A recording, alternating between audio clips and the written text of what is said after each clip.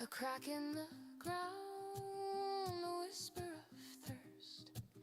The sky holds its breath as the clouds disperse. A single beat rolls down the glass.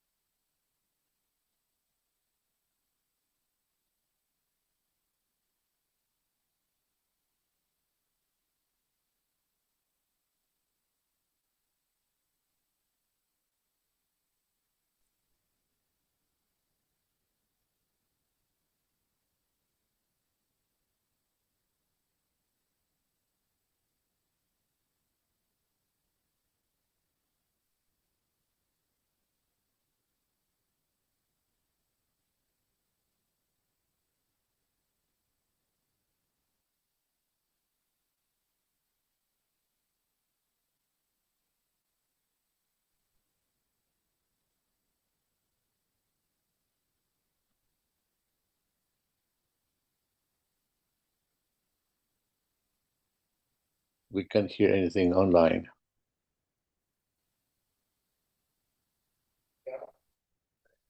Yeah.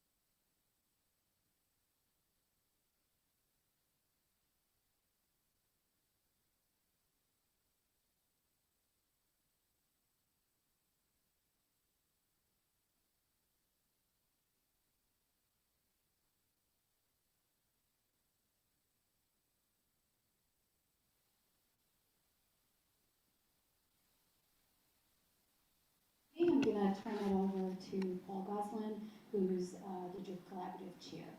Go ahead. Thank you. Yeah, I do want to thank you all for coming here today on a full day on a Friday. Beautiful outside, but I really just want to express my excitement for this year. I think if you look at the agenda, we have a lot of very important things to talk about. The workshops that were kicked off last month were pretty exciting to see that dialogue start to get going, and you'll hear more about that today, as well as some other updates. So it's looking like a real full day, and you'll hear about hydrology, and I think it really speaks to the importance of this work, potentially leading into a very tough year next year. So this is the time for us to be prepared, so as that disaster hits, eventually we're going to be better prepared and do that every time. So with that, we have a long day. I'll turn it over to Joaquin or my other colleagues from Cali TA or Sammy Arthur if you want to say a few words. Just say quickly, great to be here with everyone this morning. As Paul said, I think what we have is a real focused need in the space, especially given the hydrology this year. But what I appreciate these last years folks' contributions is we've mapped out pretty well the various areas and concerns around drought impacts, including around water rights and ecosystems. And as we approach this year, really, if you will, drilling down and looking forward to the presentation around domestic wells and state smalls, we're really drilling down to those drought impacts that communities feel and being prepared for the potential that if things are dry next year or we start to find ourselves in a drought cycle, this group and the work that's been done is going to become just very critical. And to have this space to be able to communicate what's going on, the impacts we're seeing, and make our work not just kind of at this point mapping out the impacts, but what actions we'll be taking and going from the theoretical to implementing some things is going to be really important. So just really appreciate the space and everyone's contributions to it. It's really critical right now.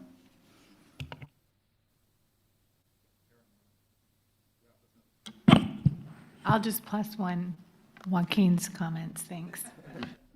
I'll wrap us up. I'll just add and say thank you so much for being here. Thanks for dedicating the time. And that I think we will hear a hydrology update, but I think we all mutually experienced that March heat wave and what that did to our snowpack. And to me, that underscores the importance of DRIP being a contributor to readiness across the state. And so I think that's what we're here to dig into. So I'm looking forward to that. Thank you. That's great. Thanks for setting really why we're here. As we're thinking about our meeting objectives today, it really is often the same thing in terms of why we gather, which is learning from each other. So having this opportunity to really piece together different perspectives and expertise to understand the issues in front of us. And also wanting to make sure that there is continuity across the engagement process with the DRIP Collaborative, making sure that as we develop recommendations, having discussions, that we continue to follow up on those. So we'll do that today. And then very importantly, we've identified 2 key initiatives that we're going to focus on today around roles and responsibilities and drought indicators and metrics. And just want to say thank you to all of you who were able to participate in the workshop that led to our meeting today. We had really great conversations, and we use that to really advance our work on those 2 initiatives, and hopefully you'll see the progression and be able to continue and advance and contribute to those 2 topics. So the way we've set up our agenda and our work for today, yes, we always start with the hydrology report and the drought outlook. This really grounds the work that we're doing here. So after Glenn provided just the orientation to where we are in our work together, we'll have the hydrology report from Janine Jones. Always looking forward to hearing from Janine on that. We'll hear from Julie about accomplishment to date related to our 2024-25 recommendations. And just to let you know that this, if you have any thoughts that you can formulate right now, we'll look to you to share anything else that is going on in your world as it relates to these recommendations that you can add to that by way of update. And then the rest of the day we'll have two key agenda items, one on roles and responsibilities. We present where we are currently with based on the thinking that we've done at the 2 workshops, and then we have 2 breakouts for each of these topics.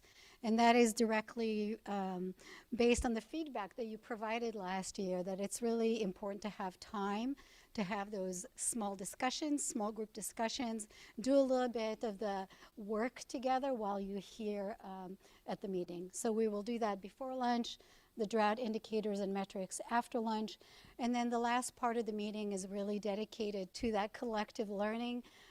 We have a presentation on the upcoming water plan update, and potentially for us to think about how the work that we're doing here with the DRIP Collaborative connect to the water plan update.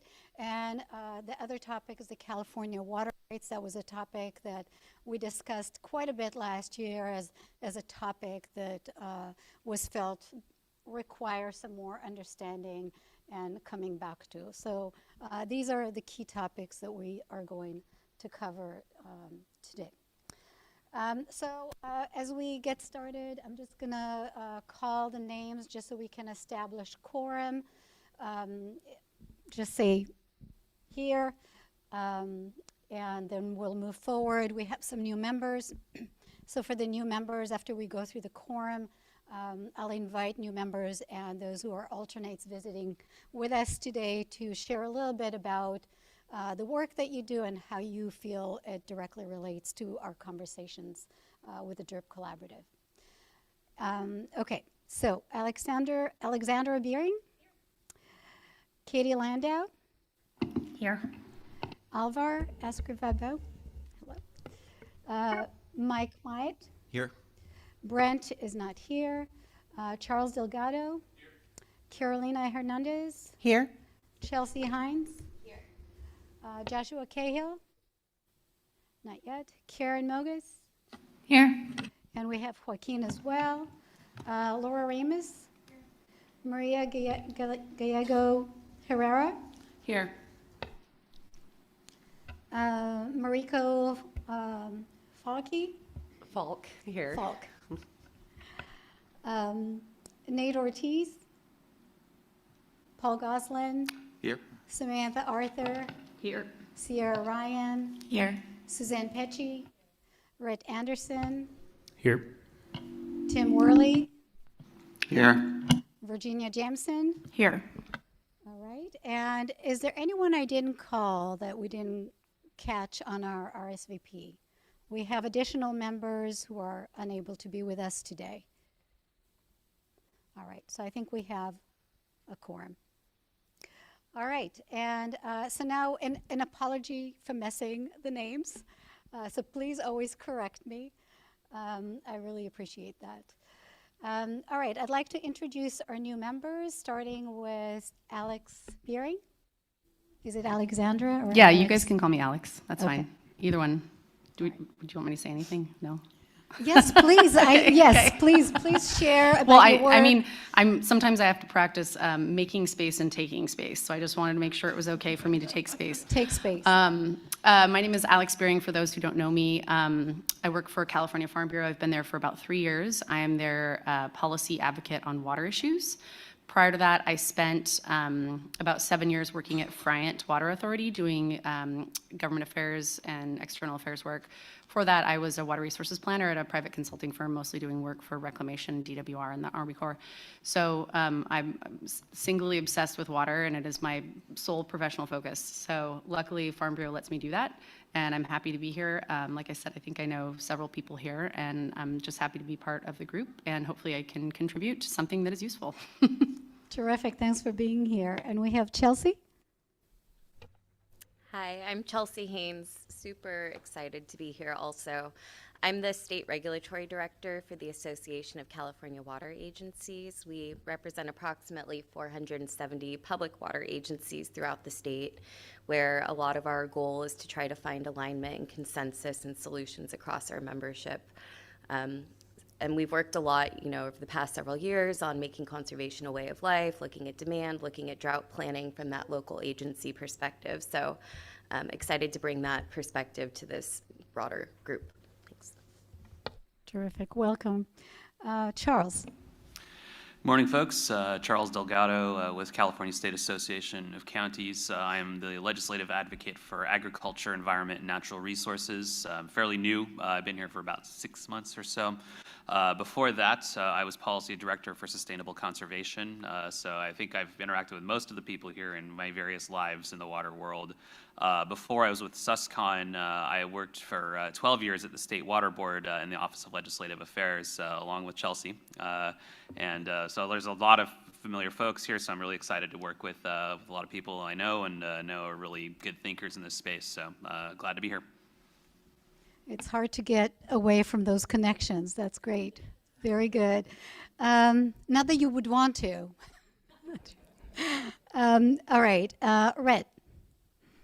Hi, good morning, everyone. Yes, Rhett Anderson, filling in for Tammy McVeigh with Self-Help Enterprises. We focus primarily on domestic well mitigation throughout the San Joaquin Valley of California, partnering with multiple different public agencies to perform that work and to provide clean, fresh drinking water to residents of California. Thanks for being here. Mike? Thank you for having me.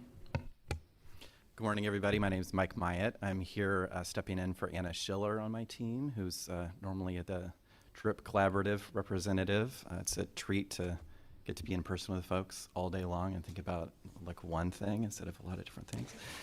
My role at EDF, I lead our California Water Program. EDF is an environmental nonprofit. Our water work is focused on groundwater, so we're really engaged on SGMA and the success of SGMA, bringing together science, tools, economics, policy to drive towards sustainable groundwater management. I've been at EDF almost 4 years. Before that, I was at the Water Foundation for 11 years. I helped create the California Water Data Consortium when I was there. So groundwater and water data has been something I've been working on for a while. Prior to that, I worked at DWR for 6 years. I was in the budget office, and I also worked at the Cal-Fed Bay Delta program for 8 years. Have a little Delta in my background too. Thank you. Nice. Thanks for being here.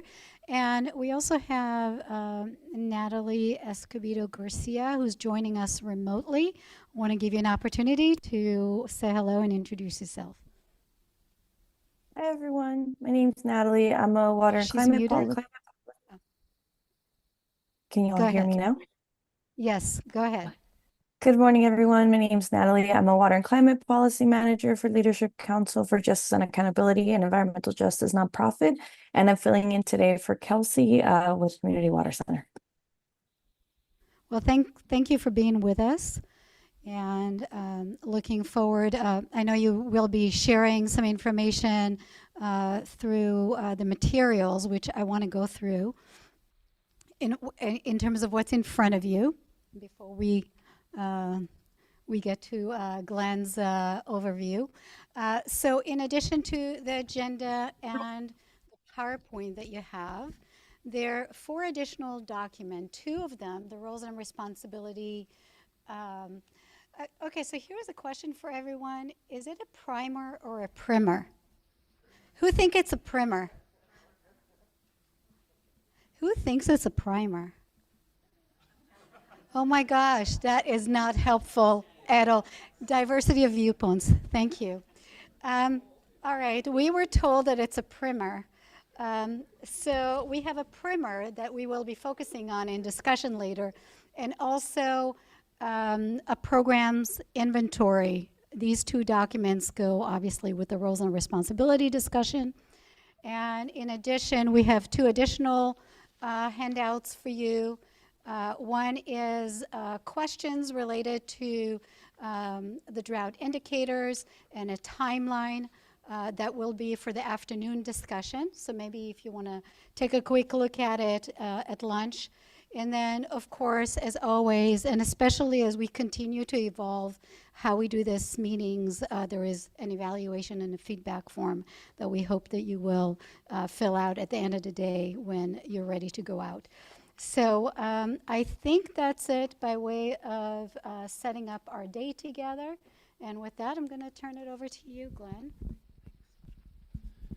Thanks, Sarit. And good morning, everyone. It's exciting to be here. Thank you so much for all the work that you do every day. We know that you spending time here in person is a huge commitment, and it hopefully will really reinforce the great work you're doing. So whether this is your first meeting or your 10th meeting in person here, this is a very special place. It is a rare organization that's been built over many years. As Arit said, this is the start of year 4. I'm going to try and best equip us to have the right conversation today. We know this space is incredibly complex. We're going to set up the roles and responsibilities and drought indicators and metrics. I'm going to quickly walk us through our plan for the year. As Arit has mentioned, it evolves over time. I'm going to quickly orient you here. We're here at April 17th. We had a workshop 1 for both of the topics, what we're calling virtual meetings. We're focused on those 2 particular topics. As we prepare for this conversation in the breakout sessions and then continuing workshops we'll have in the next coming months, we did want to bring your attention to the fact that at any point you can elevate a topic. So here shown, there's this second track. So we know there have been so many topics that you have all raised throughout the 3+ years we've been together. So as things change, as things evolve, if you have additional issues, just let us know. We can elevate it up into the in-person meetings. This is a very precious time that we have together, so we're going to spend them today on roles and responsibilities and drought indicators, but at any time, just let us know. We're working toward, this year, toward white papers for both of these topics. So for those who are familiar with the past terminology, we've done recommendations, we've done lead, complement, and inform. So this year, we simplified it. I'll walk through this in a little bit, but it's really working toward these 2 topics, developing white papers. Depending on our progress, how quickly we move, we'll probably work to publish those white papers by year end. Okay. Any questions on the process? Because we want to make sure we're all in the same conversation.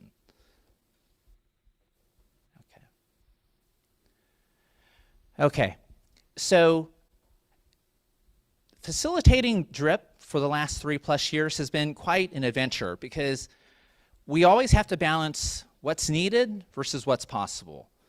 And that's always been quite challenging because what's needed, we hear from all of you, you intentionally represent very diverse perspectives.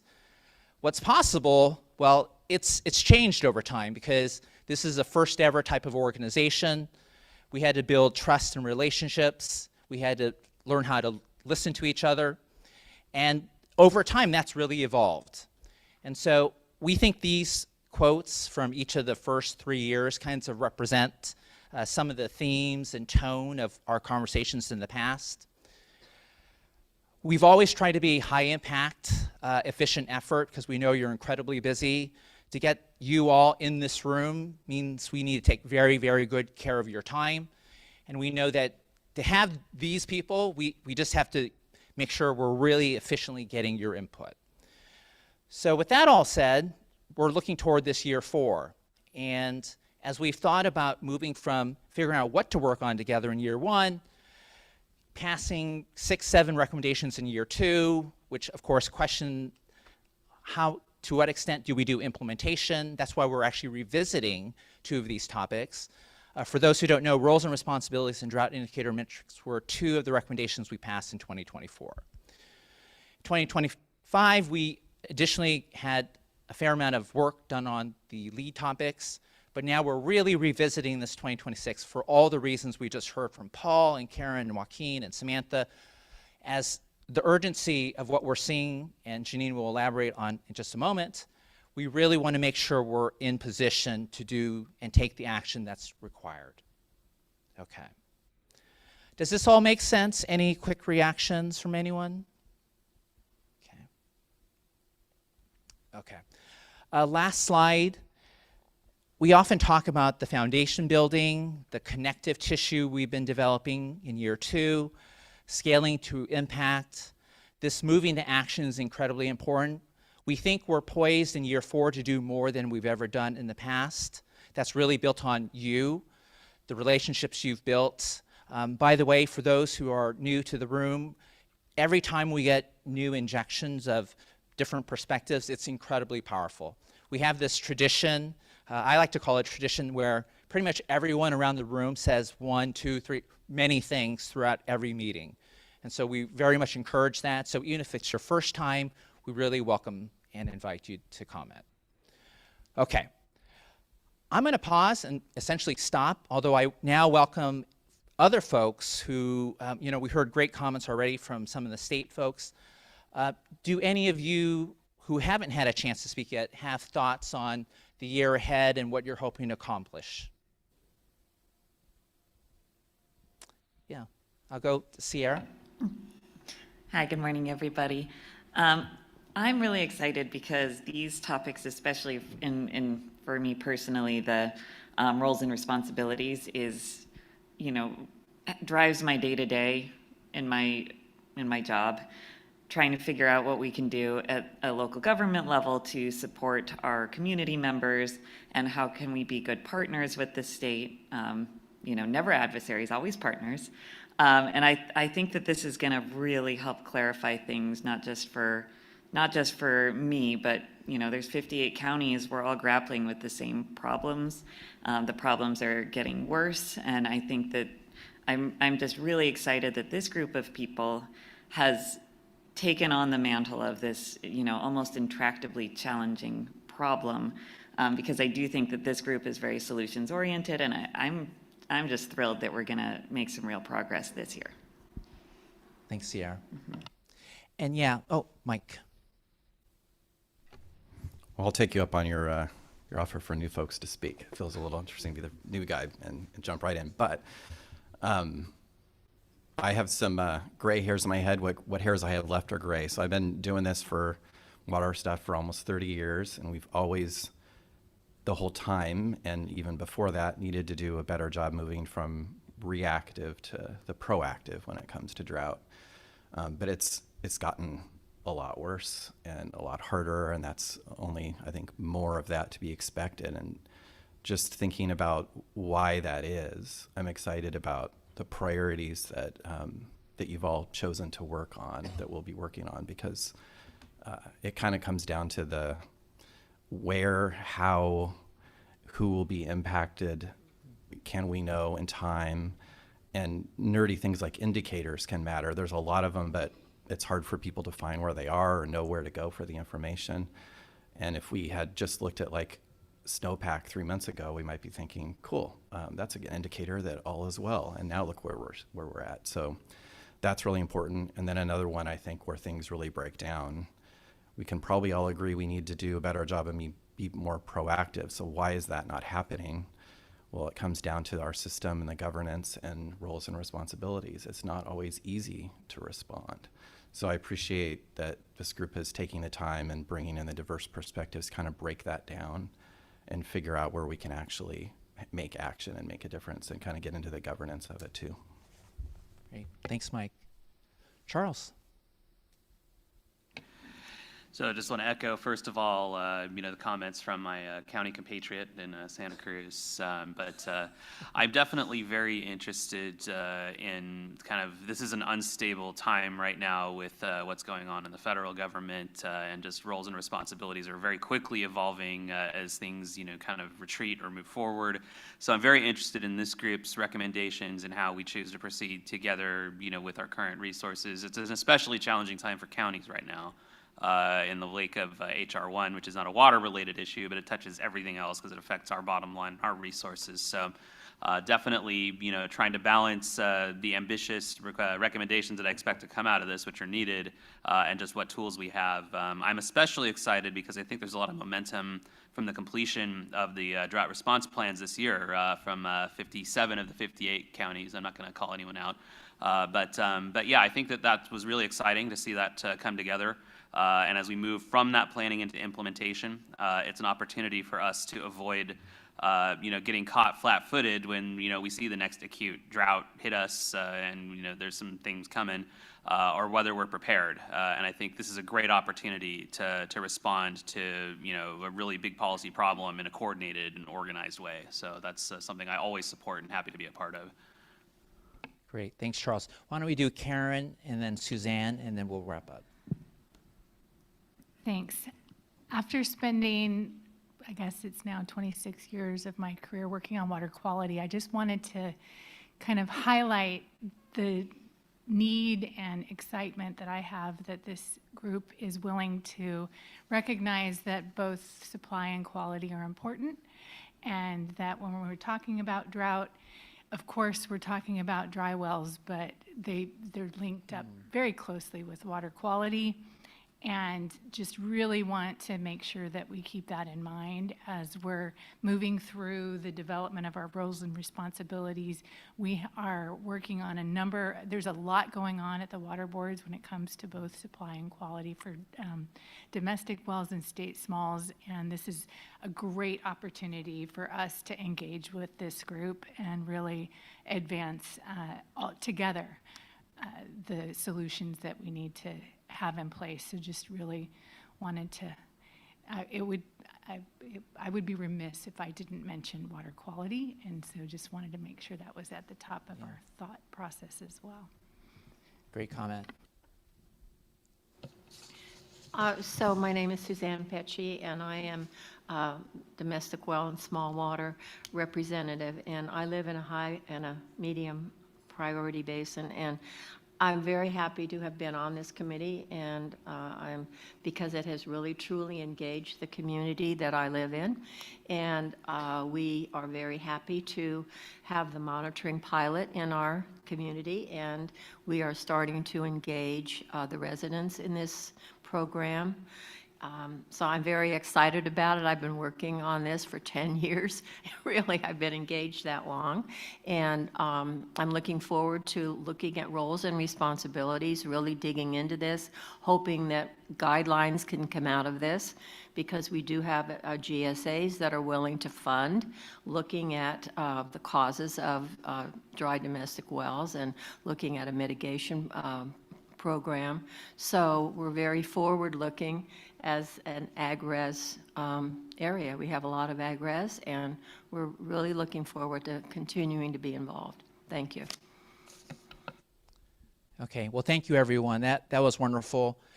I think this epitomizes what I call the connection, collaboration, and coordination that this group can achieve. As my college-age kids like to say, the vibes are good. So let's keep up the discussion. Already, we've had multiple mentions about the hydrological condition. Janine Jones, I welcome you to come on up. She is a master, one of my favorite parts of the meeting every time to provide the update. I wish everything was as clear as when it is explained by Janine.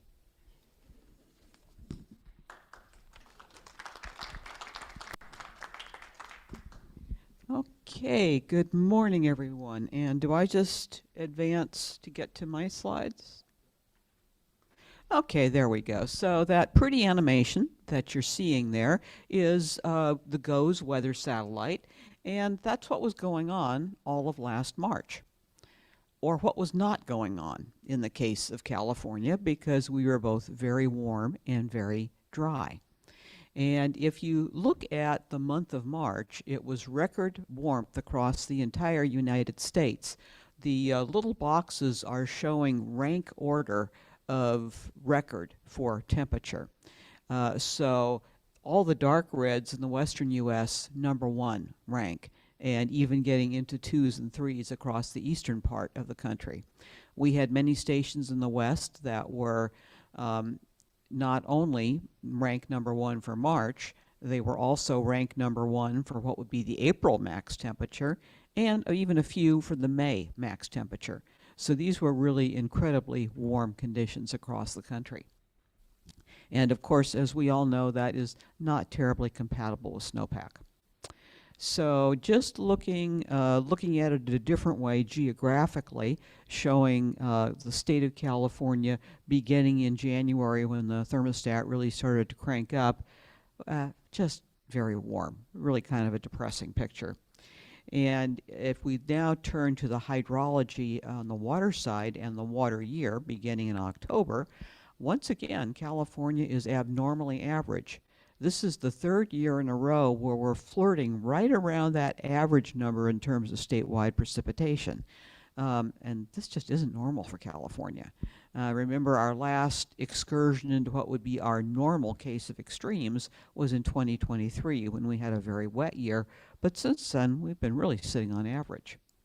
And to show you the spatial distribution, if you think about how the water year started, we had a very wet start at the beginning. Wet November, wet December, and you see some remnants of this in a few of the bluish purple patches that remain on this map, but otherwise, you know, kind of normal-ish for the rest of the state.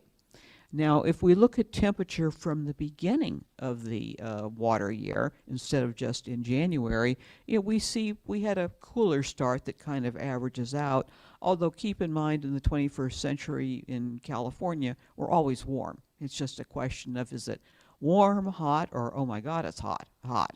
The last month would fall in the latter category in terms of the records. And of course, this is not good for snow. We see that we had an early meltout and a very precipitous decline in snow water content. And let me go back just a slide here to your point. Look at the Intermountain West, particularly around Utah and Colorado, how red that is. They have been red the entire water year so far, not just us. So that was our snowpack. Here's the snowpack in the Colorado River Basin, which is important supply for Southern California. Obviously, record low. The runoff, too early to call the runoff forecasts yet for the Colorado River Basin, but we'll be, if not the driest year, we'll be right down in that territory. So the Colorado River Basin is particularly depressing, and that relates a lot to those very warm temperatures in the Intermountain West. So if we look at reservoir storage, you know, as I said, this is our third average-ish year in a row. Good start to the water year. So reservoir storage for this time of year, and doing pretty well, statewide numbers. And in terms of the water project allocations based on that, we see that the state water project is at 30%, various numbers for the Central Valley project depending on where you're located. I didn't get into the Colorado River water supplies because that would take me several slides. But just to point out that obviously if you've been reading the news, you've been seeing there's a lot of stress about what's going on in the Colorado River Basin. And very shortly, it's likely that Reclamation will do something that they've never done before, which is reduce the flow from Powell into Meade down to an amount that equates to a 6 million acre foot flow annually. The normal number for satisfying the lower basin states in Mexico would be 8.23. So dropping down to 6 is huge, but the real impact of that is next year. because next year Lake Mead's elevation will be starting out at a very low place. And the reason they're doing that is to try to preserve storage in Lake Powell so that they don't strand the power plant. So moving on to the groundwater side, and keeping in mind that groundwater, besides reservoirs, is our other big chunk of storage capacity, we're seeing a lot of green dots on this map, which is good, and that's reflective of the fact that we had this wet 2023 and, pretty much average-ish conditions going forward, except, we always have those long-term problems in the San Joaquin Valley, Tulare Lake Basin, etc. Looking at this a different way, change over time, 1 year versus 10 year, you see that the overall distribution of the wells that we have data available for is sitting right around that no change line. And if you're wondering why the 10-year one looks a little bit high, that's because that was a wet year. So more green on that 10-year bar. So some of you probably noticed that the department released its flagship groundwater publication last month. We informally call it Bulletin 118, or California's Groundwater. This is available on our website online, and also the data associated with it is available on the website. This is a static.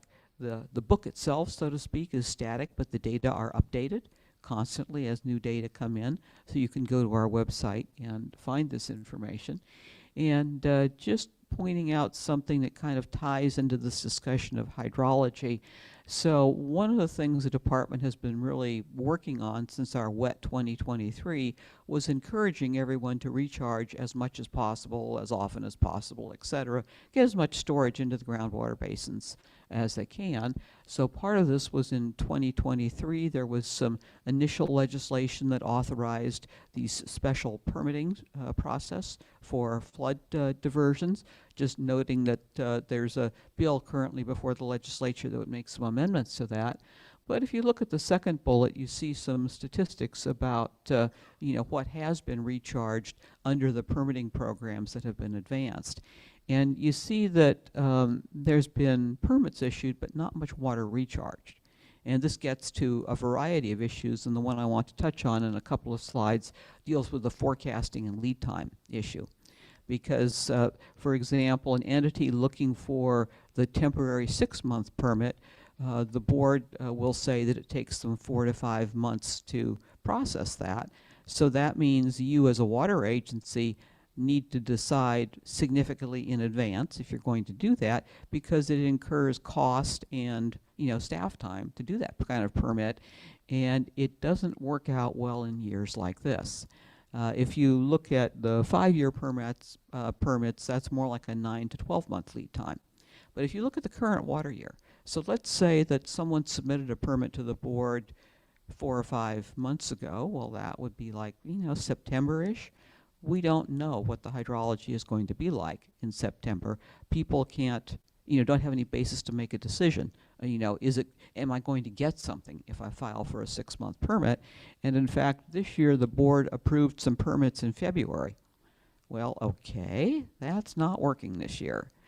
We had a very dry March. Snowpack has already melted off, so that 6 months that you were going to get to have water to recharge is kind of shrunk down to maybe 1 month of water available for real amounts of recharge.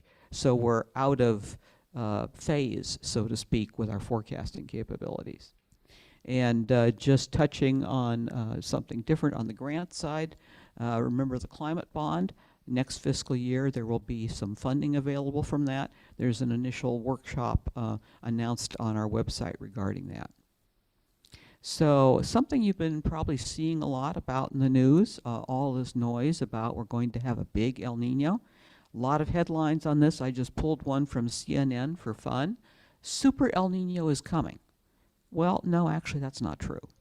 If you look at the graphic underneath it, which is the official NOAA forecast, the official NOAA forecast says that, and this was the first forecast of the season for ENSO, says that by the fall months when ENSO signal should be strong, we have about 25% chance of a super El Nino.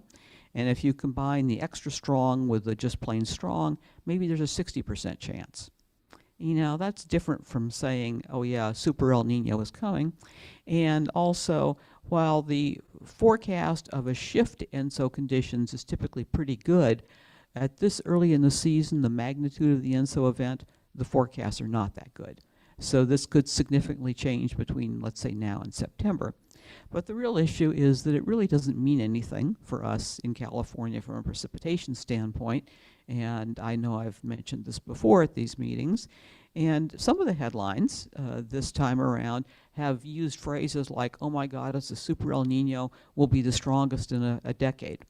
Well, a decade ago was the ahem Godzilla El Nino of 2016, the one that occurred in what was the last year of our prior drought. So on the left-hand side of the image, you see the forecast, which called for green being wet across much of the U.S. The right-hand side is what actually happened. And for California, it was about 180 degrees the opposite way. And, you know, we know now that ENSO is not predictive of precipitation for California or the upper Colorado River Basin, but it's going to be an effort to get the news media to understand this. And in fact, if we look at the official forecasts that NOAA issues, that the long-range timescales, this is a skill map, and I know I've showed this one before to you also, but I really want to emphasize this point. This is the skill of the forecast issued in November for our 3 wettest months of the year. White areas on the map are no more skilled than predicting average weather. Hello, there's no skill on this map. And this is a problem. This is why some of us are working with an S2S forecasting coalition to try to get legislation through Congress to require NOAA to improve this kind of forecasting. And I'll be in DC all next week working on that. And just wrapping up, last slide here, what can we say about the time period ahead? Well, definitely we can expect warm. And since we've already had warm so early in the season, this is definitely a marker for wildfire risk, both early in the season and as we go through it.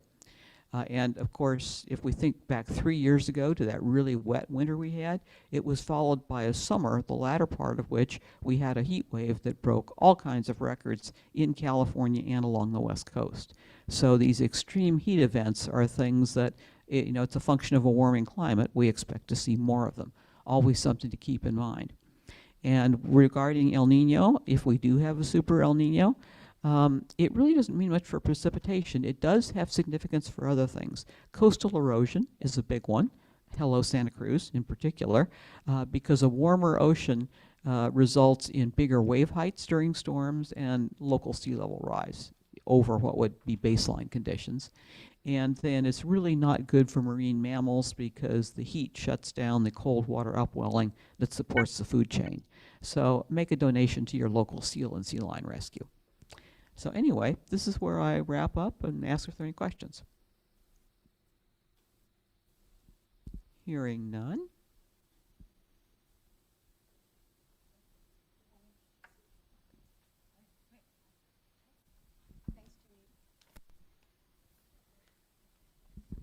Can I ask a question, just because I hate to let Janine off the hook?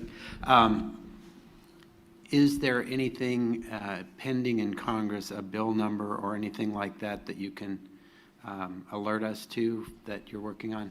Oh, would you like to sign my coalition support letter? Probably. The Weather Research Act of 2017 is up for reauthorization now. There's a House and a Senate bill pending. Both have passed out of committee but are waiting floor action. Both have S2S language in them for forecasting. The House bill has exactly the language that we asked for. That would provide $50 million a year for 5 years, which in terms of NOAA's budget is a massive amount of money. The Senate bill has watered down language that we don't like as much. And big purpose of my going to DC next week is to try and encourage people to adopt the House version. Unfortunately, we have no Californians on the relevant Senate committee. But if you just Google Weather Act reauthorization House, you'll get it. Thank you.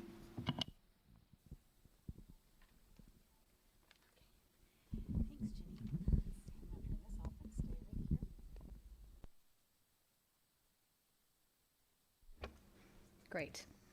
Okay, so changing subjects now. This is we had talked about this, I don't know, it was probably a couple of years ago of can we keep track of what is recommended and how things are going, even though the DRIP Collaborative itself isn't necessarily the implementer body of what has been recommended. So to keep tabs on what's going on, we have there were 6 recommendations that came out of the 2024 year, and those were around drought relevant data, preparedness for domestic wells and state smalls. It's a lot of verbiage. And then that was around the definition and narrative of what is drought, and just try to capture that. So the first one, that recommendation 1, drought indicators and metrics, that was about establishing salient, communicable drought indicators and metrics to serve as an early warning and tracking system for drought conditions in California. So we have a whole section dedicated to that this afternoon. And so since the DRIP Collaborative has taken that on to advance it this year, we also, we have Alvar, his project is expanding, and I think he can speak to that this afternoon. And yeah, there's a few other points we can mention this afternoon. So the recommendation 2 was doing a rapid inventory of drought-related tools and resources. So the group thought that would be a very important step to have just documented. This would be cataloging existing drought management tools to reduce future duplication and identify gaps, improve coordination across agencies. So there isn't any new news on this. Where we've left off is that LCI has been working through this with other agencies, and it's been pulled into part of their vulnerable communities platform. And then for recommendation number 3, this one was on empowering county drought resilience planning for domestic wells and state smalls. This was really set to, the recommendation was to strengthen county level drought planning for domestic wells and state smalls through updated best practices, knowledge sharing platforms, and increased financial and technical support.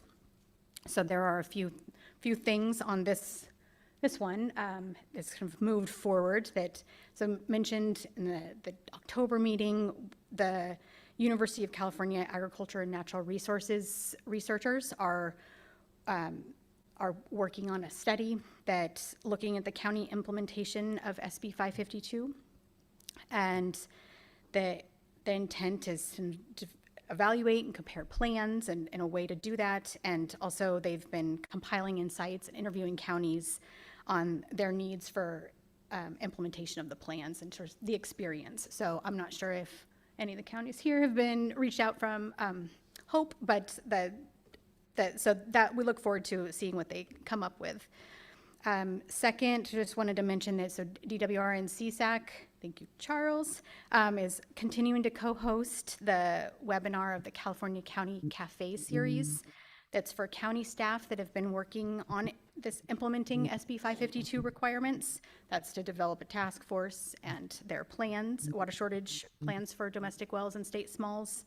And so we're going to pivot that a little bit, just since most of the counties have completed their plans, and just try to capture still supporting the counties to talk with each other about this subject, no matter what the conditions, so that everybody knows each other and has kind of a hosted space to keep touching base and learning.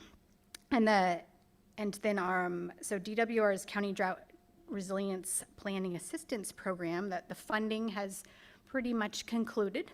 That was providing 35 counties with direct technical assistance on developing their task forces and plans, and 21 counties were receiving a planning or their kind of assistance grant. So all 56 counties that participated have some format of a task force. The 50 counties have at least a completed draft plan, and that's all in the open data portal that shows the plan, links directly to the plans, but also has some information about the participation and points of contact and information like that.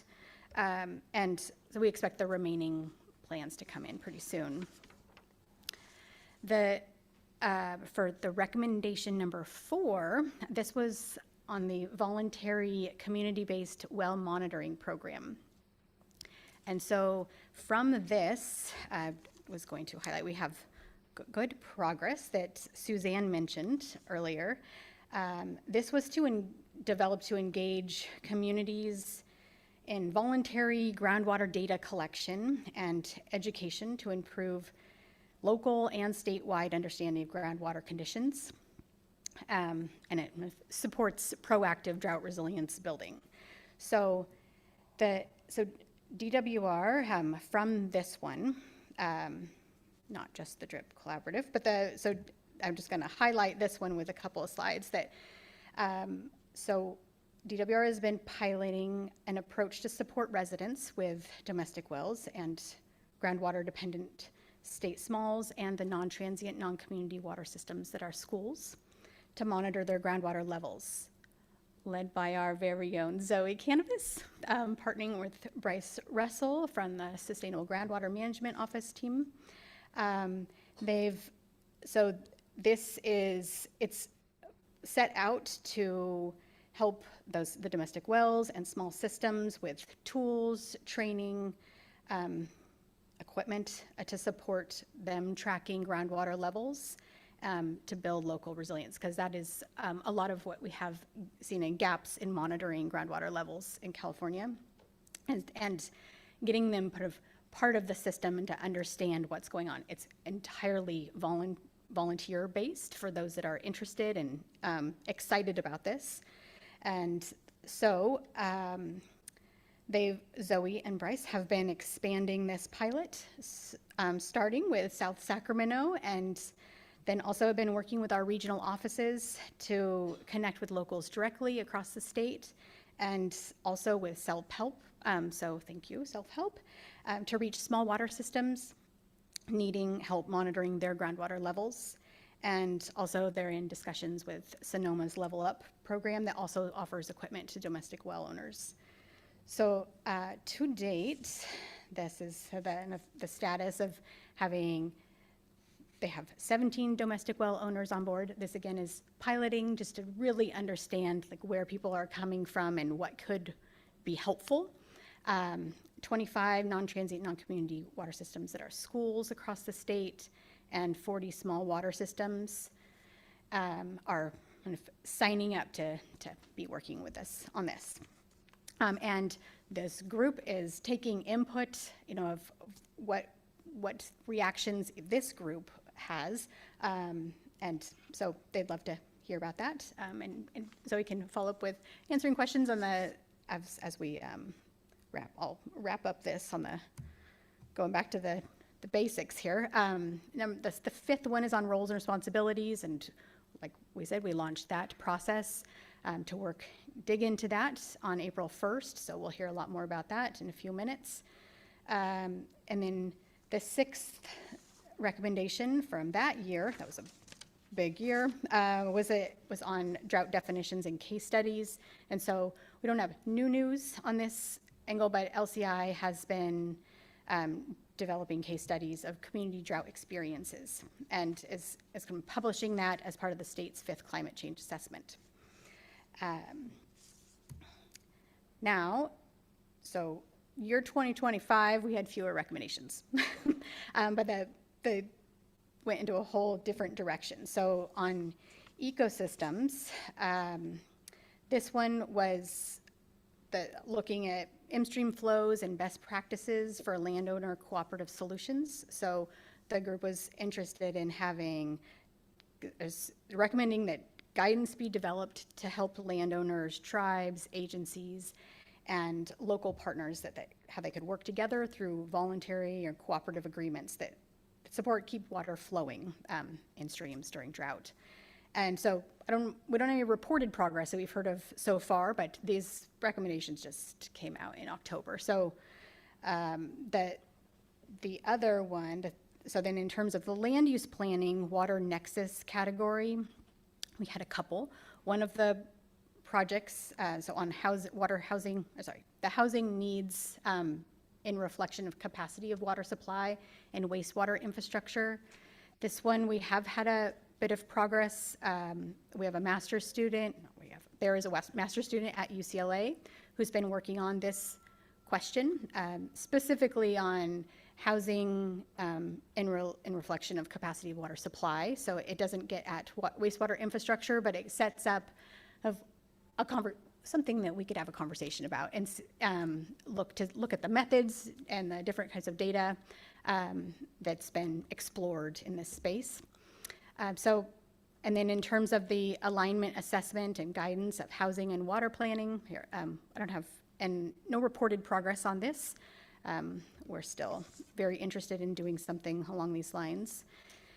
And then I just wanted to note that we talked about complementary efforts. They weren't recommendations because they really tied into what was sort of work coming anyways, so they didn't need to be a standalone new project recommended. But one of them that had come up and people were quite interested in was integrating water into land use planning. And so I just wanted to note that LCI has been developing its general plan guidance update, and that does include an optional water element, so some additional guidance on how to integrate water, all the things around water planning and into different elements of the general plan. So I think that's the update I have. You want to pass it back to Arit?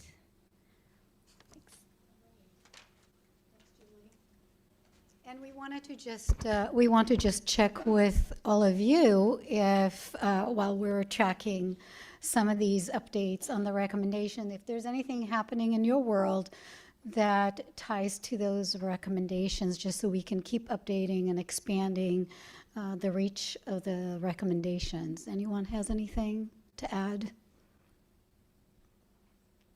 Go ahead, Chelsea. I guess I just have a question, being newer to the DRIP Collaborative. So there was agreement around the DRIP Collaborative that these were the recommendations to advance. And then was the implementation, it seems like the implementation's kind of been based off of resources available and capacity of whoever the recommendations are for, or just trying to understand maybe the linkage between the recommendation and the implementation action side of this. It's a terrific question because we really wrestle with that for quite a bit. As Glenn mentioned earlier, as we were developing the recommendation, there was a conversation, what is the role of the DRIP Collaborative in terms of supporting implementation?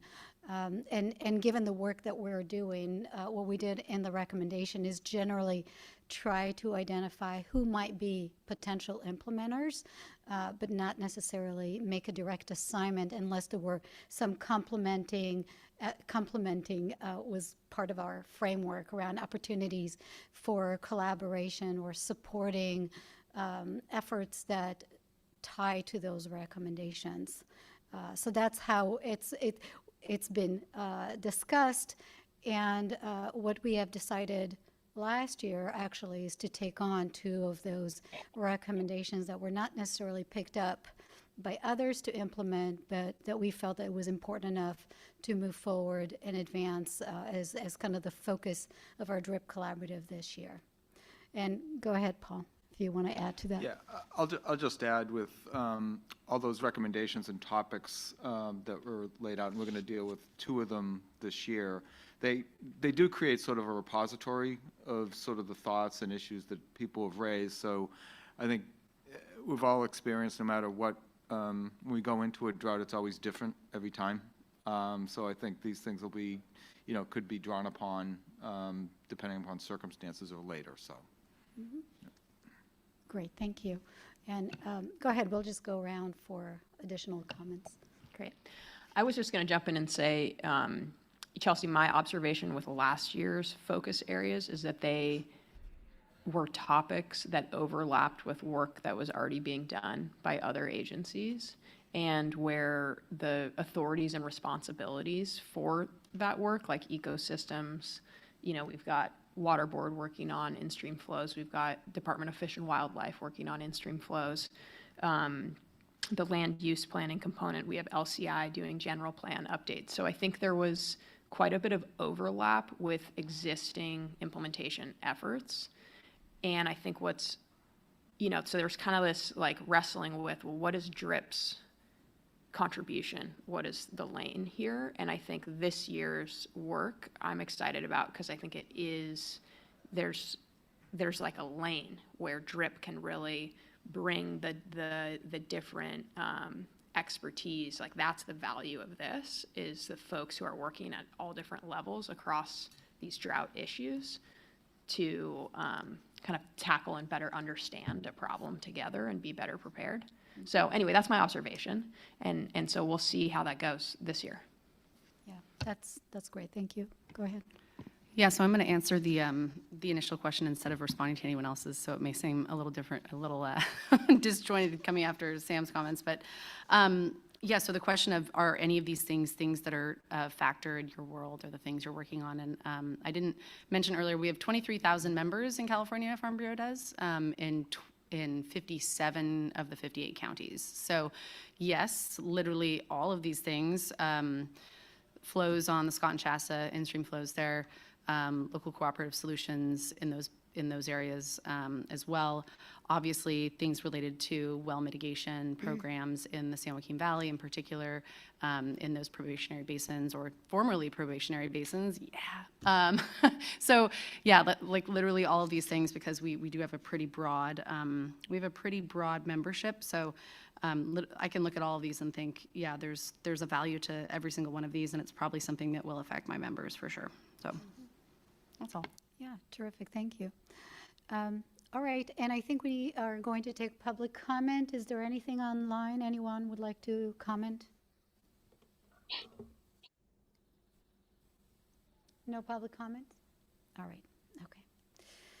All right, so we're going to shift into roles and responsibilities. And I think, Sam, as you were just mentioning, the intent in really doing the deeper dive into these initiatives was really to broaden the conversation beyond DRIP members and invite others into the conversation so we can have a well-rounded understanding of the issues and the different experiences.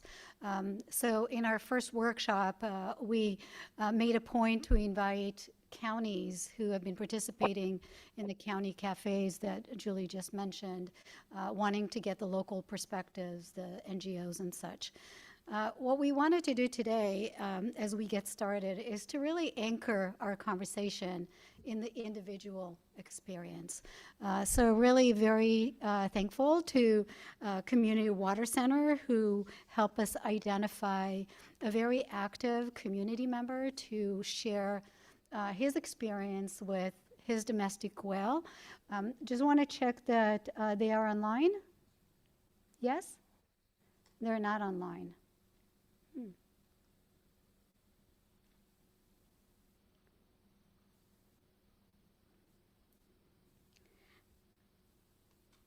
This is Pedro and Dario. They're good? All right, so I just want to welcome Pedro Enrique with Community Water Center. Hi, Pedro. Pedro has been a community solutions advocate with the Community Water Center for 3.5 years. His primary role is to ensure that community members who rely on domestic wells and face drinking water contamination remain at the center of California's strategy for drinking water solution. So I'm going to let Pedro say hello and introduce Dario Alcantara, our guest today. Yeah, hi there, everybody. Thank you. Thank you for the introduction. So Dario Alcantara is a resident just outside the city of Greenfield who relies on domestic wells for his family and his drinking water. And he has firsthand experience and challenges that come with contamination and drought. So after facing serious water quality issues in his own home, he has become a strong advocate for long-term solutions and overall a great community leader. I've had the pleasure of working with him for the last 3 years. You know, you never know who you're going to find out in the rural areas of California, but it's been such a treat to get to meet Dario. You know, he's taken a lot of initiative to support for long-term solutions and also his neighbors who face water quality issues and also water quality issues. So I'd like to pass it on to Dario. And a quick question, as far as translation, will it be simultaneous or does he need to take pauses? It's going to be simultaneous. Okay, so you can just go ahead and read. Okay, so Dario. Sí, buenas tardes. Sí, mi nombre es Darío Alcántar. Sí. Mi nombre es Darío Alcántar y pues estamos aquí para participar en este proyecto que pues estamos afectados. Mi nombre es otra vez Darío Alcántar, vivo en la propiedad de un pozo doméstico aproximadamente a 1 milla afuera de la ciudad de Greenfield, en el condado de Monterrey. He vivido en esta propiedad y en esta comunidad por casi 50 años. Quiero comenzar agradeciendo a este grupo por reconocer una realidad que mis vecinos y yo vivimos. La sequía y la calidad del agua son dos caras de la misma moneda. No se puede hablar de una sin hablar de la otra. Después de comprar mi propiedad, me entero que el agua no era buena para tomar ni para cocinar. En diciembre de 2023, con ayuda del Centro Comunitario por el Agua, hice un análisis del agua de mi pozo con el resultado de que tengo nitratos de 1, 2, 3 TSP a niveles altos. Estos 3 veces más altos que el nivel legal. He tratado de solucionar este problema comprando un tanque nuevo, cambiando la pompa nueva, tubería nueva.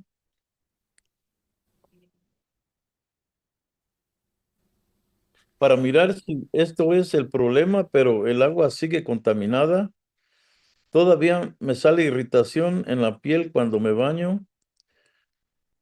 Y al final sigo comprando agua embotellada.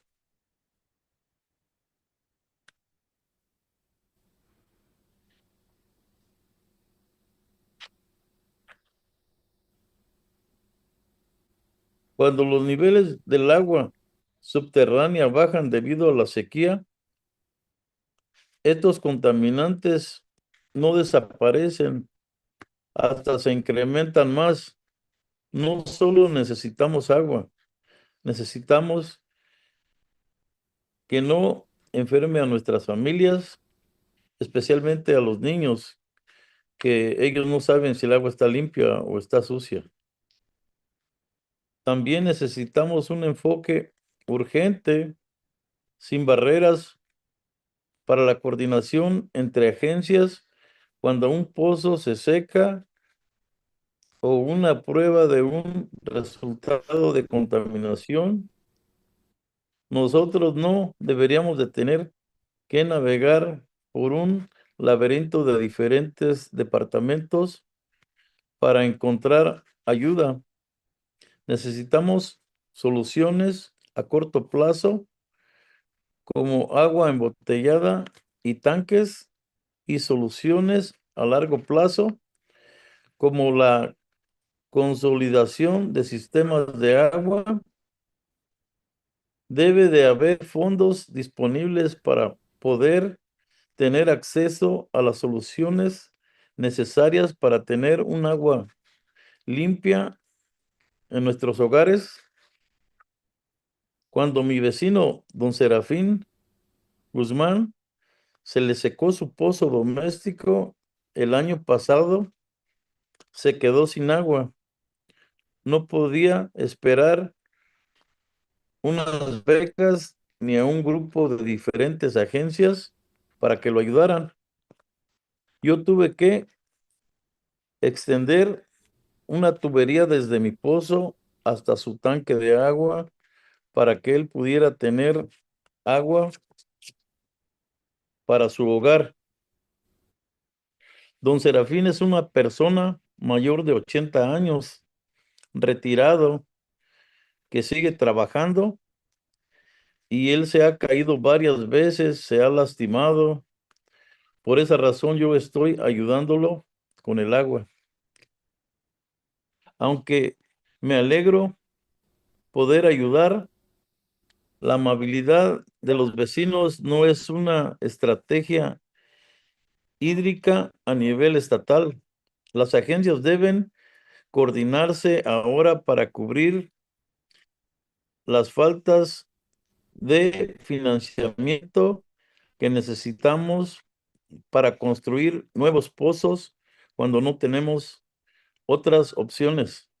Además, es importante que haya organizaciones basadas en la comunidad que inicien el primer contacto para traer una relación con personas que tienen pozos domésticos. Es un paso muy importante para sepa cuáles tipos de recursos y programas hay para recibir ayuda.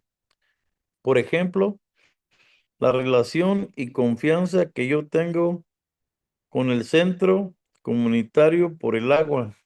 Empezando ellos tocaron mi puerta, tuvieron una conversación sobre mi agua,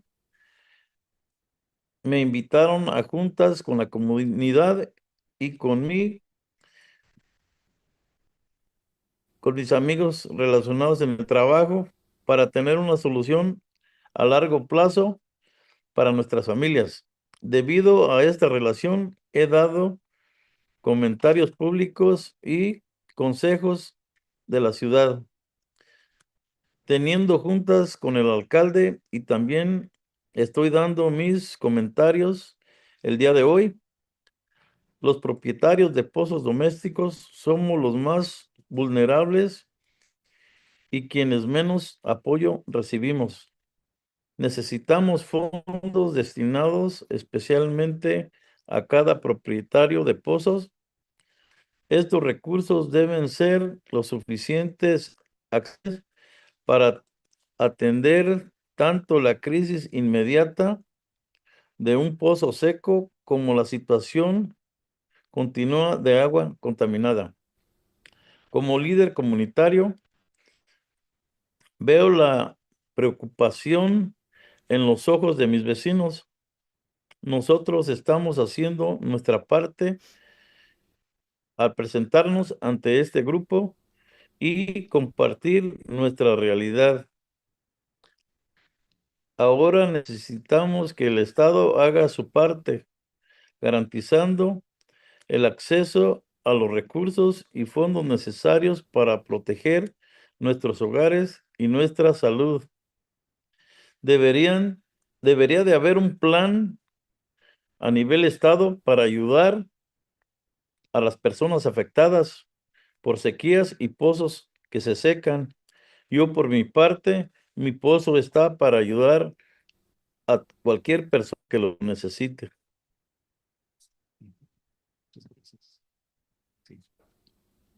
Gracias. Thank you. Thank you both for sharing the story. And I'm going to see if anybody here in the room has any questions. But really appreciate you coming in and sharing about your experience and the work that you've done to advocate for you and other neighbors and community members. Anyone in the room has any questions or comments that you'd like to share? Go ahead. Not a question. Maria Gallegos Herrera with Rural Community Assistance Corporation. Just a comment. I just want to extend my gratitude, to both CWC and the partners for coming on and sort of reminding us once again why this work is so important, and why we, need to remain focused on making sure that we're prepared to ensure that we're doing all we can to minimize impacts. Because as you've heard, drought is impacting some of our most vulnerable, residents in California who contribute so much to our state, our agricultural economy. And they're oftentimes the folks that get left behind. So I'm so grateful that we're centering these conversations, on what matters, and that's the communities that we're all here entrusted to serve. Thank you. Thank you. All right, go ahead. I want to thank them for coming and putting another voice to the domestic well owners. And I see all the resilience that they have and how they wrangle around each other to help each other. And his closing remarks was, my well is here for anybody that needs it. And I think that it shows how much they care about each other and their neighbors. And I think now the state and all of us need to show them how we care about them as well as how they care about each other. Yeah, thank you. Thank you, Laura. Go ahead, Mike. Mike Myatt, EDF. I just want to thank the speaker for sharing the story. And one of the things that resonated with me is the kindness of neighbors not being a statewide strategy. So that could be a bit of a charge for this group today, I think. Yeah, that's lovely. All right. Oh, go ahead. Sorry. Go ahead, Suzanne. So on a personal level, as one on a domestic well, we've had short-term crises. So I can understand the feeling of not having water. In 2016, the utilities went off for over a week, and we have horses and we have dogs, and we have neighbors, that needed help. That we had a neighbor that had a stroke. And it was really it's really terrifying to have that happen. And we were collecting rainwater. We were, you don't flush toilets, you don't take a shower. You get a bigger generator. You try hooking as much as you can up to it to keep your, everything going. But it's a terrifying thing to be when your well goes dry. I mean, or it doesn't work. I mean, we have a well guy that comes out. He's like a vet or a doctor. If you call him, he comes out in the middle of the night and he has a flashlight and he fixes your well. So, I mean, it is, I have a short-term experience, but a long-term experience must be very, very difficult to live through. Yeah, thank you. All right, well, thank you to both of you. And I think as you heard, a lot of appreciation for, oh, yes, go ahead. One more comment. Yes, first of all, I'm very inspired just by this conversation. Again, I just love when, the residents come and ground our work. But two things that sort of resonated for me after hearing other speakers, when we talk about roles and responsibilities, I think people often, say, well, that's a homeownership, that's a responsibility of the homeowner. They should take care of this. And they don't really fully understand just how much homeowners are doing to take care of their own well, but also, as we heard, help other neighbors. And I think we need to always sort of have that front and center, that people are investing a lot of personal time, money, and going sort of out of their way to solve the issues for themselves and for their neighbors.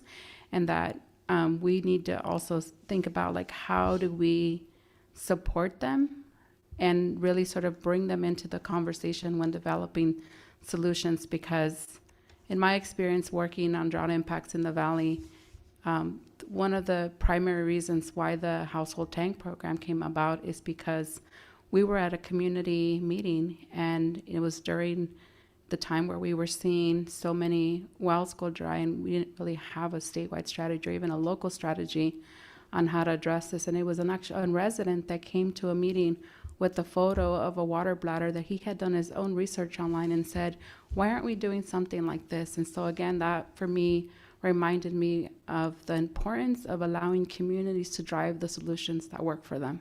Thank you. Mm-hmm. Thank you. So Chelsea and Mariko and, sorry. Go ahead, Javier. I thought that was, yeah, go ahead. Correct me. Sorry. I'm going to talk in Spanish and then I'll go in English myself. I'll translate myself. So, quería decirle a Darío que muchas gracias por hablarnos, por presentar su información. También que es una charla importante e interesante para nosotros, para recordarnos que en el fondo trabajamos para la gente también y estamos aquí haciendo cosas que aunque a veces están un poco lejos del día a día o de lo que sienten los ciudadanos, en el fondo estamos trabajando también para ellos con cosas técnicas. Espero que a la próxima pueda notar una mejoría en su situación o en la de sus vecinos y que al fondo también estamos trabajando por ello. I just say that it's really inspiring to hear our residents talk about this because I'm an academic. I work with data and things that sometimes are really far away from the reality, but at the very end we actually work for them, and it's good to remind us that we are doing work for the people. So that's it. Thanks, Oliver. Go ahead, Maria. Thank you. I just wanted to get a little bit of understanding about if you have been able to get any support either from other like local water agencies or even some of the groundwater sustainability agencies to try to address some of the impacts that are happening to not only yourself as a resident, but of course like the larger community that you're also trying to support.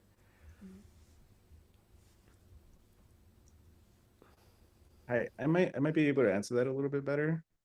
So we were working on a long-term solution and consolidating with the city of Greenfield.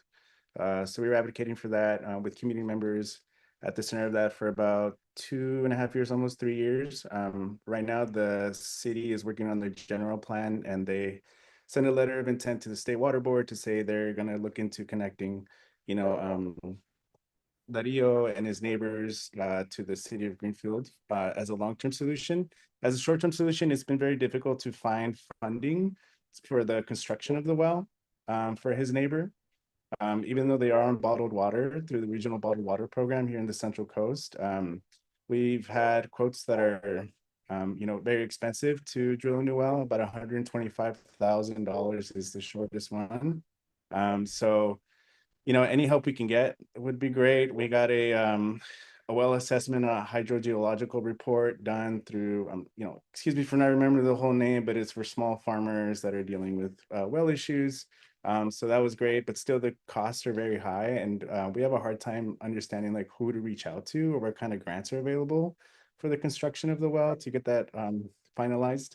But that's kind of where we're at with the situation. So his neighbor has clean drinking water through the bottled water program, and he's using water from Dario's well, which still has nitrates and TCP, so they can't take hot showers. But at least they have enough for, washing dishes, doing their laundry, and, taking quick lukewarm showers. So that's the status of the situation right now. I hope that answers your question. I can clarify if you need. Yeah, thank you so much for sharing. Very helpful. Good follow-up. Just checking, is there somebody online that had a hand raised? Is that what you were telling me? Okay.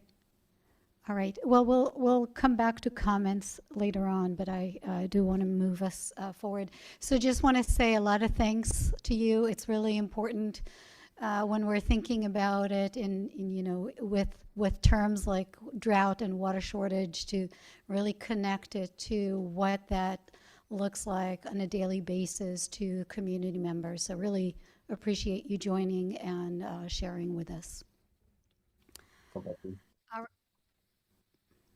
right. Thank you very much. So, We appreciate it. Thank you. yes, thank you very much for being with us. All right, I'm going to actually come back to Dario's story as we get into our conversation and the framing for this particular effort that we're working through. But and I may have to do it a little faster because I do want us to get to our breakouts and have the small conversation. But I just felt so significant and important to hear from a community member today. So we have our 2024 problem statement and recommendations that we voted on. We looked at it again, and one of the things that right away we recognized and added to is that we're not just looking at supply, we're also looking at water quality, so we added that on. And in addition to domestic wells, now we're also adding the state small water systems as the focus of this recommendation. In our first workshop, what we went back to is some of the terminology, recognizing that we really need to identify exactly what the terminology mean in the context of this work. So focused our conversation on California human rights to water. What is the responsibility of the state versus the responsibility of the well owner? Thinking about what do we mean when we're speaking about failing domestic wells and state small water system. What does failing mean in the context of the work that we're doing? So we had some conversation around that. I believe we shared summaries with you. A lot of the conversation really went into add to kind of a list of what we're thinking about, and I'll share that in just a second. But just especially for those who are new and may not be familiar with their recommendation, we had two kind of stepwise progression of what needs to happen, starting with really understanding current, existing understanding around responsibilities, identifying gaps, and moving towards an analysis of the existing conditions and what are the potential for improving on existing conditions, roles, and responsibilities. At the introductory meeting in January, we presented the process that is leading us towards, as Glenn said earlier, towards developing a white paper that would document our learning, our understanding, and thoughts about how to move forward. So where we are right now is really squarely into the understanding where we're at, understanding what are the different roles and responsibilities at different levels, and what are the different programs that support these roles and responsibilities. We focused at the first workshop on these first two questions. At the first workshop, we had a nice diverse representation of agencies, local perspective, counties, statewide association. We had a GSA perspective, as well as CBOs participating and contributing. We heard presentation at these different levels on various programs that support wells and state smalls, and really focus on discussion on building an inventory of existing programs that go throughout across the different levels of from local all the way to state and federal. So that was the focus of our discussion, and you have a handout that summarizes some of our discussion and some of the programs that we've identified. This is just more of a reference. We're not focusing on the inventory today, but if you have a chance throughout the day today to look at it and add to it, leave that behind, that would be terrific. We're continuing and soliciting additional information to build the inventory. We started the conversation by framing a vision, and I think as you can see in this slide, which document the whole process, the idea of developing a vision we felt was an ongoing process that we would continue and revisit throughout our conversation to really hone in on what is it that we are working towards. But we started with a statement that says, ensure that all households relying on domestic wells and state small water systems in California have consistent, reliable access to safe and sufficient drinking and sanitation water, supported by a comprehensive and coordinated statewide approach to prevent, identify, and respond to failing wells. And we use the terminology around human rights to water, understanding what we mean by failing, and some of the terminology in the vision to really tease out what is really the scope. So I just want to pause here. I have notes on some of the things that we wrote. I want to move us forward, but for those of you who were at the workshop, if you want to just share some of your thoughts about the discussion and key things that you heard or shared that you think would be important to bring to this, this forum and this discussion, would love to hear from you. Go ahead, Sierra. Well, thank you.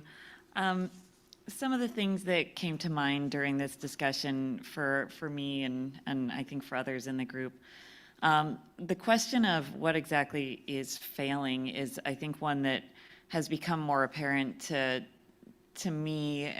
We've recently in Santa Cruz County started requiring that when a home is sold, if it's on an individual water system, that the water supply is tested for water quality and yield at the time of sale, as part of our kind of first step in identifying failing systems and protecting people, similar to what we heard from the speaker earlier, people who think that they're buying a home with a reliable water source and maybe they're not. And it's become apparent through this how many systems don't fit into the box of what we thought. It's not always a pass or fail situation. So we have homes that we thought were on a domestic well, but at the time of sale, they're like, well, this well has never worked. They've always relied on hauled water. In fact, it wasn't even required to work when the home was permitted, which is actually true. Hauled water used to be considered, in some counties, a viable water supply, and actually it wasn't even until 2017 that it was banned. So is it failing if it never worked and everyone always knew it never worked and they relied on hauled water and it's an expensive home and the buyers are aware? Those questions come up. Keeping an eye on the terminology here, we've been focusing on well, but a lot of these homes are actually on stream diversions and spring boxes and other non-well water sources. So we actually use the terminology individual water system in Santa Cruz County, making sure that that doesn't get lost, because if you're on a spring or you're on a stream diversion and there's a drought, you're actually probably more vulnerable than you would be on a domestic well. And so having a better understanding of water supplies for these individuals more holistically, like maybe they've always relied on hauled water, maybe they've never relied on a well anyway. When we're talking about what an emergency is, I think is pretty critical. And then, keeping an eye on what the options are. We've struggled to find vendors to help systems. So even when the county got grant money and were willing to put in the staff time to assist homeowners, we got no responses to an RFP we released for bottled water. And we had one response to an RFP for hauled water, which is just another problem to grapple with, even when the willingness is there, even when the funds are there, the issue might not be resolved. And then I just want to commend everybody for really bringing in the water quality issue, because that is just as limiting a factor as water supply to the ability of someone to use the water available at their home. So I will cede the floor now. Yeah, terrific. Thank you. Go ahead, Tim. Thank you. I want to recognize first that our focus here in this meeting is on domestic wells and state smalls. But I just wanted to comment on that the word failing is a slippery one, because what I've seen working with many small community water systems is that are trying their best to keep up with their same regulations typically that large water systems have. The word failing to them often slips into it's a human failure rather than more systemic thing. And they've, many times, I hear this so much working with these water systems, they feel that they're in the crosshairs of they're in a double bind. They're targeted for consolidation, but not given the tools to either succeed or to consolidate. So we just need to be careful with the word failing to ensure that we always are referring to the water supply and not the entities. So I just wanted to make sure that we're always clear about that. Yeah, thanks, Tim. And this is a nice lead into the framework that we're building to have this conversation. So I'll come to that in a second. But I see a couple more tents up for discussion. Go ahead, Alex. Thank you. So I participated in this workshop, and it was my first foray into the DRIP world as a member of this collaborative. And so I was kind of quiet because I was just kind of taking it in. But one of the things that I think isn't necessarily represented here, and I know, like on this list of driving factors, and I know this because I have members who are dealing with this right now or predicting it. There are some areas in the state where, and I'm thinking right now, and I don't want to bring up something controversial for some people, but the Potter Valley project in Mendocino County, where when those dams are decommissioned, the reduction in irrigation for the small farms in that area is going to really impact the shallow groundwater aquifer that most people rely on for their domestic supply. And so when I talk to people who live there, who are my members, like they can predict this. They're like, this is going to happen. It's coming, it's coming, it's coming. But I don't know where it fits on one of these driving factors, right? It's like a slow moving train wreck that if you don't figure out how to address it before something breaks, then something breaking and failing is the trigger for intervention or action, but it's something that's predictable. Like right now, it's predictable. And I don't know how many cases we have of those sorts of conditions, and maybe it doesn't even fit necessarily in like the drought framework per se, but I think, those are the sorts of things that I wonder about whether or not that's a category that fits here or something that, I just didn't know where to bring this up, but it's something I talk to them a lot about we know something is going to happen. What do you do about it in a small community to plan for that before it happens, where it isn't something imminent? So that's something I've been thinking a lot about. All right. Go ahead, Paul. Yeah, I was just going to make two comments on the last two, and I think Tim had a good point going into the workshops, that it's going to be easy to look at roles and responsibility on someone else's role or who to blame for certain situations. And I catch myself thinking of different topics and saying, nope, I'm not going to point the finger. So I think just a reminder that focus on, I think, the objective issues and not so much about who should do what. And that'll be a trap I'm going to try to stay out of too. But Alex has a good point too on some of the other circumstances that will cause systems to fail. It can be wide-ranging, some land use, some other changes to surface water, or others. But my thinking is if we get through these issues on dealing with sort of drought response, it could set the framework for some of these other circumstances, and there are going to be other circumstances for state and local agencies to address. So I think we should probably keep that in mind, but I think we might still be able to get there, but that's a real good point. And I think as you'll see in some of the next slides around the framework, it gets complicated very fast. And so how do we do this in chunks in a way that allows us to make meaningful progress and learn from that so we can then expand out into addressing some of the other issues. Hopefully that would be beneficial. Suzanne, comment, and then I want to move us just to make sure we get to our breakouts. So just a short comment. Some of the issues that I think are going to have to be overcome when I listen to Sierra's discussion of the requirement to test wells for quality and water levels at time of sale. I'm wondering how she overcame that in her community. I know that's a real sticking point. Privacy is a real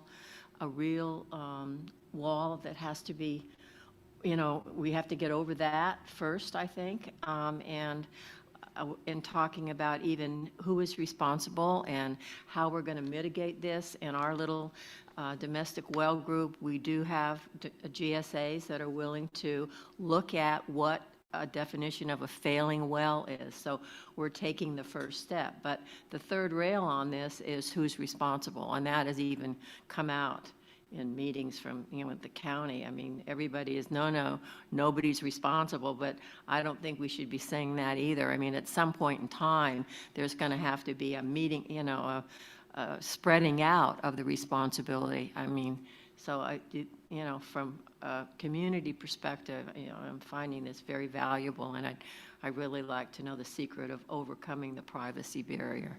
Thank you. All right. Well, thank you for helping me recap our workshop. So there are quite a bit of comments around how we set up the framework to think about the inventory of programs. And so I want to talk about a little bit of expanding that framework and thinking about it more holistically. So that's one component of kind of setting this conversation. The other one is the primer, which we're working to identify existing roles and responsibility, again, so we have clarity on what the current conditions are. And that's going to be the focus of our breakout today. And then the third part of it is the inventory. So you can think of it as kind of layers of having the framework, which is kind of the broader thinking around the connections and how the different pieces fit. There is the primer underneath that identify more specifically roles and responsibilities within that framework. And then the third, more detail, is what do those roles and responsibilities look like from in terms of programs and resources. So these are kind of the three levels that we're looking at today, focusing on the primer. All of these three pieces are meant to build on each other and inform the white paper that we're working to summarize and capture our learnings and our thoughts around it.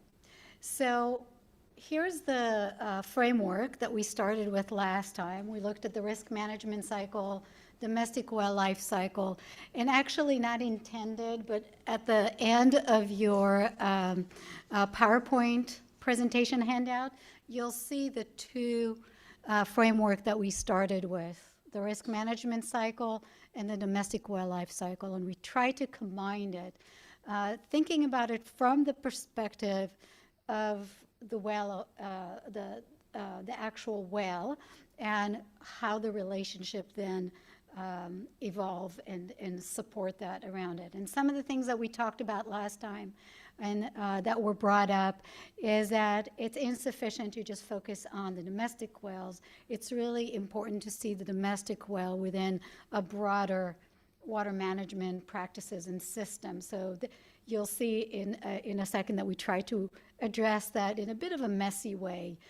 So that's one thing, and also thinking about the fact that we have the water, which is the resource, and the well is really the tool to connect to that resource.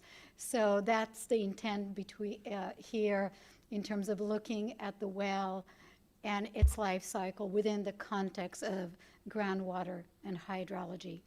And then adding to that those additional considerations. So competing uses, how does that affect the domestic wells? Land use decisions, water quality conditions, groundwater level conditions, management actions taken on by SGMA, and probably lots of other contributing considerations that would affect how the well is functioning. So I'm going to move us because I want to show you what that looks like when we're thinking about the example of Dario Alcantara's experience when we're thinking about this framework. So we heard from Dario. He purchased a home, moved out of town, has a well. He was operating his well, and then he detected a problem. There were irritants to skin. There were issues with his well. Wasn't really sure how to address it. He was sharing with us about getting bottled water, connecting with the neighbors, recognizing that it's not just his problem, but other neighbors. But that's his experience, a very isolated experience. So that's looking at it from the domestic wells perspective. But there is a larger system at play, and I think that's really what makes his case interesting, that there's an opportunity there. So state and regional planning identified the region as a water quality issue.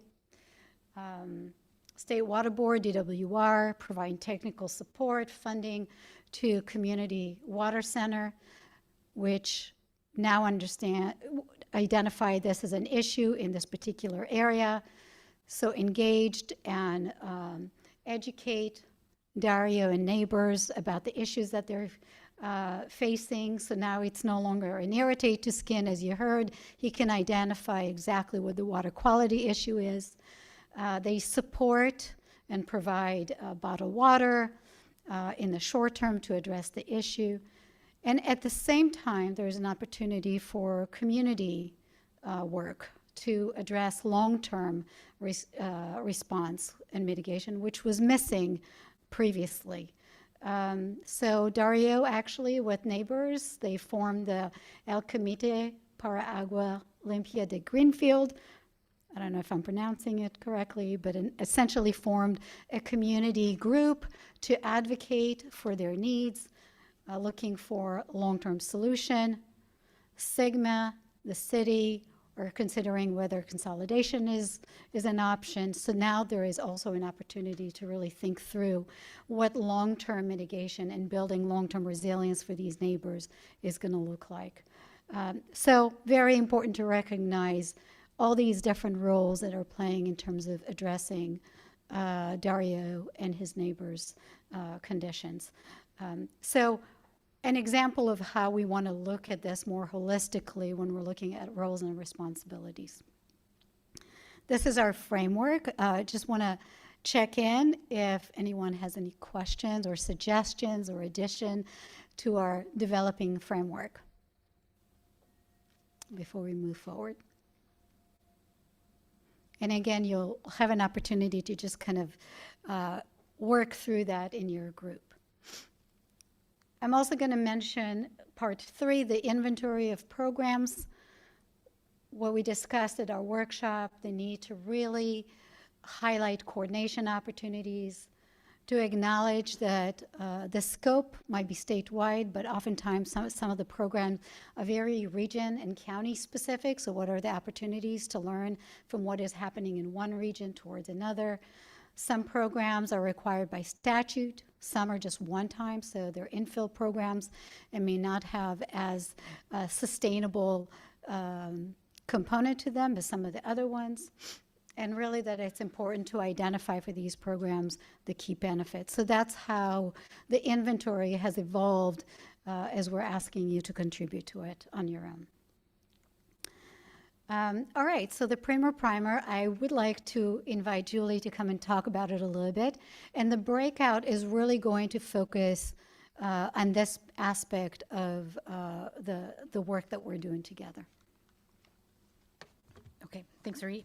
Okay, so this, based on the input from the workshops, it was really apparent that we needed to organize for that list of programs and laws that we had started for an inventory that Arit showed on the previous slide. Was, you know, there was like in the breakout groups we started adding to it, and it got a little unwieldy to try to figure out what's what, and these things are connected or how they should be organized. So first thing is that we organize them by entity, or tried to. And so, it's okay to say. And so there's a printout of that. But it also, there's this like narrative arc of what's really going on in the roles and responsibilities. It's not just about programs and laws. It's just how do things actually work right now, that we really want everybody to try to get on the same page of, so that when there are gaps that are pointed to, it could be specific and real. So we prepared these primers as a first draft attempt to lay out what the role of each entity is across all the components of the framework that Uri was talking about. So there's one of these so this packet's all stapled together, but there's one of them for each of the components in the framework. You'll have a copy. Each begins with this short paragraph to try to give some overview to capture the essence of that component, and then it starts going through the well owner, the occupant, the NGOs and community-based organizations, local governments, state, of who has role of what. And so again, this is to try to organize us for discussions, because it's very easy to like quickly talk across each other of what exists, because we're all kind of like sitting in different spaces. So and again, it's trying to capture also not just what's managing the actual well, because we value, of course, private property, but also who's involved in managing the risks that can impact the well, and coming to some solutions for them. So in your small groups, Uri's going to go over the instructions, but after you have some, hopefully you'll get a chance to look at those overviews, and we'd love to hear whether you think, first, like think about if this type of write-up, if we can get it nailed down on the, what it says, is this type format, is that useful? Or should we have, just turn things around and think of a different approach? Because this is a great time to do that, where, everything is flexible, but want to try to figure out how to move forward and what kind of products could we all find useful going forward. And again, this is that step one of just inventory what exists. Because from that, then you can start using your, pink highlighters of like, this is where the gap, like this is the problem that we want to try to solve and discuss, but then we'll have something more tangible to point to together, like where it all fits. So then we have those tables. Of course, you can add to them, but we're always interested in keeping adding to this, and trying to figure out what useful products will be. White paper, yes, but I could imagine if we can get these primers down, you could make like a story map or some kind of educational materials to help people navigate things. It could be for a variety of different audiences. What the product looks like would be different based on the audience. Yeah, I guess I didn't show the next slide, but I covered it. Thanks. You covered it, yes. Okay, moving right along, because yes, we need to get into our groups.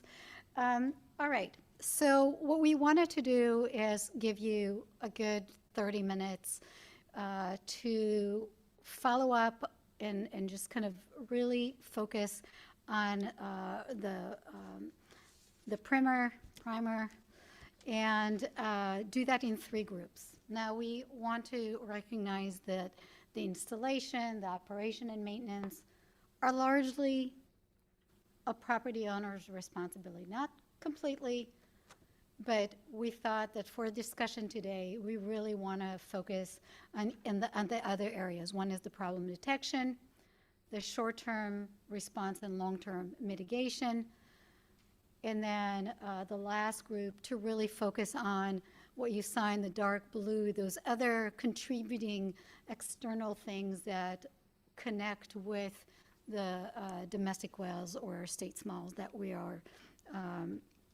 working around. So the way we hope the conversation will go is, 1, look at the roles and responsibilities, focusing on the overview. Maybe you want to add something to each entity and what potential role they play under that category. One of the things that we heard at the workshop is that coordination is particularly important. It's really important for everyone to know what everybody's doing and find ways to align and minimize overlaps. So what are the opportunities when you're looking at it to strengthen coordination and collaboration? And the third part was public awareness. We also talked about that a little bit at the workshop, that they might be programs and things that are happening that community members are not aware of. You saw in Dario's example, if Community Water Center did not reach out to educate the community members, he wouldn't have been quite as fortunate to have support. And so how do we create community awareness where it matters to those individuals? Just to say that each of these areas may require more focus on one of these questions. You don't have to answer all three questions. Just as you get into these three areas, consider, do you want to just really focus on the list of roles and responsibilities, revisit, validate, add to it? Do you want to spend more time on coordination and how these different roles connect and align and coordinate and talk to each other? Or do you think it's really important to talk about what public awareness needs to look like? So 30 minutes spent on the different, on your particular topic based on where you think it's most important to add on to. You can touch on the other pieces, but just wanted to let you know that so you don't feel you have to go through everything. So we divided you up to make it easy. The problem detection group with Zoe and Glenn are going to go right there at the end of the room. Group 2, response and mitigation with Julie, is going to be right behind Julie, right there. And Group 3, looking at that whole space with myself and Anthony will be right over here. So we divided it up, but if you have a very strong feeling about where you need to go, we don't want to limit you, but we just did that to just make sure that we are efficient. And you can see where each of these fit into that framework, so where we're at. And it's 12:02. We're supposed to break for lunch at 12:30 or so. I would like for you to come back and just share briefly afterwards. So maybe we do 25 minutes and then come back for just 10 minutes. And so as you're sitting in the group, rather than us reporting back, if you can think of something that you want to share back based on the conversation, do so. Feel free to write into these documents and leave things behind so we can collect additional notes. Any questions? All right, let's do this, and we will be back here at 12:30.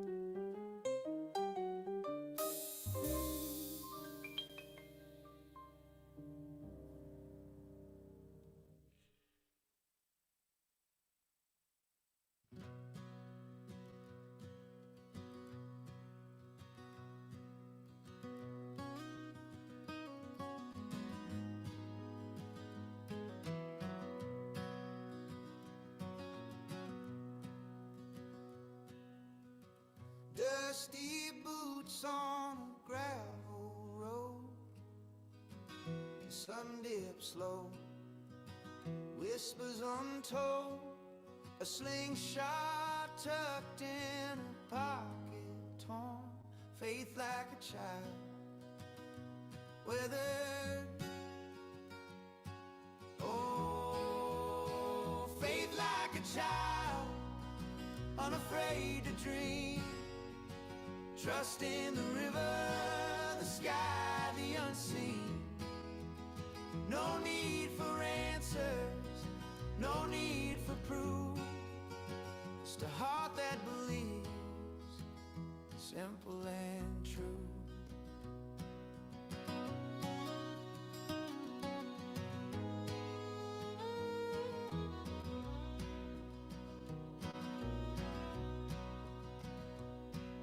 The sparrows fly through the morning haze, unmeasured steps, uncounted days, a treasure buried where the wildflowers grow, faith like a child, it's all I know. No maps, no plans, no heavy load, just a song to sing, a hand to hold. Oh, faith like a child, unafraid to dream, trust in the river, the sky, the unseen. No need for answers, no need for proof, just a heart that believes, simple and true. What do we gain when we trade it away? The wonder, the laughter, the trust of the day. The world may be wild, the path may be wild, but give me the faith of a child.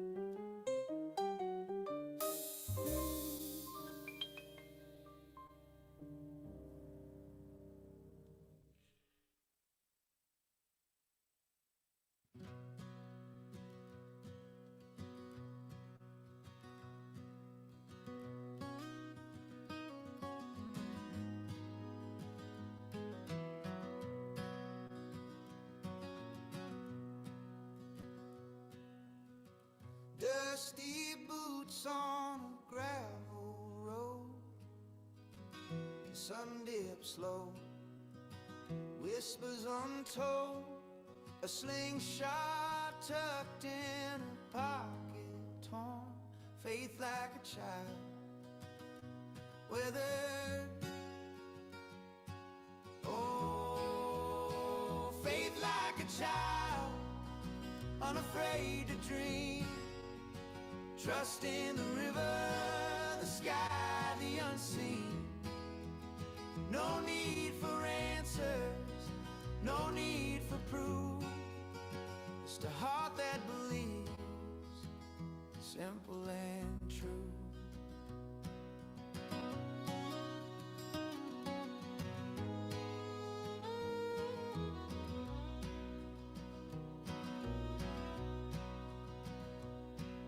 The sparrows fly through the morning haze, unmeasured steps, uncounted days, a treasure buried where the wildflowers grow, faith like a child, it's all I know.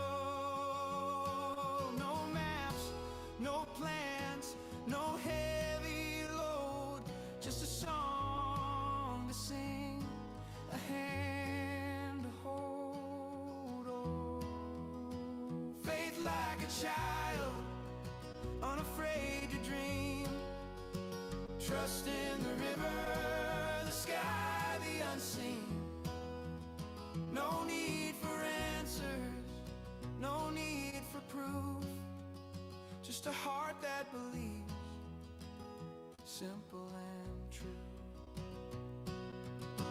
What do we gain when we trade it away? The wonder, the laughter, the trust of the day. The world may be wild, the path may be wild, but give me the faith of a child.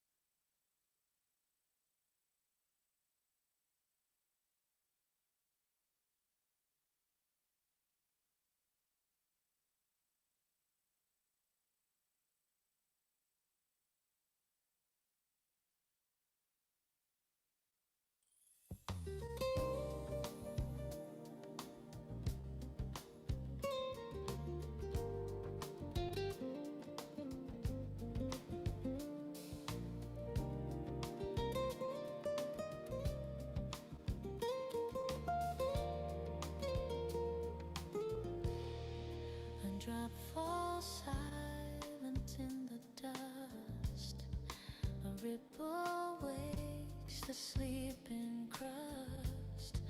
It whispers low, it roars so high. The thirsting ground starts to cry. Water brings life, refreshing and free. It carves the earth, it shapes the sea.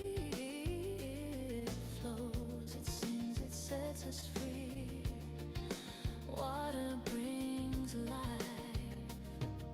endlessly.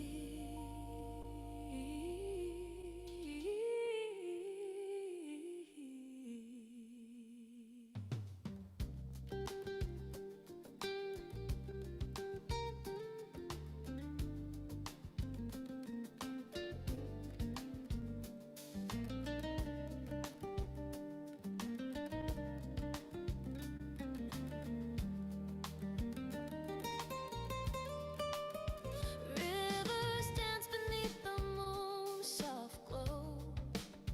Mountains weep where streams must flow. It carries dreams, it holds the key. A mirror deep of what we see.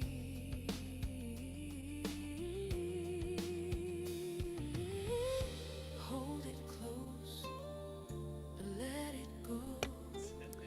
It's always here, a hidden glow. Water brings life, refreshing and free. It carves the earth, it shapes the sea.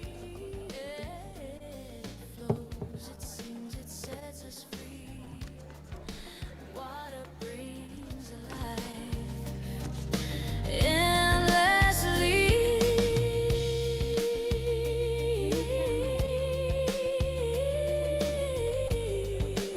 Hi, everyone. I just want to invite everyone back for just a quick check-in before we go to lunch. The rain falls hard, the drought takes hold. The ocean whispers stories untold. We drink, Okay. we dream, And a group. we fade, we grow. It's always here, it's all we know.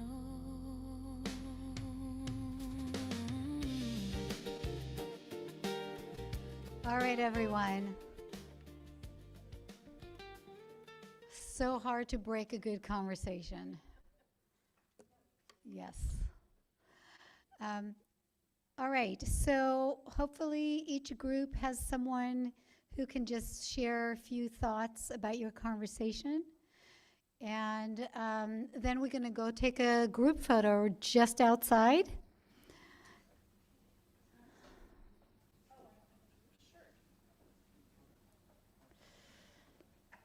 All right. So let's see, group one. That was your group, Glenn, right? All right. I've been volunteered to speak, so. Oh, terrific. All right. So yeah, what did you think of the conversation and what was the focus of it? I'm taking space right Take now. Thank you, space. Sam. Oh, really? Okay. This is Yes, we're hazing. definitely doing a new Now we're member hazing. You're just hazing me. initiation. Yeah. Okay, so we had a really good conversation. I think the overall reaction to what was prepared here is really positive. Really loved how succinct and direct and clear it was. It was brief. We like that. We did think that there was one omission from a category of the roles and responsibilities, which were the water quality coalitions and the irrigated lands regulatory program. We thought that was something that was missing because they are so involved in this space as well, and they have their own roles here, which do sometimes also not overlap, but they do coordinate with some of the other categories. But that was a really important one from a water quality standpoint, since we've now included water quality as part of this. I think the other thing that we were grappling with a little bit was how the experiences regionally are so varied in certain areas. How do you make sure this is comprehensive, but yet doesn't imply that every region is, and every county or every basin is having the same experience and the same level of success and coordination? And so we talked about maybe having a couple of, in the future, potentially at some point, having a few case studies of a couple different counties or basins or something that would talk about sort of, you know, where it's all working, and then maybe not to pick on people, but maybe where it could be improved, just to show the variability. And that could be also helpful from like, if you wanted to do some sort of mapping feature in the future, that would be another way to display this and really show different experiences throughout the state. So I think that's probably most of it. Does anyone else from Group 1 want to add to it? No? Okay. Thanks. Yeah, that's great. Thank you. Group 2, Julie, did you get? Oh, I think I was sort of okay, nominated. great. Thanks, But Andrew. luckily, I have Julie's notes. We talked a lot about groups that should be kind of added, both for the interim and for the long term. So among them, you know, our regional water boards who have different programs related to domestic wells, such as the CV Salts program in the Central Valley, the Central Coast Ag program, et cetera, and the need to sort of capture that and the requirements there. We also, and then along with that, you know, like the management zones and the other groups who are actually sort of implementing those rules regionally and locally. Also talked about like vendors, like needing to know who water vendors are, and that's been an issue that's come up. We talked a little bit about sort of this catch-22 of if water is not available to a residence, then that residence can be red tagged, and you don't want to be red tagging a home as people are struggling to get water, and like what do you do with that? And there's some examples around that. We also talked about the USDA Rural Development Program and how they've had a role in the past, and they continue to have a program that can support domestic wells, and so making sure they're added, but also how people access that. And then the other one, I think there was one specific one for DWR where just there was an acknowledgement that when DWR does have funding, they're able to get it out very efficiently, but you know, the issue being they don't have an ongoing funding program. And so just to recognize that that is a resource when funding's available. And I don't know if there was anything I missed, group, but. Maybe just like the role of like the actual public water systems, including those that are impacted and even those that are in a position to provide like water for water haulers, since that was the issue that, you know, impacted the household water tank program in the past. Yeah. Yeah, great. Thank you. Group 3, Charles. Yeah, so this hazing the new person is a tradition I'll gladly continue the next time we all meet. But in the meantime, so we had the external consideration part of the primer, and we had a very robust conversation around land use, and I think that, but it also encompassed the water quality aspects of this as well. And I think kind of my main takeaway was, number one, just the extreme complexity. I mean, it's not new necessarily, but all the different motivations and incentives and all the different authorities and agencies that are part of that land use process. I obviously come at it from a county level, but just, you know, all the local entities. We talked about LAFCO, which I think is an represented topic in how, you know, we get at some of these land use decisions and how we implement some of this. So it's just, it's going to be a challenge to align with a lot of this. We talked a lot about the housing water nexus and how this is going to affect drought planning. Not only just for, you know, existing decisions that have already been made, and we talk about, you know, existing needs, but just forthcoming and projected needs as we're fast tracking processes now. There's been a lot of CEQA exemptions passed in the recent past couple years aimed at addressing housing supply, but it hasn't really kept pace with, you know, how do we maintain water planning around this accelerating process. So we talked about that.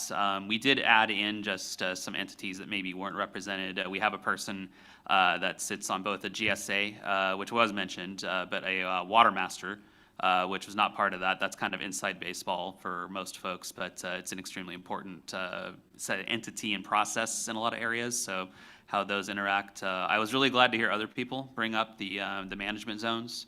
That came up in our conversation as well. We also brought up the ILRP coalitions, which kind of serve a similar function in other areas of the state besides the Central Valley. Yeah, I know I've missed a ton of good conversation here, but I think that was just kind of to take the ending of the conversation, because I did think it really did underpin this, was just resources and money to do a lot of this. Again, the financial incentives for local agencies are not necessarily to exert robust oversight over new domestic wells and small systems.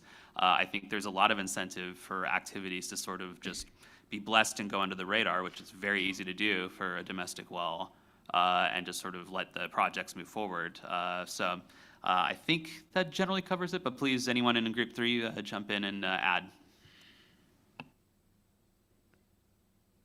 That was pretty thorough, Charles. That's good. So thanks everyone. A lot of really great addition.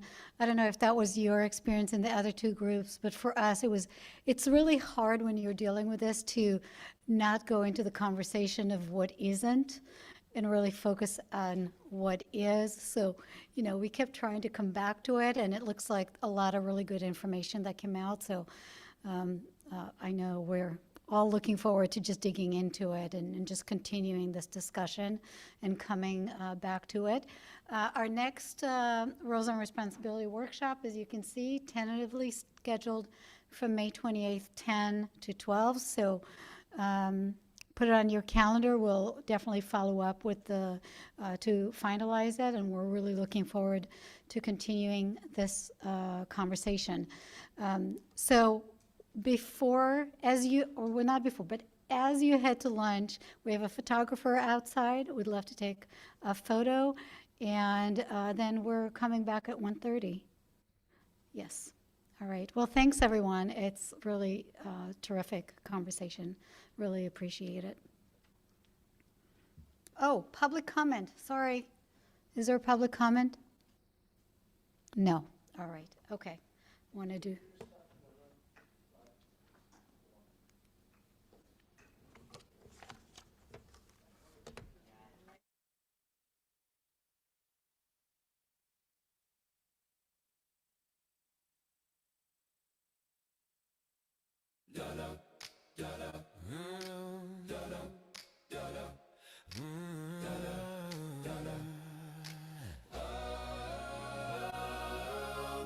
The sun's been yelling all day long.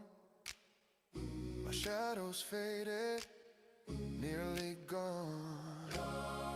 The earth is thirsty, cracks in its smile.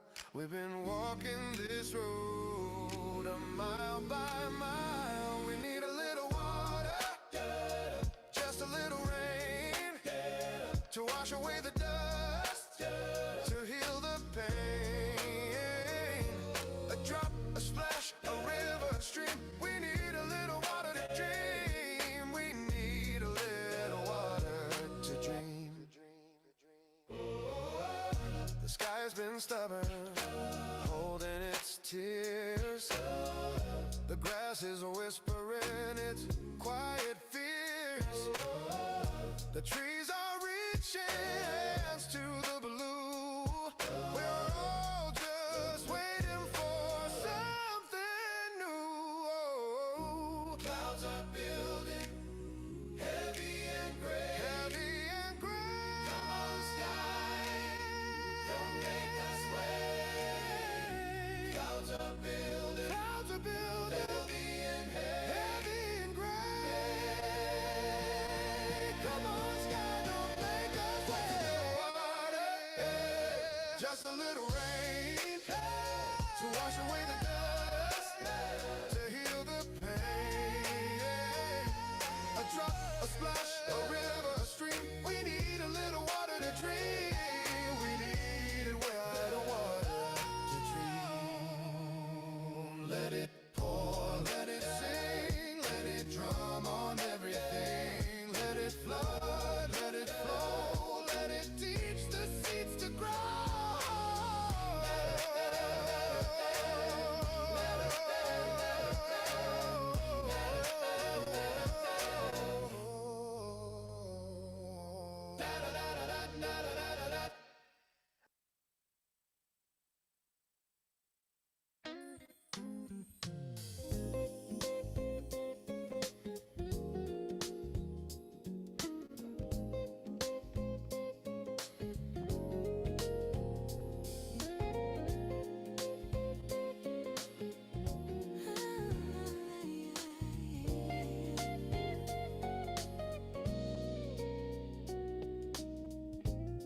Water brings life, refreshing and free.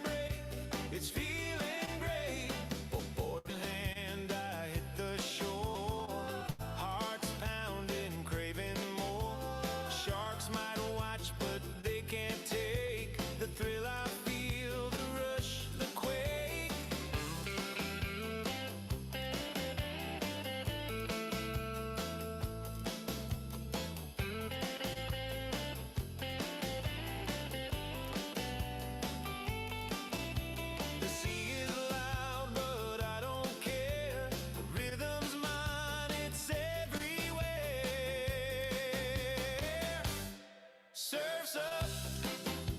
The tide is right, ride the waves till the dead of night. Surf's up, no time to wait. Catch that break, it's feeling great. Sunset dripping gold on the sea. Every wave a piece of eternity. Salt on my skin, wind in my hair.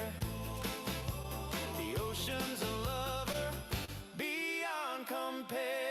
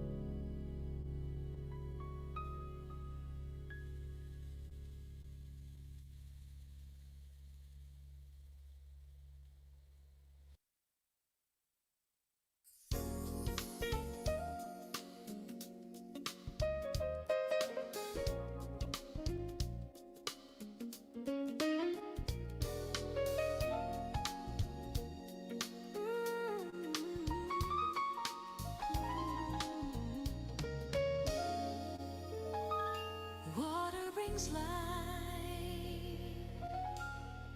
refreshing and free.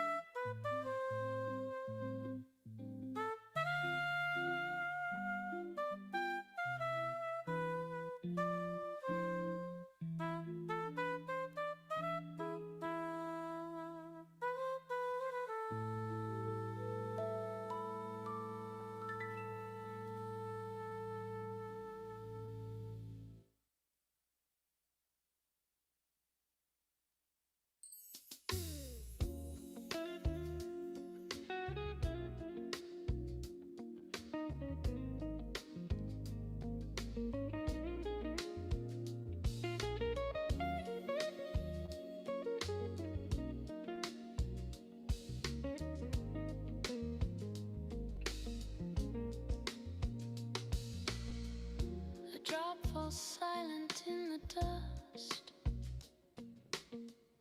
A ripple wakes the sleeping crust. It whispers low, it roars so high. The thirsting ground starts to cry. Water brings life, refreshing and free. It carves the earth, it shapes the sea. It flows, it sings, it sets us free. Water brings life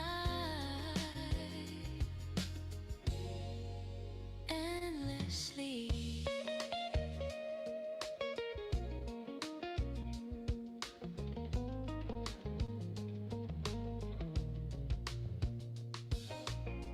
Rivers dance beneath the moon's soft glow. Mountains weep where streams must flow. It carries dreams, it holds the key. A mirror deep of what we see. Hold it close, but let it go. It's always here, a hidden glow. Water brings life, refreshing and free. It carves the earth, it shapes the sea. It flows, it sings, it sets us free. Water brings life endlessly.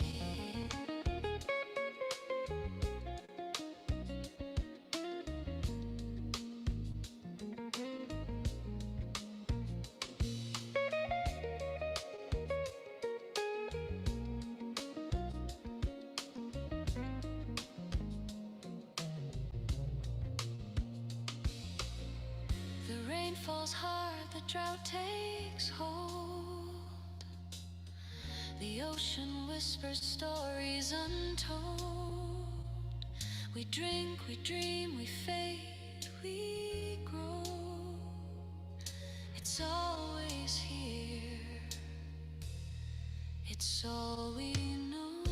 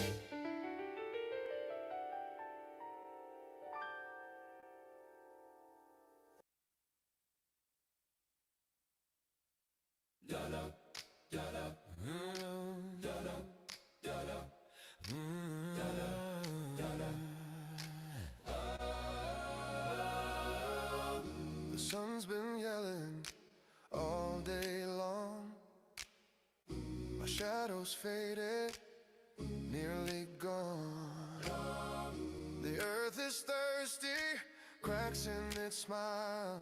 We've been walking this road a mile by mile. We need a little water, just a little rain, to wash away the dust, to heal the pain. A drop, a splash, a river, a stream. We need a little water to dream. We need a little water to dream. The sky has been stubborn, holding its tears. The grass is whispering its quiet fears. The trees are reaching hands to the blue. We're all just waiting for something new. Clouds are building, heavy and gray. Heavy and gray. Come on, sky, don't make us wait. Clouds are building, heavy and gray. Come on, sky, don't make us wait. Water, just a little rain, to wash away the dust, to heal the pain. A drop, a splash, a river, a stream. We need a little water to dream. We need a little water to dream. Let it pour, let it sing, let it drum on everything. Let it flood, let it flow, let it teach the seeds to grow.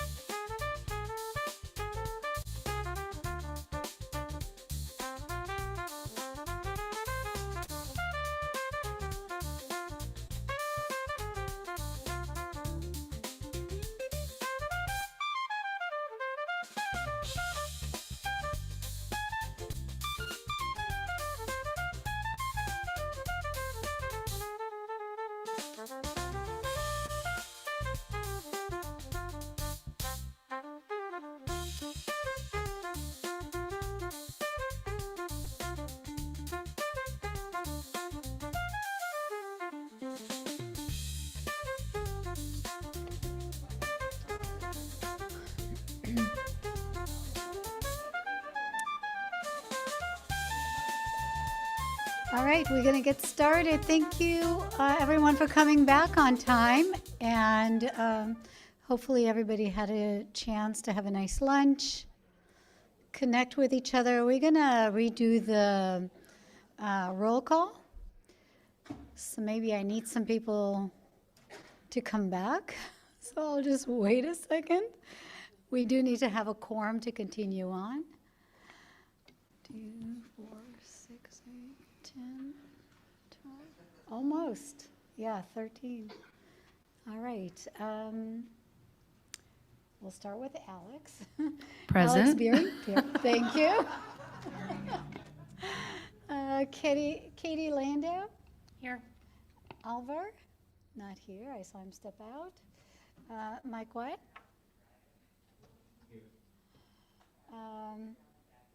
Brent is not here, right? No. Charles Delgado. Carolina Hernandez. Here. Chelsea Haynes. Here. Josh is not here. Karen Mogus. Here. Andrew Altavod, I'm going to add you to our quorum. Here. Laura Ramus. Maria Gallegos Herrera. Here. Mariko, I'm going to mess up your last name. I need to learn it properly. I don't want to mess it up. Falk. Thank you. Nate Ortiz. Paul Goslin. Here. Samantha Arthur. Sierra Ryan. Here. Suzanne Pecci. Here. Red Anderson. Not back. Tim Worley. Here.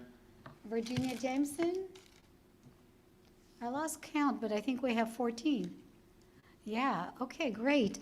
And before we get started, I'm just going to let Zoe share a fun announcement. Zoe is the funnest on our team.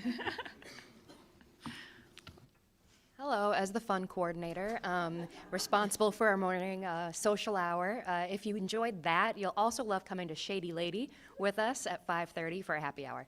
If you need directions, look it up or follow me afterwards. Thanks. That's great, thank you. Nice way to finish Friday. All right, and also before I turn it over to Glenn, I wanted to see if Natalie's on the... Oh, there you are. Just wanted to give you an opportunity to share your thoughts on the roles and responsibilities since you were not here in person. I think I might have Go gotten ahead. a little I think you should confused with the worksheets. But oh, sorry. Can y'all hear me? Yes, go ahead. Okay. Yes. I listed this under roles and responsibilities, but I'm not sure if it totally fits there. I think for problem detection and initial analysis, if we're looking at like drought preparedness, should also take into consideration the socioeconomic makeup of domestic well owners or people depending on small water systems. Also that are dependent on infrastructure that is inadequate. For disadvantaged and incorporated communities, one resource that I noticed wasn't listed, but I think could be helpful in illuminating some of those gaps would be municipal service reviews. I know LAFCOs don't have like a formal one-to-one role here, but they sometimes house really important information on disadvantaged and incorporated communities that could give us an idea of if a community is prepared for drought or not. Along those same lines for preparedness, looking at proximity to large capacity wells, I think oftentimes when we think of, like, for example, the Central Valley, we think of agriculture, but we are also seeing the landscape starting to change. So we should include all types of large capacity wells and other industries. And then I noticed that management zones weren't listed. They probably should be listed in terms of groundwater quality for both short and long-term response. And then regarding coordination, on the short-term side, I think it would be great if we had some kind of centralized either database or like landing page or something that actually outlines the different types of crisis support that could be available in an area. And then along the same lines of detecting the problem, we could also overlap the drinking water needs assessment data with either GSA or subbasin boundaries.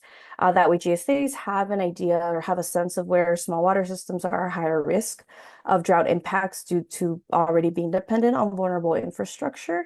And then I think this was maybe just something that in my head wasn't totally clicking, but in terms of like short and long term, just making sure that we have like a good like separation between preparedness versus crisis response. Was there was a couple of items that were overlapping or like roles that were overlapping, which there are definitely some that overlap, but you don't always have the same players that are going to have some kind of role in either preparedness or crisis response.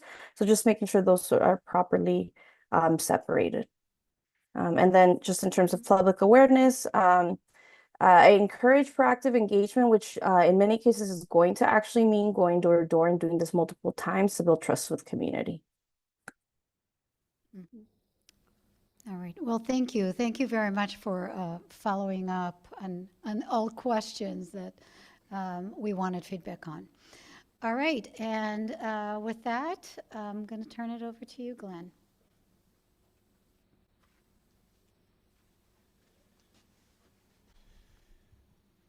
Okay. Good afternoon. The morning was terrific. Thank you so much, especially all the new members. You're pretty much already putting your voices in the room. I thought Dario putting his voice into this room was quite powerful as well, so thank you for your comments and reactions to that. You probably feel like, wow, that wasn't enough time. That was such an important topic, and we kind of squeezed it into 90 minutes. That's exactly right. That's the sensation you're going to feel for this topic as well, drought indicators and metrics. That's why these workshops that occur before and after the in-person meetings are so important. The last one was 3.5 hours for both roles and responsibilities and drought indicators and metrics. Don't worry, the next workshop will be shorter. We're going to try and do more bite size, but we're going to dive now into this topic of drought indicators. We're going to scratch the surface. I'm going to try and demystify it. This can often feel like a pretty wonky topic. If I lapse into jargony, 3-letter acronyms, 4-letter acronyms, just let me know, but hopefully we won't go there. Just like you saw in the roles and responsibilities, this drought indicators and metrics, DINM, is one of the topics that was a recommendation from 2024. Alvar led that work. What's shown on the screen right now is the actual description of what we recommended. The problem statement was the broader drought relevant data problem statement. The recommendation itself really focused on developing a drought early warning system. Now that's kind of a wonky term as well. We can demystify that a little bit. But what we often talked about was it's not just the indicators, it's not just the metrics, it's not just the data, it's the actions that it triggers, the impacts that it hopefully prevents. And so as we talk about this in the next 80 or so minutes, we're really going to focus on that. What you also see is these practical implementation considerations, because we all know that this is a busy, busy space. And we know that it can't just be more information for the most powerful, most organized, most technically sophisticated. We want this information to get to everyone. With that said, I'm going to quickly turn us to this process. So very similar to roles and responsibilities, we are working our way through identifying the current situation. We will go into gaps analysis. We'll actually talk much more about that today, gaps and analysis, perhaps even more so than the roles and responsibilities from this morning. And then really for looking ahead, again, we're aiming toward having a workshop 2 in the next month, planning for July, additional workshops, and then planning for October. Okay. What will the white paper contain? The current thinking is what's shown up on the screen. Consider this preliminary. This can change. If you have strong preferences on what should be included, what should not be included, just let us know. Of course, the scope of that white paper is really contingent on resources and how much time we can put into this effort. So that's always the trade-off. Really much very consistently framed with regards to the current conditions, the inventory. I will just say up front, the goal isn't some exhaustive list of indicators and metrics, right? Academics, researchers have published those lists. There are many, many documents. One of the things that we'll talk about a little bit was a presentation from April 1st where NOAA and NASA actually analyzed 115 hazard-related indicators to figure out which ones are most relevant by season, by location. So we don't need to do that work. So what we do need to do is think through, do we have the right, most important indicators, not more indicators, but the most important, and do we have the data to do those? Do we have an understanding of when those would be available? And do we actually have the funding and resourcing and coordination to pull that off? So this, in many ways, like almost all water data problems, is a trust issue. And so there is a lot of data out there. I think everyone knows that there is a lot of data. Sure, there are some data that is missing, but really it's a question of how do we get to better actions and outcomes, better impacts. Okay. So what's shown on the screen now is a very rough initial draft of a proposed vision. Words highlighted, operative words here a little bit in the orange text here. You'll see it spans all audiences. There's a current historical future perspective that we'd like to incorporate. Sector specific, because we know impacts and perspectives for farmers versus water suppliers are of course different. This concept of drought early warning system, if you want to ask us afterwards, Alvar and I would be happy to explain. In fact, he'll mention a little bit when he updates you on his recent work. But again, this focus, of course, is on action, getting us to drought resilience. Any quick reactions to this vision? It's not perfect by any means. If you wanted to wordsmith and send me an email, that's fine too. We'll touch upon this again in the workshop too. Okay. The number one thing that came out of the April 1st workshop 1 was user-centric. That was the phrase that was most often repeated. Zoe, when she sent out the reminder for this meeting, did include the presentation link. There's a YouTube video about 90 minutes. You'll see this very much factored in. We put up this list of audiences previously. It was actually raised during workshop 1 that we were missing the media, and so now it shows the media. It dawned on me this morning when I was listening to Janine that actually this should have federal agencies like the Bureau of Rec. She mentioned that as well, of course. There are other groups that should probably be mentioned. There was some talk earlier about real estate. So there's a financial insurance angle to this data as well. Now there are privacy issues, of course, with that, but that's also another. You could say public health overall should be an audience here. So there's just so many linkages. And so one of the main takeaways from that workshop 1 is let's approach this problem wearing the hat of specific users, what they have, what they don't have. And that might be a less wonky way of trying to figure out this problem. Any reactions to these audiences, others that perhaps we're missing? Do people like this user-centric approach? Okay. As part of demystifying, in your packet you have a one-page version of this. Now, I don't presume this is by any means exhaustive. My guess is many of you in this room contributed to multiple boxes shown on this timeline. The one thing I'll just emphasize, there's a long, long history of how data has been collected in the state for different purposes, for different reasons, some by regulatory requirements. That has evolved. It has really picked up in the last 5 years or so.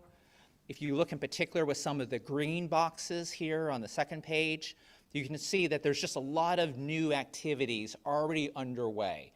And so some of the ones that were discussed, we had lightning talks on April 1st meeting. things like the vulnerability tool that Julie helps lead, the work that, of course, Alvar's doing on the NIDIS drought early warning system. We had Andy and Amanda, who some of you might remember came in here and presented previously as well on their SoCal pilot. There's just a lot of effort underway. And so here, the question, just in the same spirit as last year, inform, complement, lead, how do we position this in a way that we can have real value add? Because that's always the mantra of this DRIP collaborative. Where can we be value add? Is there anything missing here that you think should be on it? You know, we'll include something like this, flesh it out in detail in the white paper, but yeah, we're trying to lay the groundwork for the current inventory.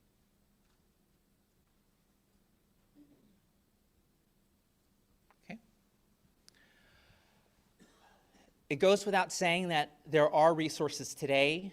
When any individual in the state wants to find information, there are so many places they can go.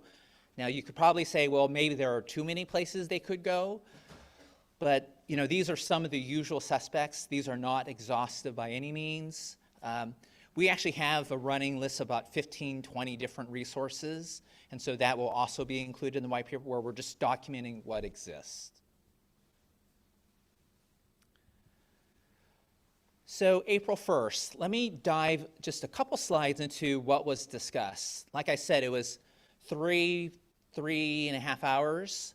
I will say what was super fascinating was just like roles and responsibilities, it was about quarter DRIP members, and the other 3/4 were all experts, people who really wanted to weigh in. They see the importance of this work.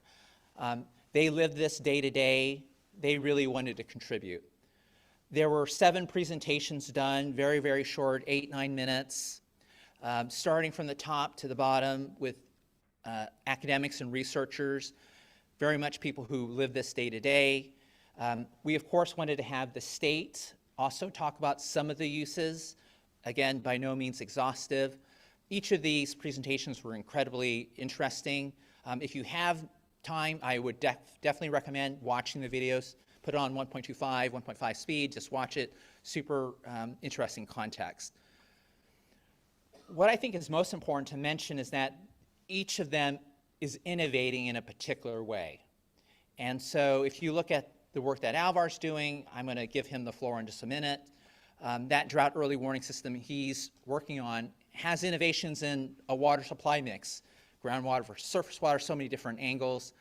The sub-region, the subsector. Again, if you look at the U.S. Drought Monitor, it doesn't have that. And so we're looking at new ways that we can communicate this information. So that's the innovation for the UC Davis work. For the NIDIS SoCal pilot, this was really a user co-developed, in particular with the public sector. So it's very much interactive. It's designed from the ground up to get that input, surface local input, and again, different than the U.S. Drought Monitor. So not to pick on the U.S. Drought Monitor, but that is the resource often cited by the media. Can we get to a better resource?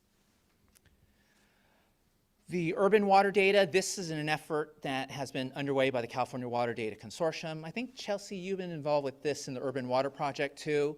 And so they're essentially trying to take already reported data that's already being submitted to the state and surface that for broader accessibility and use.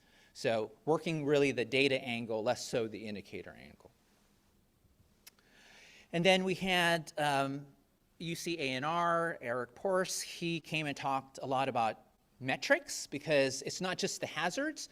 Are we at risk, are we not at risk? But really, what are the impacts of the drought? And so he actually talked about financial viability of public water systems and how drought has affected them in the past.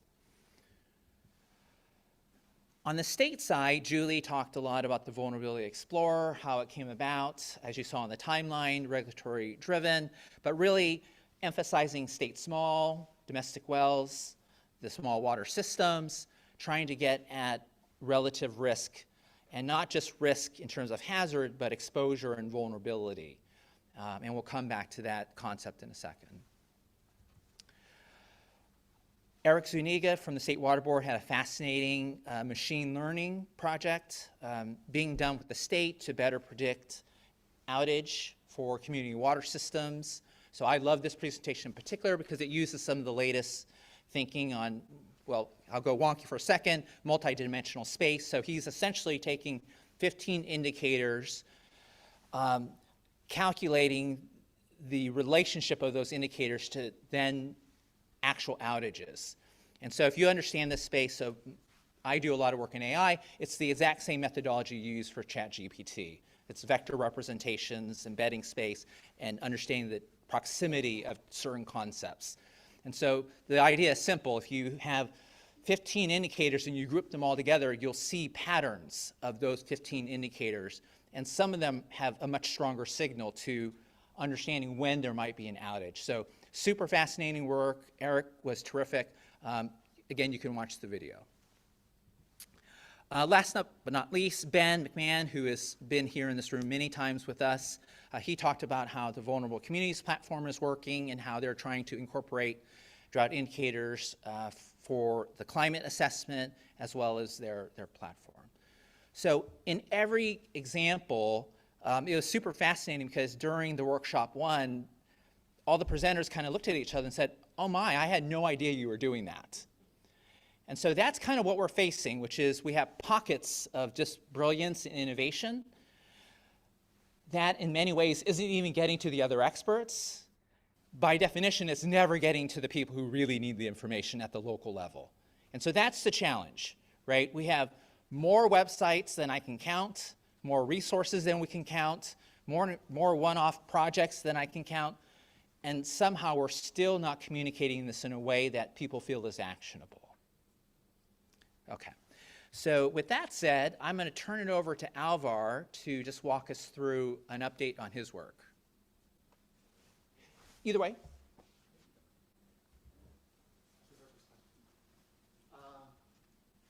Thanks, Lynn.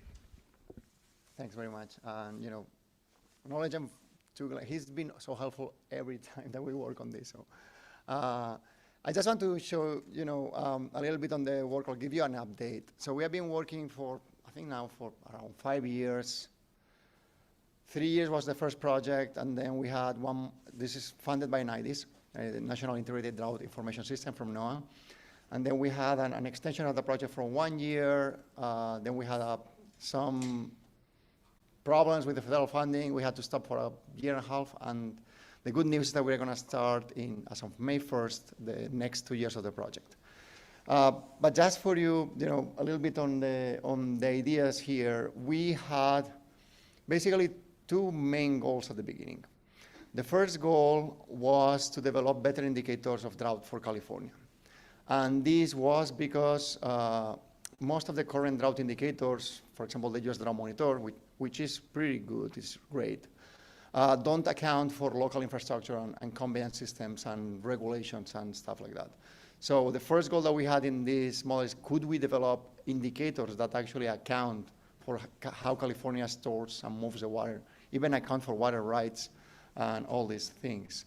And then also considering that different sectors have different adaptation options, different supply portfolios. So we thought we have to think about, at least in that moment, we were thinking about 4 sectors: cities, which large suppliers, agriculture, small communities, and these small communities are mostly groundwater dependent communities, and then the environment. So we thought, okay, we want to develop drought indicators for different sources of water, considering California's complexity, like all this conveyance infrastructure, and also the different sectors. And this was the first goal of the project. The second goal was kind of the final idea is to estimate drought impacts. But to estimate drought impacts is not enough on how much water you get. Then users can react to that, can adapt to that, and different users have different adaptation capacity. So we wanted to add also these dimensions, the human dimension of exposure and vulnerability. So we have done that in some sense we have drought indicators, drought hazard indicators for all hydrologic regions in California for 6 water sources. We have like precipitation, evapotranspiration, surface water that includes both reservoirs and snowpack. Groundwater, we have actually 2 different indicators to account for overdraft, long-term overdraft, and like just groundwater intensity. And then we have also a drought indicator for imports, especially for delta exports or delta imports. So then one thing that actually this slide connects to this second part, there's a lot of users in California, and you can think many cities, many irrigation districts that actually have complex portfolios. They don't rely only on one water source. So besides looking at drought indicators of water sources, this surface water or groundwater or others, we were thinking also, we have been developing new methodologies to account for users that have complex portfolios. This slide, for example, is something that we developed for the San Joaquin Valley as a whole, San Joaquin River hydrologic region. And basically what happens in the San Joaquin River is that you get local water from your local reservoirs. Then you rely on CBP, mostly CBP, there's not much state water project in San Joaquin Valley, San Joaquin River, imports. And then depending on how much drought you have in your local and your imports, you react by pumping more groundwater. So the final drought impact or the final drought condition depends on both local sources, imports, and groundwater conditions. So we developed some methodology that could account for this, and we could link actually this with how much expected shortages. One thing that I kind of forgot earlier is like there's a lot of data, and Glenn was mentioning, we have a lot of great information. California has the Water Watch, which is great. So what are we doing that it's not there? So we want to think about how users need that information. We are not only stopping at, okay, what's the reservoir condition for this hydrologic region? We want to link this reservoir condition with actual deliveries. So if we know that, we can know, how much state water project deliveries are we expecting this year? How much local deliveries from this reservoir can we expect this year? And we can get to that level of information. At the same time, we could get at level of groundwater levels, and we could say, okay, given these groundwater conditions, how many wells are at risk this year or next year in the next 5 years? So we want to link the hydrometeorological conditions, reservoir conditions, groundwater levels, with information that is useful to make decisions. Deliveries, groundwater levels, dry wells, are all this stuff. For this, for example, I was thinking like, Metropolitan Water District or, other Delta Mendota, there's districts that have this complex portfolio. So assessing drought for them is not easy. So we have to account for all these things to finally develop what are their drought conditions. Can we go to next slide? So this is the second part, or should I go? Okay, it's here. Okay, so one of the expected outcomes is to develop a dashboard that would be kind of a drought early warning system. This is a mock-up that we did a few years back thinking about how we could do this.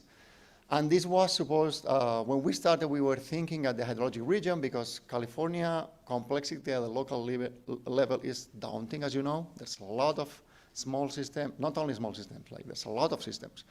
And we didn't want to, step on the toes of that we didn't need to. But okay, to start, it's like we want to get into all the information of hydrometeorological conditions like reservoir precipitation, all this stuff, and we could say, okay, this is a drought hazard condition right now. But now we have different sectors, and we have, okay, how are cities gonna respond to this? We can account for their potential vulnerability, their exposure, and their particular supply portfolio, and say, okay, this is the expected for us drought hazard for this city, and finally, which impacts could this cause? So we want to get to that, and fortunately, we have been getting some funding for this, and I'm gonna just finish with this next slide. What's next for us now? We get funding from from NOAA and IDIS, from the National Integrated Drought Information System, to work for 2 years on developing this drought dashboard. A lot, actually this is a 6-year project. We have already been working 4 years on this. So what we want is just to finish this and develop a drought early warning system. I can't promise how specific it will be because this is challenging, but we want to get to provide some useful information for users and for policymakers and also for the public. One important thing that we're going to do here is start by convening some sectoral advisory groups. We already had that in past projects, because we want to know what they think that is useful. For example, what cities, what large suppliers or urban suppliers, what information they need to know or they want to provide to the public or to state decision makers that there's not out today, that there's not available. How we can translate this information into useful, actions for decision makers. We want to complete the drought hazard information and then exposure vulnerability and methodologies at finer scales. We're working in some different projects on looking at how drought hazard is affected in the Central Valley because of water rights, for example. We can see that we have the same reservoir conditions, but different irrigation districts or different cities in California have different drought conditions because they have different water rights. So we want to get to that. And finally, we're going to develop this dashboard. So this is at the state level. Just let me 30 seconds more we have our second project. It's a really small project, but I'm really excited to work on that. Actually, it comes from the University of California Agricultural and Natural Resources Agency and UCANR, sorry.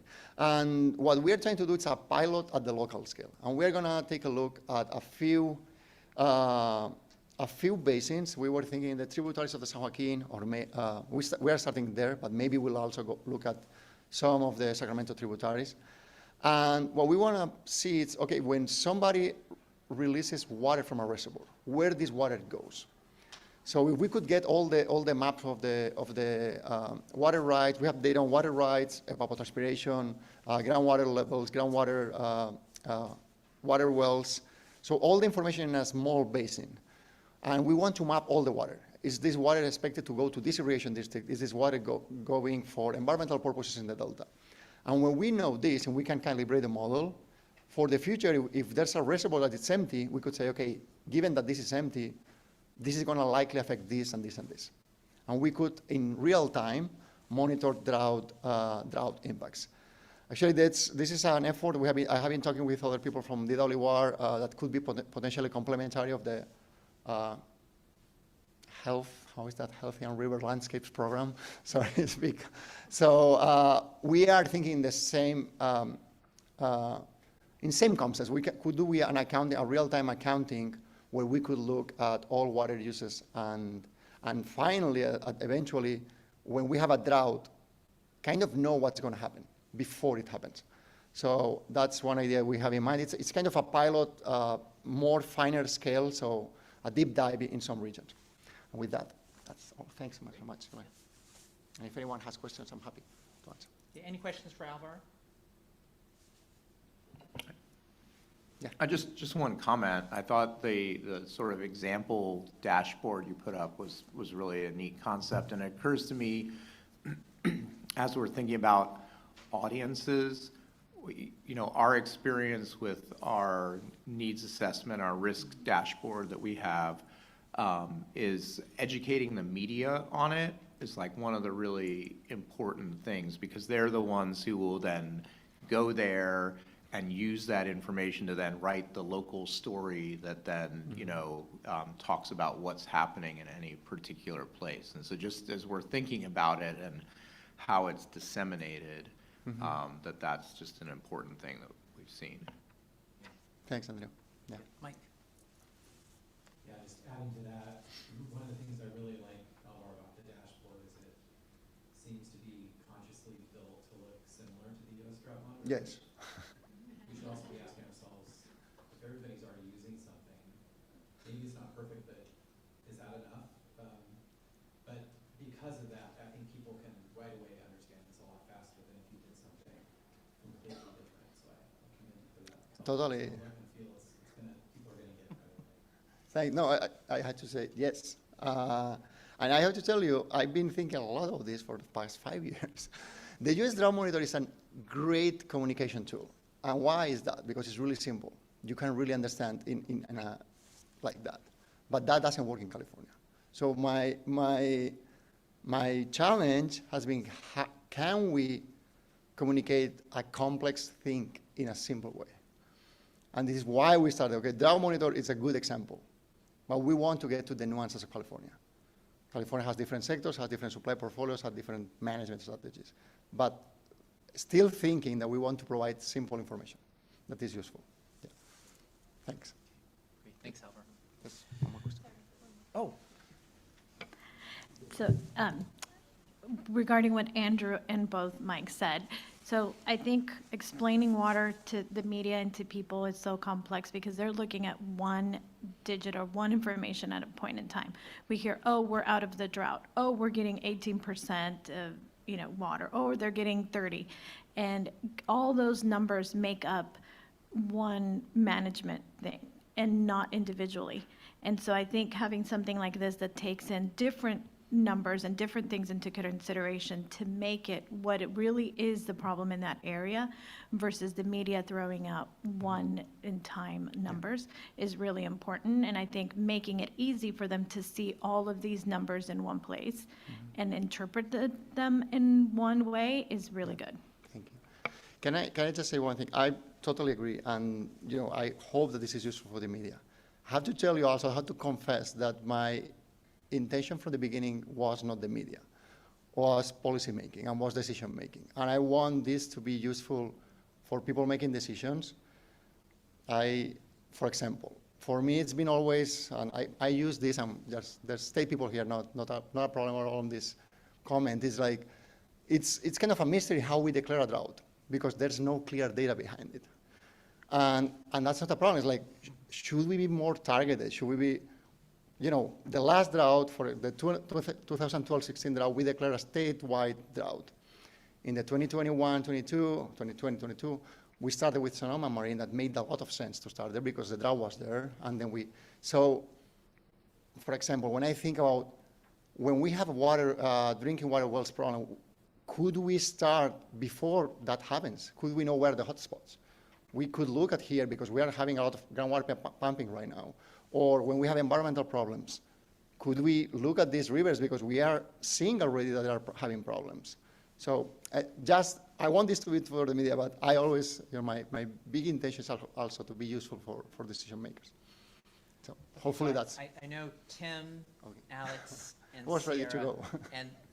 and then let's transition, because I want to make sure I can get us into the breakouts. And there'll be plenty of time to talk in the breakouts, but Tim. Tim, you're so nice. Thank you. No, Alvaro, this is really very cool, and it makes me excited. And I'm also excited that you chose to start in the San Joaquin River Basin area, since it's close to my heart, obviously. But that, because you picked a very interesting area to kind of do a pilot on, with some of the historic water rights and decisions and operational decisions that are made with regards to supplies on that system. I'm curious, how much do you build in discretionary operational decisions that can be made into, is that part of it at all, or are we just?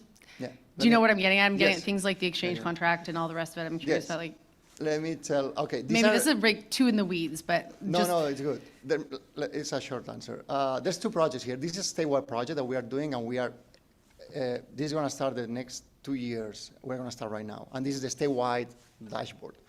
The San Joaquin is a pilot if we could get to really the details. And we just started that. I just hired 6 undergrads, a postdoc that is working with me.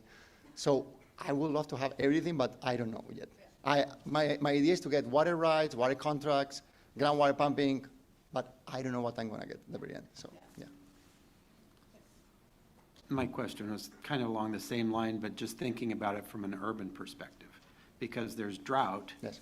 and then there is what resources are available, which are not necessarily the same Yes. thing because of imports and different, exchanges, storage, all of those kinds of variables. And so I think I just wanted to put a marker out there that it gets really, really complex when you start looking at, okay, what are the real impacts of drought? Yes.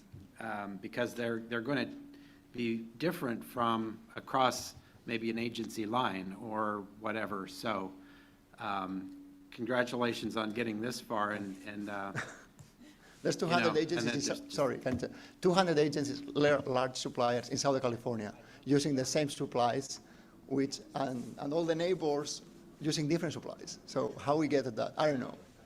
Yeah. Okay. Mine was actually a very similar question to Tim's. And on the Central Coast, well, especially where I live, we have really, really low per capita demand, half what it is in Southern California. So I was wondering if that gets taken into account, like, if it rains, it doesn't impact us, or if it doesn't rain, it doesn't impact us maybe as quickly because the demand is so flat. But I'm really glad that you brought this point because it's a really nitty-gritty, like geeky thing that I'm actually accounting for it. So the drought hazard is how much water you get or how much water you are not getting that you would like to get. So then the second part, which is the exposure and vulnerability, gets to the conditions of the utility. And urban is a big thing. So for example, if you are mostly indoor water supplier, like 60 gallons per capita per day, the impacts are expected to be much higher than if you are at 150 gallons per capita per day, having the same impact, drought condition. Because 150 gallons per capita per day can actually reduce outdoor use and will be more or less fine. But if you are 50 gallons per capita per day, you don't have a lot of options. So that's the difference between hazard, which is how much water you are getting, and then what can you do, which is the vulnerability side. So we want to get there. So that's good. Thank you. Thank you. Thanks, Alvar. Yeah. This whole dynamic of simple to complex, add complexity only when it makes it more actionable, this is the heart of what a lot of people are trying to innovate on, because the more complicated you get, the harder it is to communicate. And often it leads to paralysis and people don't actually take action. So, okay, I'm gonna speed up a little bit because, again, I wanna get you in your breakouts. This is just a very quick summary of the themes when we did breakouts in the workshop, so a couple weeks ago. And I won't repeat many of these items because they're very consistent with the previous discussions. Again, user-centric, it's all about communication. This sector, supply mix, sub-regional, it's trying to get to a level that's actionable. And if you go even as far as individual water systems or county, like there's so many ways to slice and dice this, and so that's what makes this really difficult. Okay, so here's what we're gonna do. I'm gonna quickly introduce the exercise, but then there's 2 more context slides. I just wanna make sure everyone is clear on some of the terminology. So here together, we'll discuss this 4 categories that I've used as a framework for us. I'll walk through that in just one moment. And then probably not 40 minutes plus 20, more like 20 plus 20, we'll break out and talk about user perspectives. Okay. Alvar's comment was a perfect segue. Hazard, exposure, vulnerability, those are often multiplied together to get a risk estimate. Like I alluded to before, there are literally 100 plus often hazard indicators. You know, the Palmer Drought Severity Index, right? NDVI, like the list goes on and on. If you want, I can send you the documents that have all the indices. But this question of, am I at risk? What's my level of susceptibility, right? It factors in the exposure vulnerability component to it as well. Of course, a lot of us are then also concerned about, well, when will action be taken? Because it's not just, are we at risk, but who's going to act to address those risks? And of course, if you think about those actions, you often have to think about, well, a lot of people use what are called thresholds or triggers. And when we talk to the NIDIS folks, you know, this is one of the things that they're often asked about, which is, at what point are actions actually taken? Because if you're using this indicator and it reaches the D3, D4, like when is action actually taken? So there's a lot of curiosity and opinions on when action should be taken. Then if you think about, well, what was the effectiveness of that response, kind of post-mortem? What happened? How well did we do? What was our efficiency? There are all these questions related to that. And of course, then there's the impact side that really ties to the resilience. So in layman terms, that's kind of the questions you get asked often. So what we did is we have a running list of indicators that kind of fit in those 4 buckets. So we took those questions, put them in these 4 buckets: risks, thresholds, actions, impacts. Again, not exhaustive by any means, but these are some of the samples that often come up. So just to elaborate on the impacts, the one here on the right, we care about the number of dewatered wells, the number of people that don't have sustainable access. We care about decrease in ag yields, the acreage fallowed. And so those are all impacts that we're trying to improve upon, less impact from droughts. And so when we talk about drought indicators and metrics, it's not just, am I at risk? It really is all the way from the risks, the thresholds, the actions, and the impacts. So I'm going to pause here. This is the last context slide because I just want to make sure people feel comfortable with these categories, because our current thinking is to structure the white paper using these categories. So let me pause here. Just any quick reactions to these? It's kind of a sensible grouping, very consistent with the language that other people are using.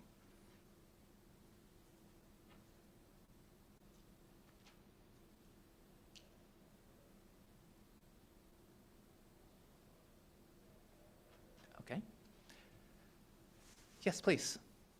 Just on impacts, I see the focus on agriculture, but I think there's a larger economic impact to even small businesses when, people have to move out or, can't stay in that community, that I think it's worth capturing, or even small business owners who may lose water supplies.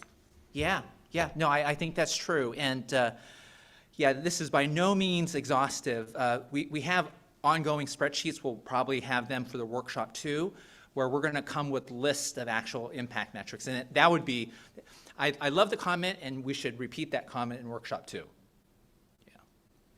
Okay, Andrew? Yeah, just one on the thresholds, and this was, again, it was in, what Alvar presented in that sample dashboard, but not just a threshold of are you in drought or are you not, but are you approaching it, or how close are you to it, so that you can prepare before it happens. Correct. It's kind of Laura's comment. It's not binary.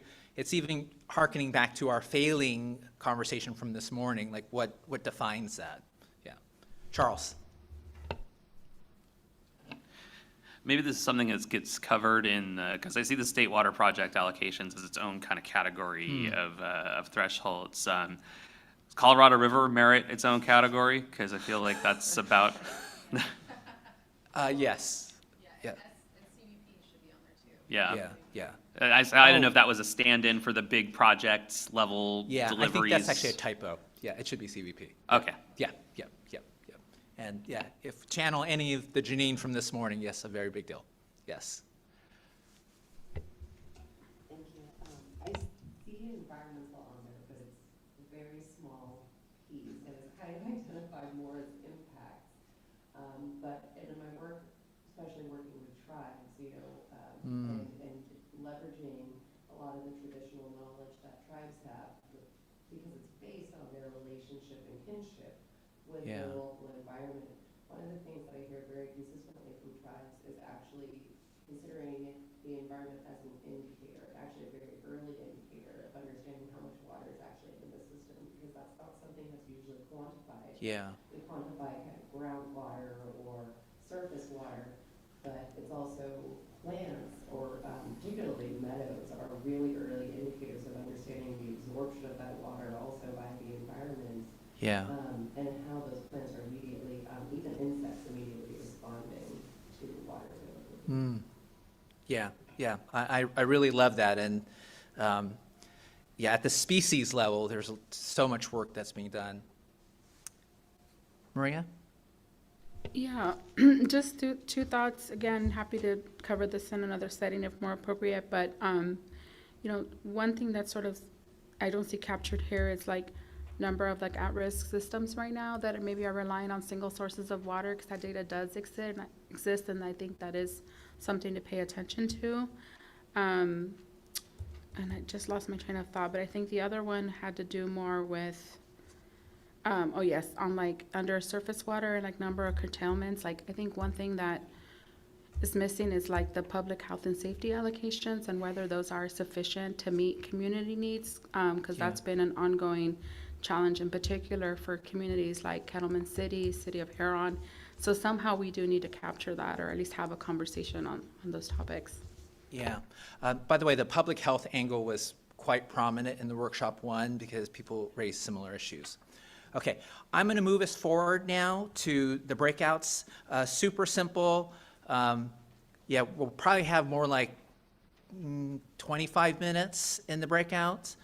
So fortunate for us, we have such great diversity and complementary points of view here. You're all kind of wearing a certain hat.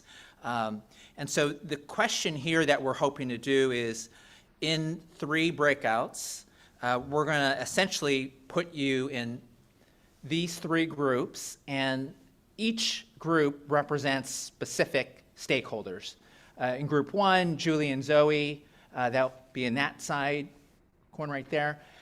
The folks who are NGO environment, the ag farmer, and academic researchers, you'll all be there. So we kind of group you together. Same with group 2, but that will be local counties, community-based organizations, technical assistance providers. That'll be in that corner over there. And then group 3 with Arit and Anthony, tribal public communities, public water systems. You'll be in this corner over here. It's a really simple exercise. Just like we were just doing spontaneously, have a conversation about what are the questions that you feel you need answers to, where you would benefit from having more, drought indicators and metrics. If you want to phrase it as questions, that's great. If you actually have ideas of indicators or metrics that don't exist that you wish existed for your stakeholder, write that down too. And so we'll have a group discussion like this morning. There'll be worksheets where you can write in individual, but the goal is this will be the initial input into what we're calling a needs assessment from the user perspective. So we want to make sure each of those users, 10 plus users, we have a good sense of what indicators and metrics might they be using, and ultimately what do they feel they need. Okay. Is the exercise clear? Okay, great. Let's go to the breakouts.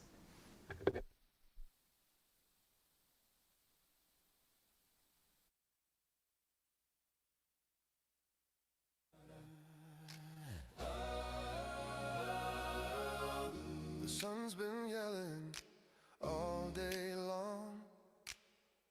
My shadow's faded, nearly gone. The earth is thirsty, cracks in its smile. We've been walking this road a mile by mile. We need a little water, just a little rain, to wash away the dust, to heal the pain. A drop, a splash, a river, a stream. We need a little water to dream. We need a little water to dream.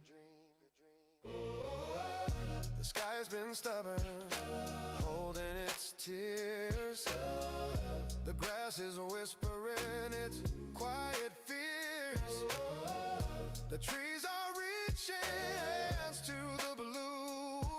We're all just waiting for something new. Clouds are building, heavy and gray. Heavy and gray. Come on, sky, don't make us wait. Clouds are building, they'll be in heavy and gray. Come on, sky, don't make us wait. Water, just a little rain, to wash away the dust, to heal the pain. A drop, a splash, a river, a stream. We need a little water to dream. We need water to dream.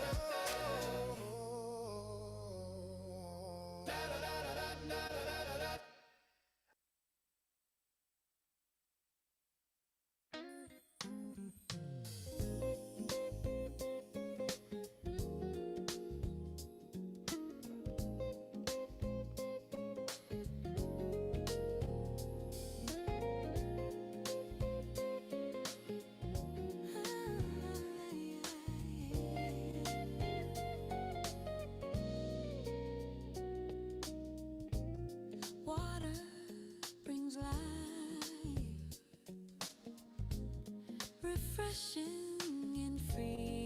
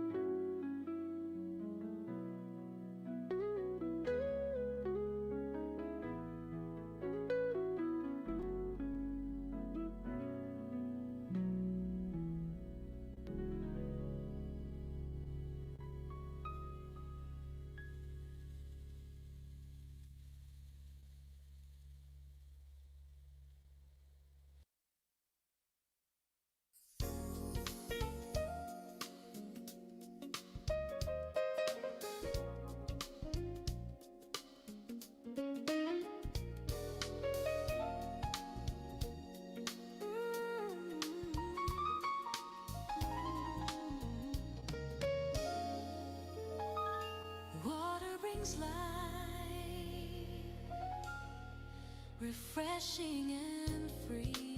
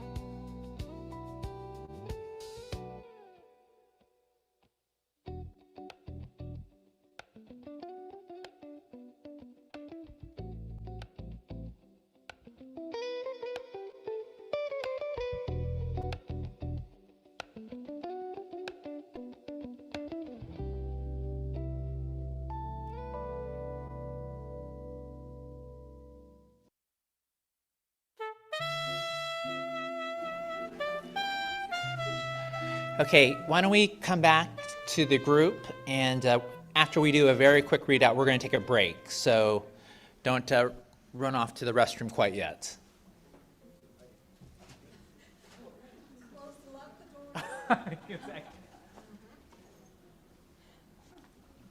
Okay. Let's keep it super brief because we took good notes, but maybe if group one wants to go first, just any high-level reactions, thoughts that you'd like to share?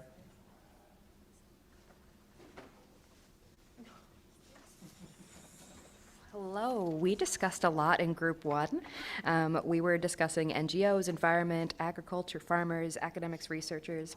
Some of the highlights here, we got a lot of like good nitty-gritty details, but some of the good things that mentioned were what are our, well, of course, our early indicators. What does it look like when we're in year one of a drought or year one of something looking maybe not good conditions?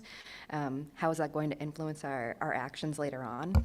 Getting to curtailment, what is the reason for the curtailment that makes a really big difference? And also thinking about different ways to present the same data that's already being collected. We don't always need to collect new data to create an indicator, but rather a way to present it in a way that is more accessible and more useful for that end user. Thanks. I think for group two, I think Sierra and Maria are just going to say a few words. Thanks. So speaking from the county perspective, for us, if there's going to be an expectation that drought conditions are going to worsen to the point where counties are going to be activating in some way their drought plans, it takes a long time for counties to get contracts in place with like water haulers and water deliverers. And then a point that was raised is also it takes even longer if money is first coming from the state. So it's almost like you kind of need a year lead time to get the contract with the state in place and then the contract between the counties and the vendors in place. So, the sooner it's understood that there's going to be an expectation that counties are providing services, that's critical lead time so that you don't end up, you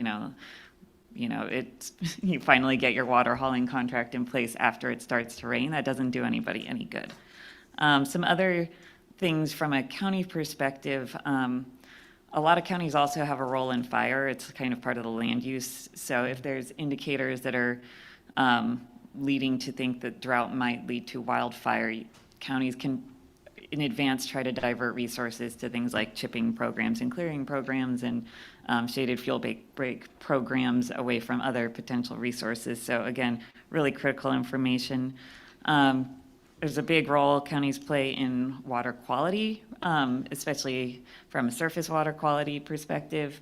If it's going to be warm and it's going to be low flow, you get stagnation, you get pathogens just thriving, you get harmful algal blooms earlier and longer in the year. And county health agencies have a lot of responsibility for monitoring and posting signs. So again, the sooner we know that things like this could happen, the sooner we can make sure we have the lab monitoring equipment and consumables in advance, because all these things take a very long time to get in place. And then we had some more things, but I think one thing that I mentioned that we've done in Santa Cruz County is actually if stream flow is low, it's kind of one of our first indicators. It was brought up earlier before. When stream flow gets low, we have historically walked some of our most critical creeks and identified where there are diversions, which is very different than going online and seeing who has a permit to divert, because those are very different realities. And we will send letters to the parcels and just say, hey, we noticed, we don't have authority over that, but we can tell the State Water Board, we can tell CDFW, and we can send kind of scary letters. And so we've done that in the past.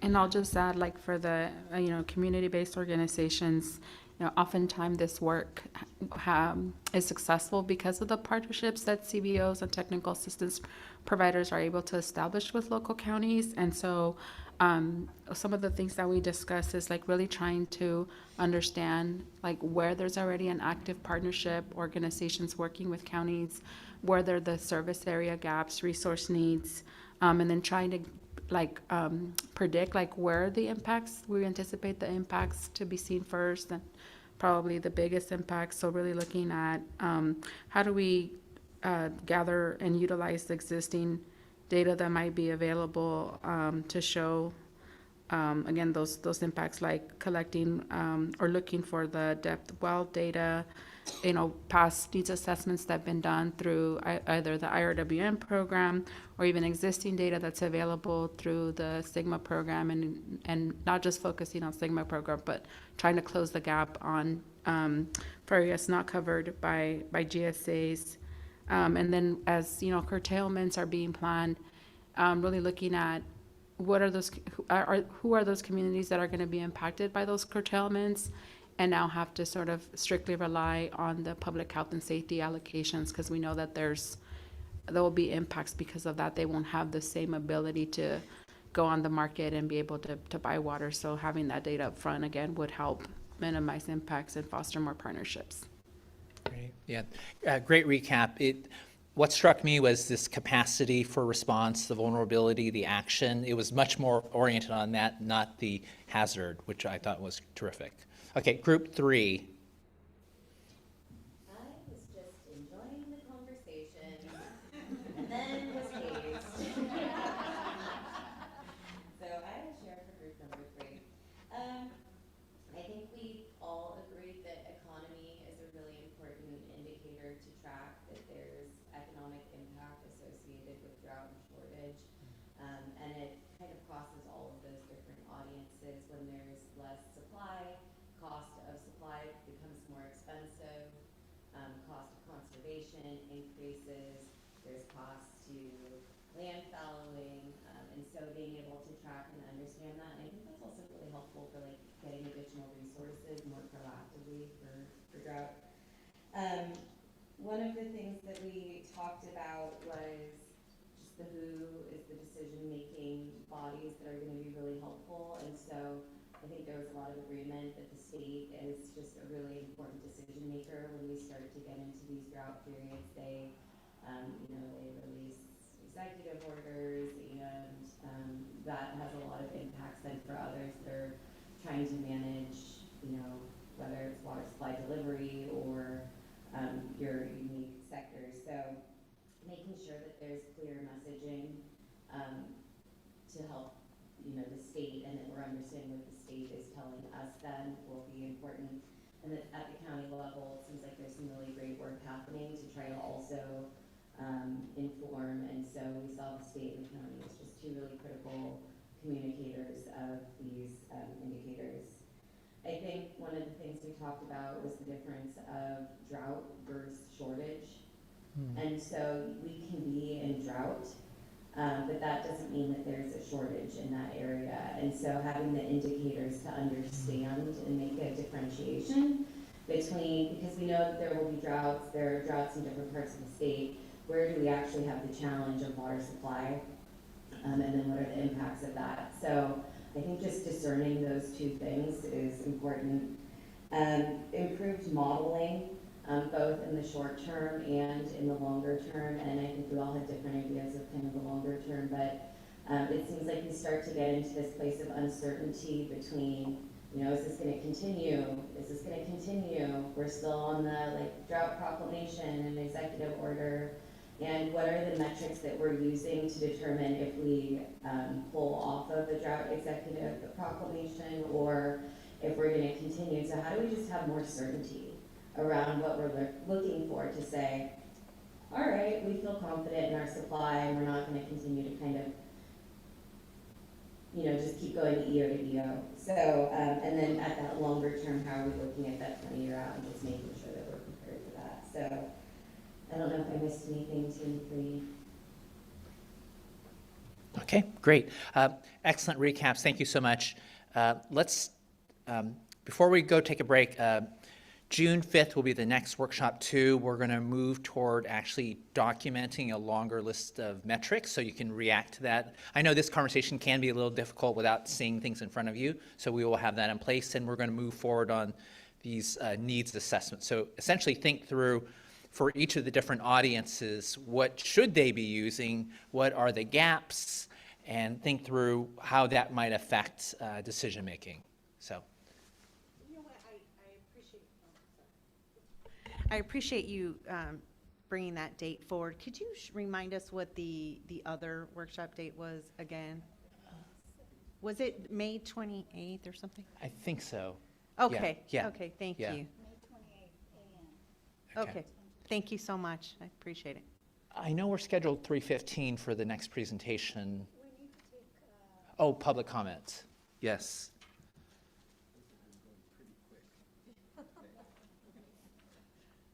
Okay, good on the no public comment. Okay, what time should we have people come back?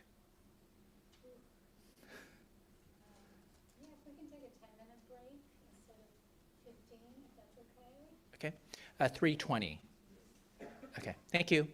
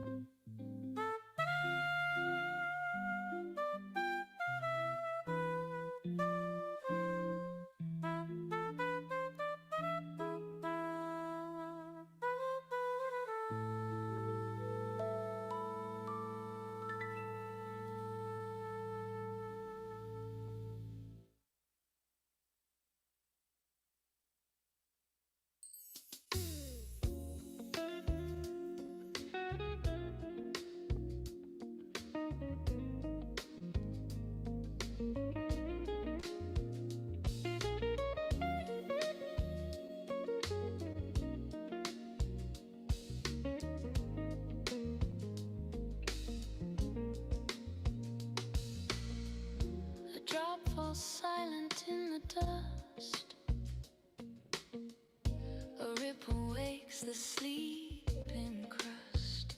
It whispers low, it roars so high.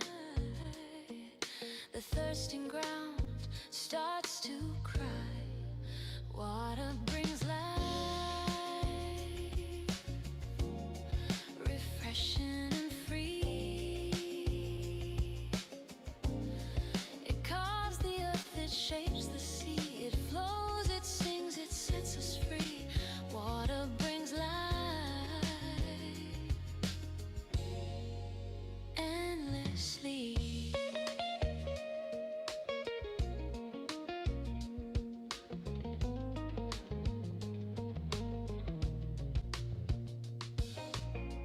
Rivers dance beneath the moon's soft glow.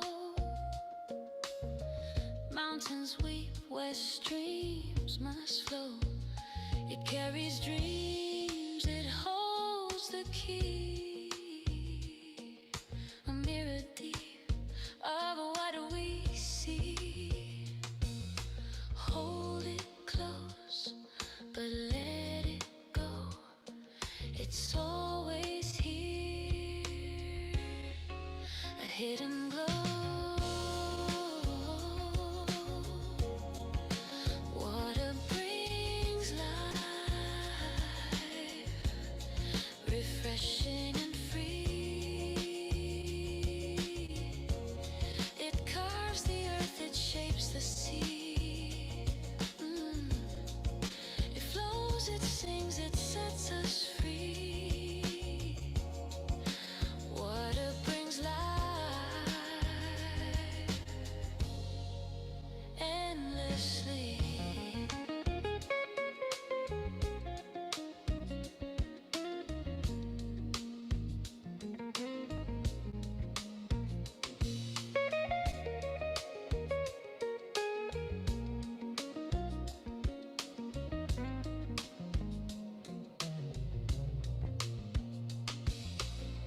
The rain falls hard, the drought takes hold.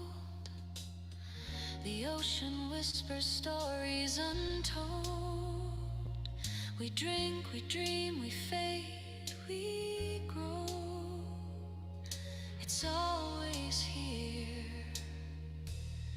It's all we know.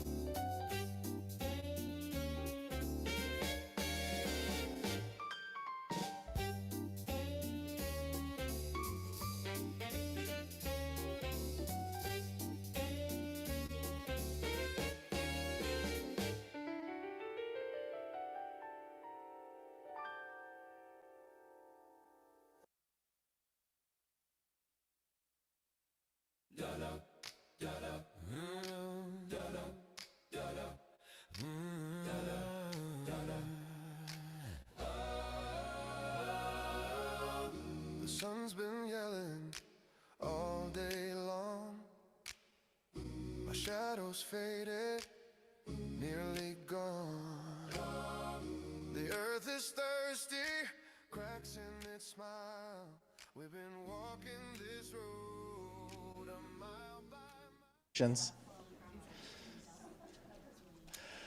For the rest of the meeting, we're going to have a couple of presentations, and I'm going to introduce the presenters. Starting with Joel Metzer.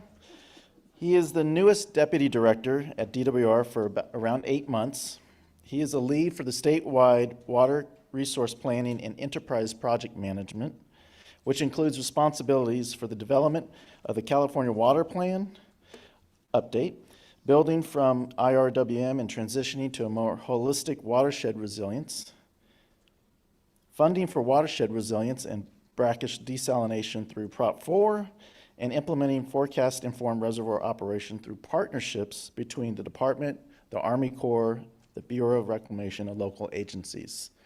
So at this time, I'll turn it over to Joel. Can you hear us? I can hear you, Anthony. Can you hear me? Yeah, you're all good. Thank you. All right. Well, good afternoon, everyone. It's nice to see you. I'm so sorry I can't be with you in person. I had hoped to make it down, and I hope if there's a chance to come back, I can be with you in person next time.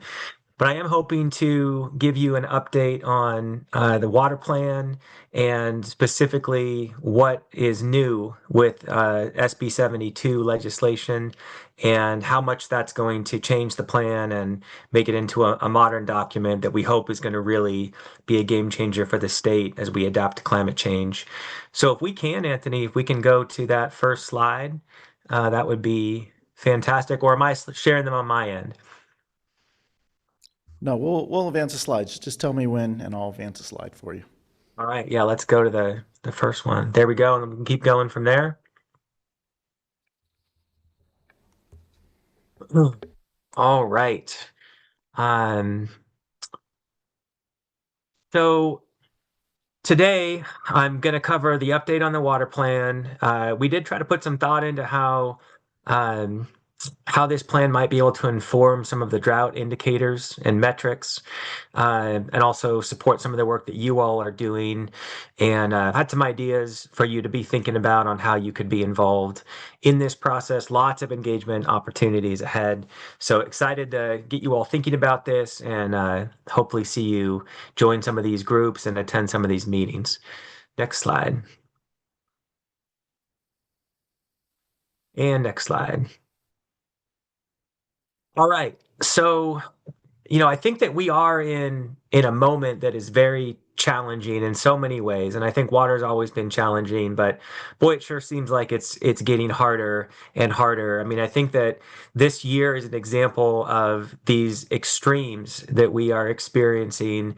We had a near average precipitation this year. We had our rain and our snowfall and even some really big snowstorms, but due to the warm weather and some warm rain after that snow, most of the snow has melted off much earlier than normal, even in an average water year. So we are seeing, almost no snow in our normal measurement spot, April 1st, which normally is the peak of snowpack. So I think this is a great example of these extremes that not only our models show are coming, but we're already experiencing right now. And so I think that, as we look ahead on our main goal, which is water supply reliability for the state, in the face of these climate extremes, I think that one of the big challenges that we are looking at is, we've invested billions of dollars into infrastructure to take water from where it is, mainly in the north part of the state, and then get it to where the population centers are and where the agricultural centers are. So in the Central Valley, namely the Southern Valley, in the San Joaquin Valley and the Tulare Basin, and then pumping that water over the mountains, to the Tehachapi's, over into the LA Basin, and in the environment all the way to San Diego. We've invested so much money in that, and now a big component of what makes that work, at least with the northern system, is no longer something that we can rely on, and that's the snowpack. The snowpack, on average in California, historically has been about 15 million acre feet of snowpack per year. And what's great about the snowpack is it is our largest reservoir, natural reservoir, and it can slowly melt and refill our rim dams over the spring and summer and even into the fall. And that allows us to then distribute that water for the environment, to farms and to cities, and to the Delta, where we can pump some of that water south for both the state contractors and Central Valley Project contractors. And so when that snowpack is no longer reliable, and we don't see that 15 million on average, but we're starting to see less and less, or it shows up at a different time like this year and it melts off earlier, our system simply is not going to be able to function in the way it was designed. And so I think one of our biggest challenges, and something we'll be thinking about in the coming months and years, is how can we build in that reliability on water supply that we need with a snowpack that is no longer reliable. And that's a huge challenge, and we're going to need a lot of help to think through that. But what we do want to do is find a way through a bunch of different tools to get there. And then in addition to the climate extremes, we also have so many other challenges. We have shifting demand. Our ecosystems in many cases are struggling, and they need more help. They need to be managed in a better way. And then we have aging infrastructure. And as a general manager of a water district just 8 months ago, and in that industry for about 10 years and doing that work locally, boy, do I know the need for infrastructure projects, and also understand that generally has a direct impact on the affordability of your water for your customer. And that's a tension point that we also will be working through with the advisory committee and others in the coming months and years. Let's go to the next slide. All right, so knowing that we're already living these extremes and experiencing them, there was some legislation that was put forward. And actually, initially, this legislation by Senator Ana Caballero, who has a district in the San Joaquin Valley, she actually put it forward a couple years ago as Senate Bill 366. And that bill did get a lot of support. In fact, it passed the Assembly and the Senate unanimously and got to the governor's desk a couple years ago. It was vetoed at that time, and that was due to cost, was the reason given. So then Senator Caballero brought this back last year in 2025 as Senate Bill 72. And this bill really is focused on modernizing the California Water Plan, which is a DWR document that we put out every 5 years. And we have put this document out going all the way back to 1957 as Bulletin 3. That was our very first publication, and we've been publishing it about every 5 years since. And so this legislation by Senator Caballero had widespread support from all sectors across the state, was sponsored by CMUA and others. And last year, it again unanimously passed the Assembly and the Senate, and it came back to Governor Newsom's desk. And this time, the governor signed it on October 1st, 2025. And we are now in the process of implementing this legislation. Next slide. So just looking at that, I call it a NASCAR letter with all of those logos, you can just see how many folks got behind this legislation. More than 200 folks signed on. You can see those 3 co-sponsors. And, water is just such a, in many cases, controversial thing. To see unanimous support from the Assembly and Senate and from so many folks, really pretty incredible. I think it just shows the need for this new planning approach for the state. Next slide.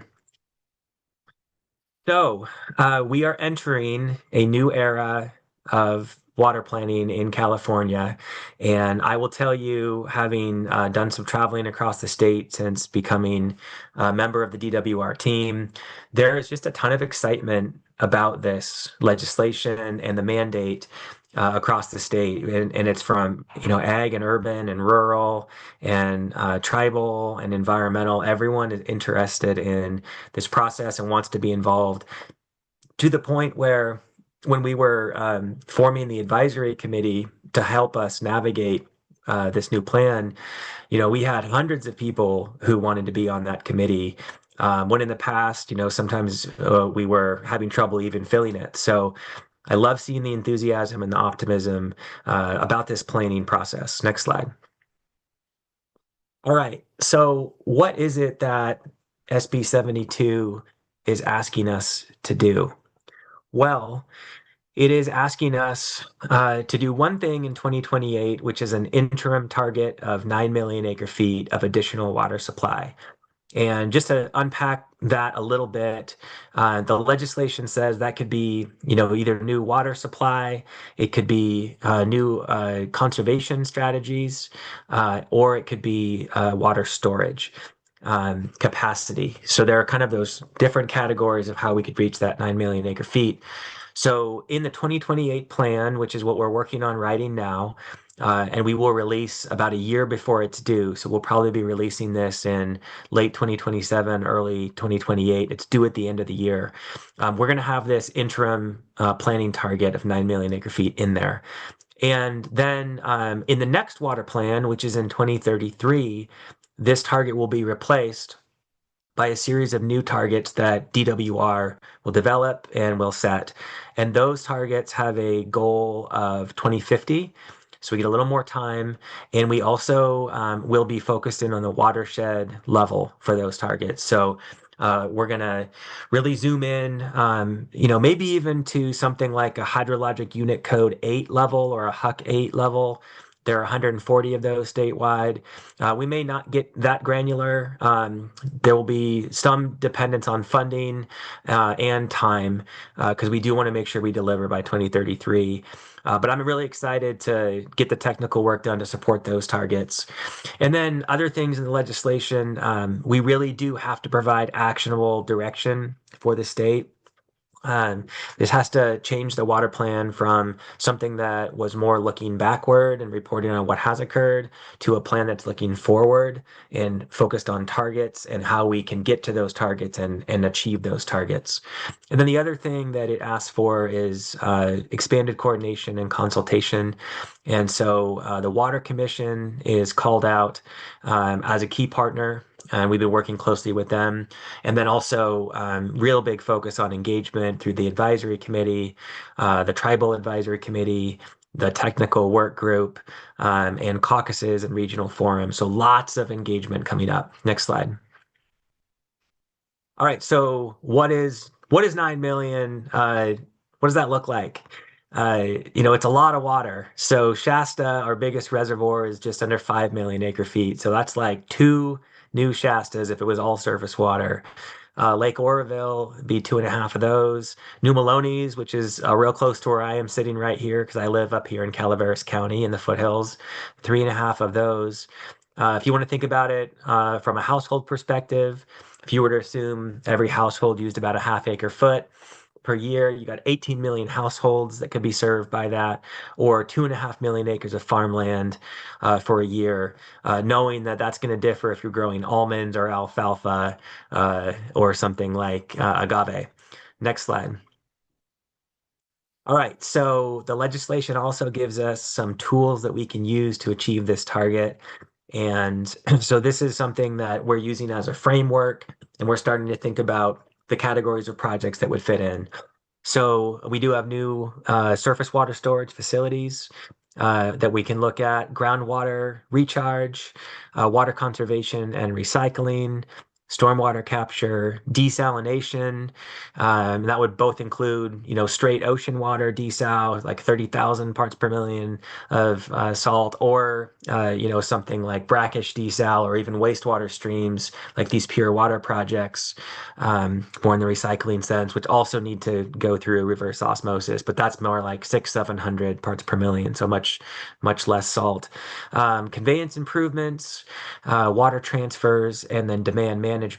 And when we talk about demand management, what I would encourage you to think about is what's happening as SGMA is being implemented across the state over groundwater basins. And so this is once an aquifer is brought into sustainability, and that target is 2040 for most basins, there may need to be some land that just cannot be supported sustainably with a mix of surface water and groundwater. And so some of that land may have to be repurposed in some way. And, I think we're seeing things like that happen in places like Westlands Water District, where substantial portions of that land is being converted to solar and other purposes. So these are some of the tools that we have, or the main tools, I should say, that we'll be looking at and evaluating. But we're not limited to these. We also can look beyond these categories. And, I think another one that we're looking at, one of many other ones that we're looking at, is things like forest health management in the Sierra Nevadas and other mountain ranges, and what that can do, not only for water supply, water quality and quantity when you thin the forest, but also for community protection and wildfire protection, and also just the general air quality and forest health and ecosystem health. So we'll be looking creatively at all kinds of different strategies that could lead to additional water supply. Next slide. All right, so what are we exploring? Next slide. So the public engagement is a huge part of what we're doing, and it's something that I personally feel passionate about and my team feels passionate about. And that is that we're never going to be successful with this kind of a goal unless we can make sure that we have a lot of buy-in from folks across the state. And so the framework that we've developed right now, DWR is at the center there, and everything's going to be coming back to us, but we have lots of public opportunities to get involved. So we are forming, and we actually have formed, a state agency team. That is a meeting that we will have probably quarterly with our state partner agencies like the Water Board, Department of Conservation, and many, many others. And we'll be keeping them up to speed on our plans, our approaches for this new water plan, and getting their feedback and their partnership, and leveraging things that they've done that could be woven into the plan. So that first meeting is coming up soon. We also have that really strong partnership with the California Water Commission. They're in the legislation specifically, and we are advising with, they are advising us and consulting with us on even things like the formation of the advisory committee and also the development of the plan. And so we will be updating them at their public meetings on a regular basis. You can see us there. You can make public comment at those meetings about our efforts. And we also hope the Water Commission will be a strong partner in even evaluating some strategies and getting the public involved in that. And then also there you can see the regional public workshops. We're going to call those regional forums, and that will be DWR staff going out across the state and holding public meetings in everyone's backyard. Hopefully, we're going to try to really go to where people are and not have them have to come to us. And so you'll see meetings popping up even this year across the state. And the first ones will really be about framing up the new legislation, the new plan, the goals for it, how we are planning to, what our approach is and our work plan, and then getting feedback early and often from these regions. And then also a big part of our approach is some really detailed models that will cover the whole state. They don't yet, called the WHEAT model, where we can run things like future scenarios, which shows climate change impacts, and eventually get to, I think, what the big deliverable is, which is adaptation strategies that water managers can use. But we'll be kind of working our way through that modeling effort, and the regional forums will be a great way to get all those folks involved when their region is being looked at carefully. And then I want to take you over to the advisory committee. That is a really important group. There are 38 members right now, 2 ex officio. One is Eric Ekdahl with the State Water Board. He's ex officio, and also Fern Steiner, the chair of the Water Commission. And then the other 36 are representatives of different perspectives all across the state. The legislation actually named a bunch of different perspectives that have to be covered. But there are others as well who are bringing some really good ideas to the table and really cover the whole geography of the state as well. And so the first advisory committee meeting is actually coming up on the 13th and 14th of May. And that will be at the Doubletree in Sacramento over by Arden. And that's a public meeting. It is an in-person meeting, so those folks are going to be there in person, and you're welcome to attend that and kind of sit around the outside and listen to that conversation. And then supporting the advisory committee, we will have some topic-based caucuses. Pretty sure we're going to have a groundwater caucus that we form pretty soon. Anacita with DWR is leading the tribal advisory committee. They've met once already. They're going to meet again coming up in early May. And then we have a technical work group that is a pretty big group of technical experts who are really going to be helping us think through our models and our approaches and making sure we're using kind of the best of everything as we bring this together. So this is a robust engagement structure, and you can go to californiawaterplan.com. That's a brand new website that we've launched, and all the info on how to engage is on there. Next slide. All right, so just a little touch on the state agency team. You can see some of those logos on the left. I think we now have more than 20 state agencies who have committed to be part of these meetings. And what's exciting is, as me and my team have briefed these agencies on this effort, we have interest from the director level, or at least executive, in almost every case. And so it's really exciting that we're going to be able to have that conversation both at executive level and program level. Next slide. All right, so how can all of you engage? So definitely encourage you to attend the first advisory committee meeting in Sacramento. I think there's going to be a lot of just foundational framing and alignment and understanding at that meeting. We'll really kind of show the plan and how the AC is going to be involved. And then also once those regional forums get scheduled, I'm sure there'll be some in your area. I hope that you can attend those. If we form caucuses, we'd love to have you join those as well. Go to the Water Commission, connect in with the technical work group, and then definitely go to californiawaterplan.com. We're going to keep that very updated. And then we do have on the DWR main site, you can also get to it from California Water Plan. You can sign up for updates that are just specific to this 2028 water plan. So we wouldn't send you anything more than that, but just ways to engage with the water plan. To encourage you to go sign up for that if you're interested. Next slide. All right, so how are we moving forward from here? Next slide. All right, so the early approach on the delivery of this new plan is really going to be starting with data, improving the data that we have and our understanding of how water is used across the state and the supplies and how those are shifting, and building new tools to get data faster and also make data more available to water managers in a way that makes sense to them. And one thing that I'm excited about is really taking some time to meet with water managers across the state and also other folks who use data like PPIC and universities, and then internal folks who use data like the State Water Project and the Water Use Efficiency Branch and Sustainable Groundwater and others, and just really, bring the best minds together and think about how can we improve the data that we have.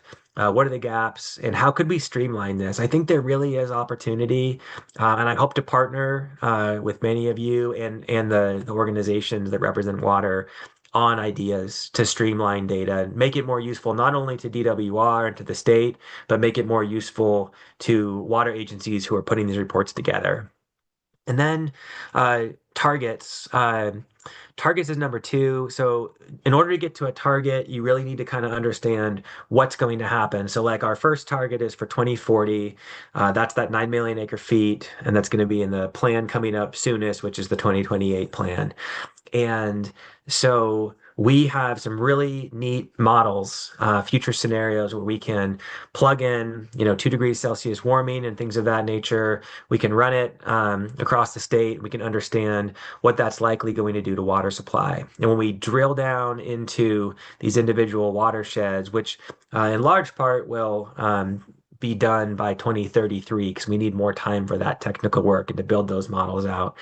We're going to have an understanding of what the gap is between water supply and water demand across the state at a pretty granular level.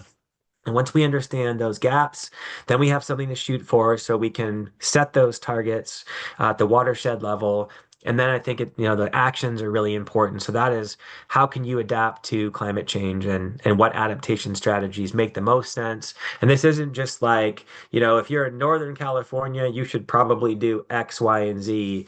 These are going to be much more tailored to smaller areas and to watersheds. And I think, as we know, one size fits all doesn't work well in California in many things. And I think that these adaptation strategies hold true to that. We really do need to understand each region and each watershed, and we need to provide strategies and projects and evaluate those projects, and then help support locals as they can make their decisions on what makes the most sense for them to achieve resilience and water supply reliability for their community.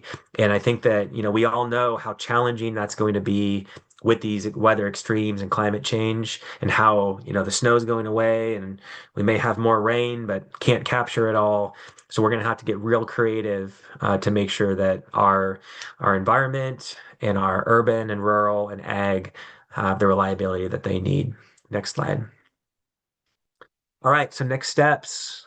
Technical work is getting going already. May 4th, Tribal AC's meeting. April 30th is the state agency team. The 13th and 14th is the advisory committee. And then probably form at least one caucus coming up in June. And that technical work group will really get going in July. So lots of meetings coming up in the next couple of months. And again, all that's going to be on CaliforniaWaterPlan.com. We'll be at Aqua May 5th through 7th. And Director Namath has a panel on this topic on Thursday morning, I believe. So you can hear more from her then. Next slide. All right, so just a couple ideas to throw out there. I'm happy to talk about these more in Q&A or catch up with you in person later. But, understanding drought indicators, triggers for action, how can this plan capture domestic well and system vulnerability, really thinking about all these different folks across the state who are going to be facing challenges more and more. And then how would we implement some of these things beyond the planning phase?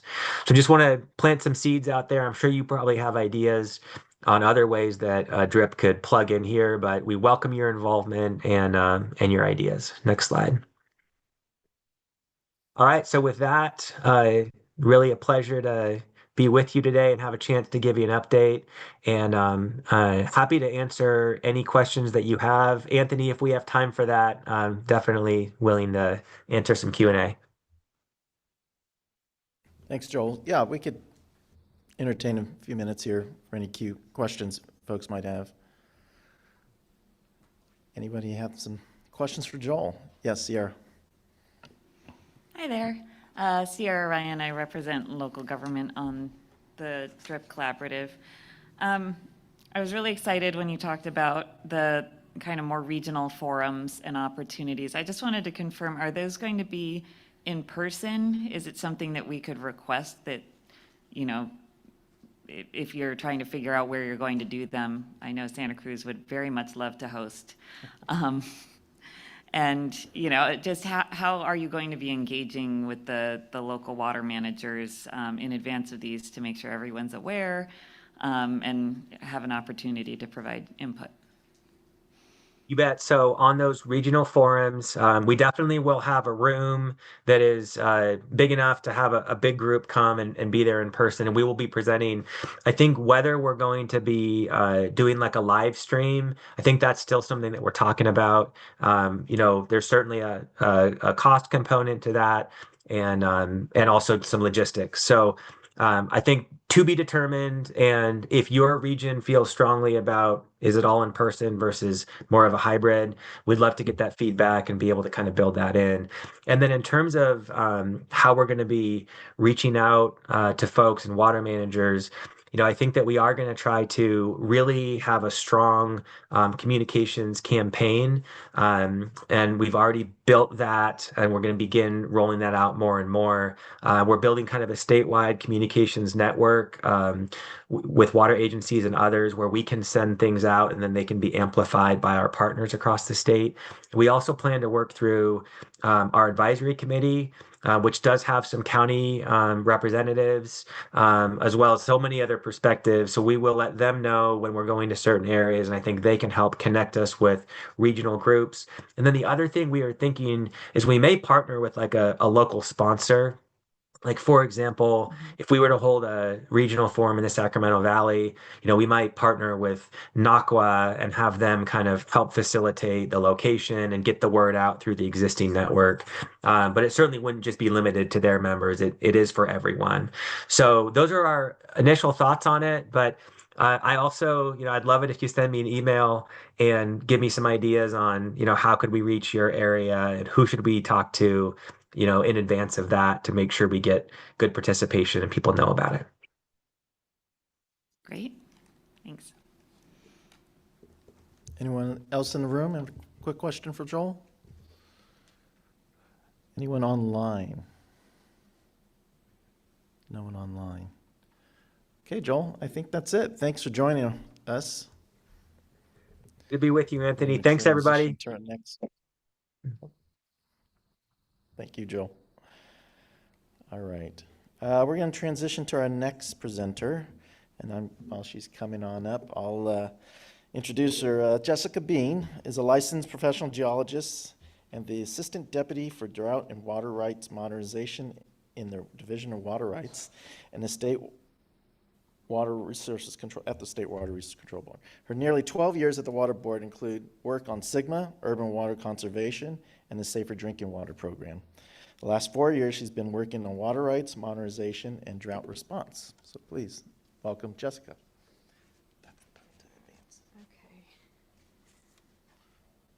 How's everyone doing today? Are you ready for the exciting world of water rights on this Friday afternoon when you've been here Always. all day? All right, well, I'm going to try and keep it somewhat interesting. I think it's really interesting. But I recognize that we have a variety of folks here. Some of you are probably familiar with this, and it's going to be a refresher, and some people are going to have no idea about any of it, which is fantastic. So feel free to ask questions. If you are dying to do it in the middle of the presentation, I'm completely okay with that. Just give me a wave and I'll stop and talk about it. I'd like to say that I'll make an effort to stop at the right moment to see if there are questions, but I just may forget. So feel free to jump in, or we can wait till the end. But just to go ahead and dive right in, sorry, there's so many screens, I'm not entirely sure where to look. Okay. Okay, so just really going back to basics for water rights, because I understand that there's been lots of discussions in the past and questions about different things, but maybe not a full understanding about what California water rights mean and how that plays into the decisions you're making. So just really basic, a water right is the legal permission to divert a reasonable amount of water and apply it to a beneficial use. And so what you have here is a list of some of those beneficial uses. There are more, and I apologize, your presentations may have been printed before I made some minor adjustments to my PowerPoint, so they may not line exactly, and I apologize. But they include things like domestic water use, municipal uses, agriculture, industrial uses. You have recreation, fish and wildlife, a lot of different uses. But the basics are just in California, if you're going to take and use water, you need to have a water right. However, California water rights law is very complicated.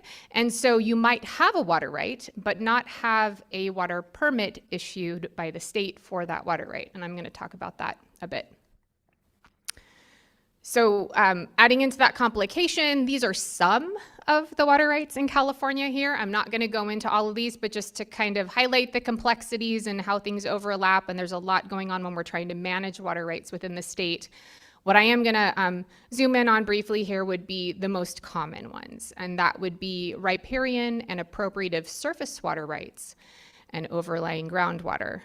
And while the State Water Board has a role in overlying groundwater with the Sustainable Groundwater Management Act, I'm not going to talk about that because most of our permitting authorities and the work that we do for water rights is really for surface water rights. And so I'm going to talk to you a bit about riparian and appropriative rights today.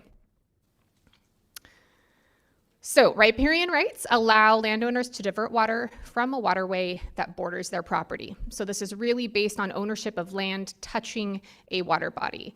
And what that means is that anyone who has land on a waterway that touches that water body has the right to divert some of its natural flow. So that is the water naturally flowing. We're not talking about stored water that's being released, but they can take some of that water and they can only use it on riparian land within the watershed. Riparian rights do not allow storage, so they can't take it now for use later. And generally, riparian rights are not quantified, which makes sense because if they're using natural flow, that's going to vary from year to year. And so they're oftentimes not quantified, but there are some adjudications throughout the state where that has happened.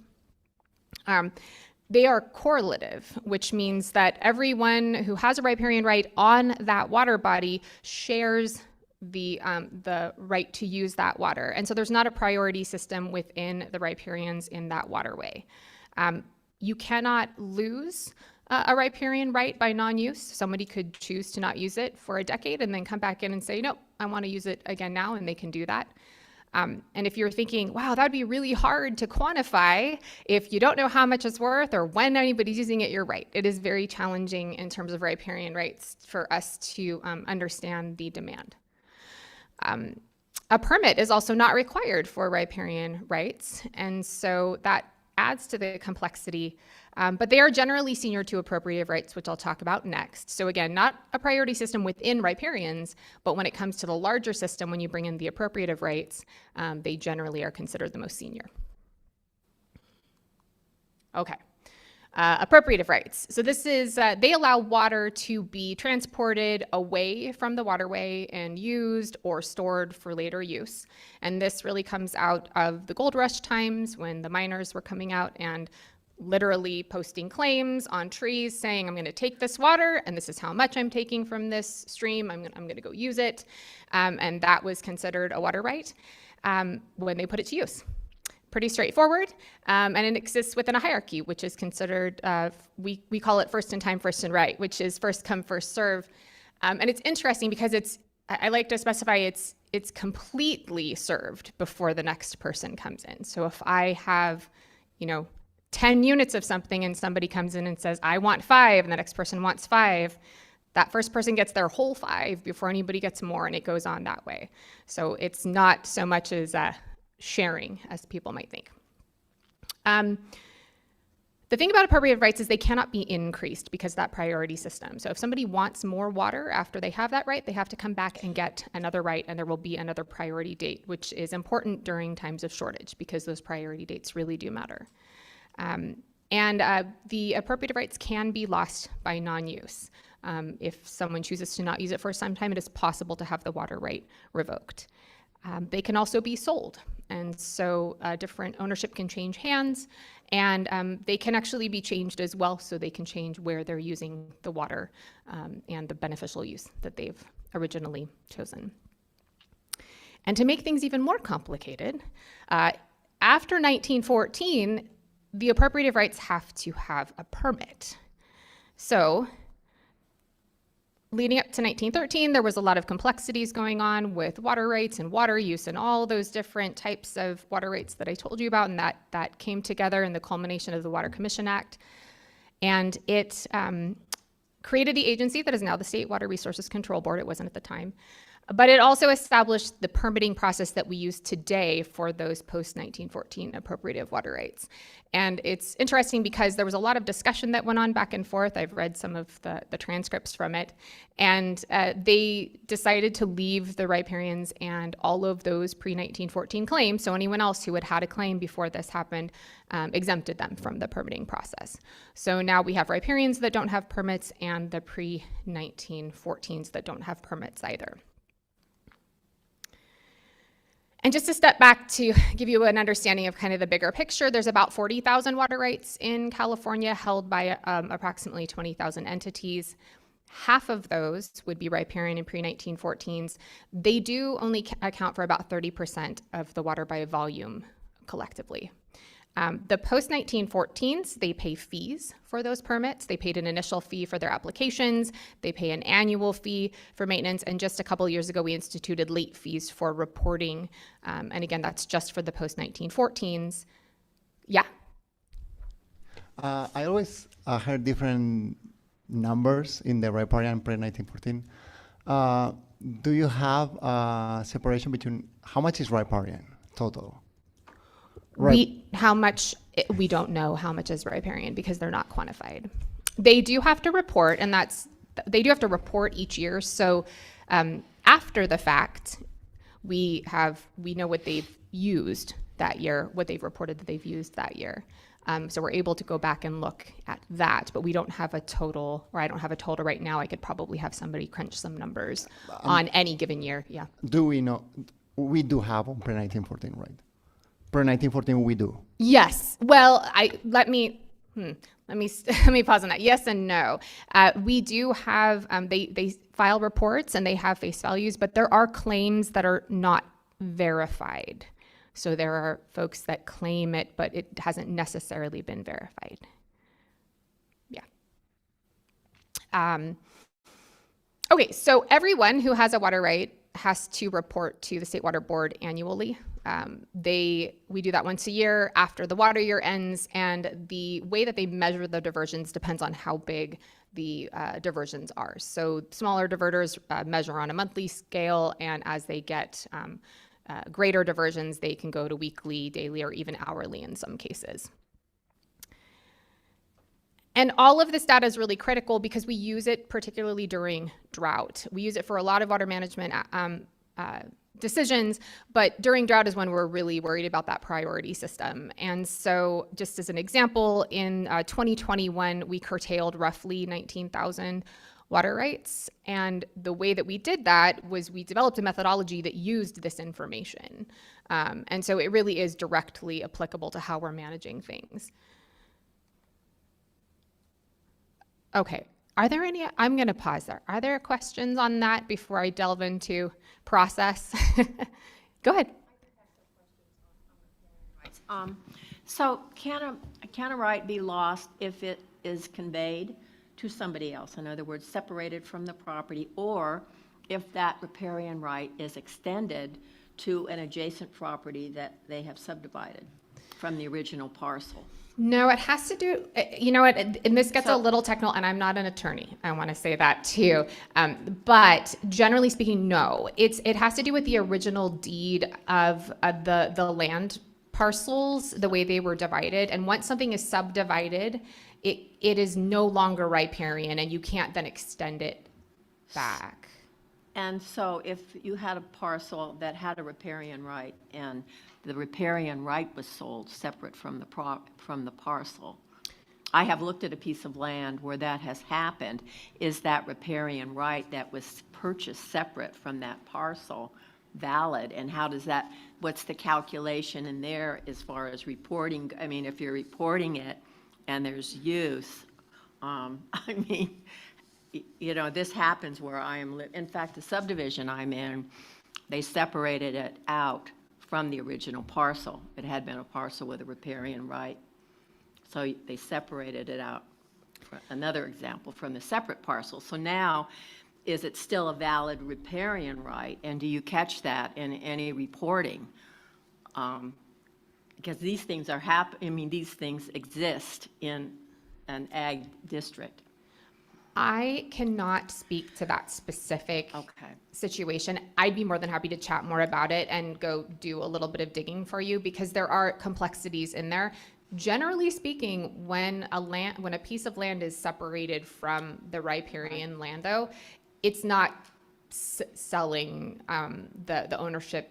Usually it transfers with the land. So the sale of the land is what institutes that. That being said, I don't want to say that there isn't unique situations. And there's also a lot of things going on that aren't technically legal that people do and they've been doing for a long time. So that's not caught in the reporting process. So if you have to report the usage of it, you don't catch that detachment from the land, the riparian right. Generally not, because the riparians don't have to submit permits. And so they are supposed to so you report to us. Okay. But if that happens and we're not aware of it, we're not going to know. Somebody could file a complaint and our enforcement team could go in So and you look don't have into the it. original deeds or anything that show that riparian right? mm-mm. Oh, okay. All right, No. thank you. Yeah. Not to Anything interrupt. else before I move into? Hey, hi everyone. Joaquin here. First, thank you, Jessica. This is great. And not to we're going to be here forever because water rights is very complicated. And I'm not an attorney either. I just play one sometimes on TV. But I just did want to follow back on Alvar, your question and just even the conversation we just had. There is no other Western state that has riparian water rights. California is the only that has, state that has both appropriative and riparian just for this reason. And I think what it reminds us of is the fact that, our law is actually inherited from, English common law, and for very wetter and different sort of conditions. And so it does make things very complicated. And ultimately, why we don't know the total number of riparian rights is because, as Jessica said, it's correlative. So, it really just depends. And it can come on at any time as well. So it is very kind of challenging there. And then when it comes at least to adjudicated rights as well, in 1914 rights, and to Jessica's point, sometimes we don't, they're just claims basically. Other Western states have done a lot of work to adjudicate all those rights because to adjudicate them helps to ensure everyone proves those up and that you have kind of more faith in the system. That's something we have done in small cases, but have certainly kind of left off and is part of the work that we, honestly commonly need to do. So just wanted to make those points. Thank you. Sorry I couldn't be in the room still with you all. Jessica, thank you. And Jessica, I know there's a lot of information still to go through. Yeah. So I'd like to suggest for everyone, just to make sure that we get through everything and get out of here in time, that everybody just write your questions down and maybe go through your presentation, and then we'll take questions as time allows, because there's a lot of really good stuff to still hear from you. Absolutely. That sounds good. Okay. All right. So as I've laid out for you, really the State Water Board's role in terms of a lot of the water rights work that we do has to do with these post-1914 appropriative rights. And there's a lot of questions that come up about permitting. I know there's lots of interest in groundwater recharge, which I'm going to talk about the permitting on that in here as well so that you can understand. But just laying, again, the groundwork for what the permitting process looks like, we divide things down into permits and registrations. And in terms of registrations, these are something I'm not going to go into detail today, but just to let you know they are there. They're really for the really small users. So you can see we have small domestic, small irrigation, and the livestock stock ponds. And so we have a shorter process that we use when we're looking at those smaller ones. There's reduced fees for those kinds of things.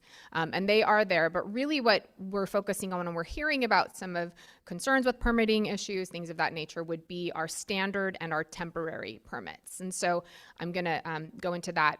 And I do also want to note that I'm going to use the term permit, I may use the term water right, and I may use the term license. And I apologize, they're kind of interchangeable for the sake of this discussion, but they do have meanings, because a permit, when it goes through its process, eventually becomes a license. But you'll hear that sometimes if you're ever hearing people talk about their water right license or their permit. A lot of times it has to do with where they are in the process.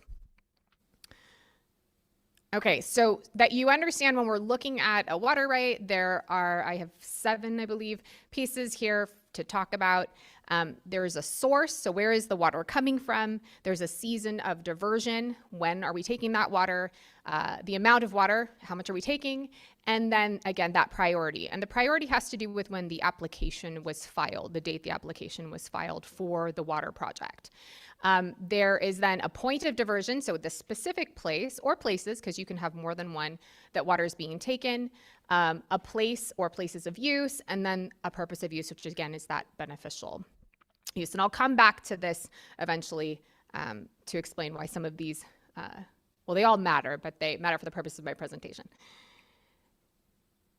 Okay, so when we're looking at standard permits, someone's going to apply for a standard permit when they want to authorize the long-term diversion of water and they want a priority date. And that's really important because we do have one-off projects or some of the recharge projects you've been hearing about. You may hear about temporary permits, and I'll talk about that in a moment.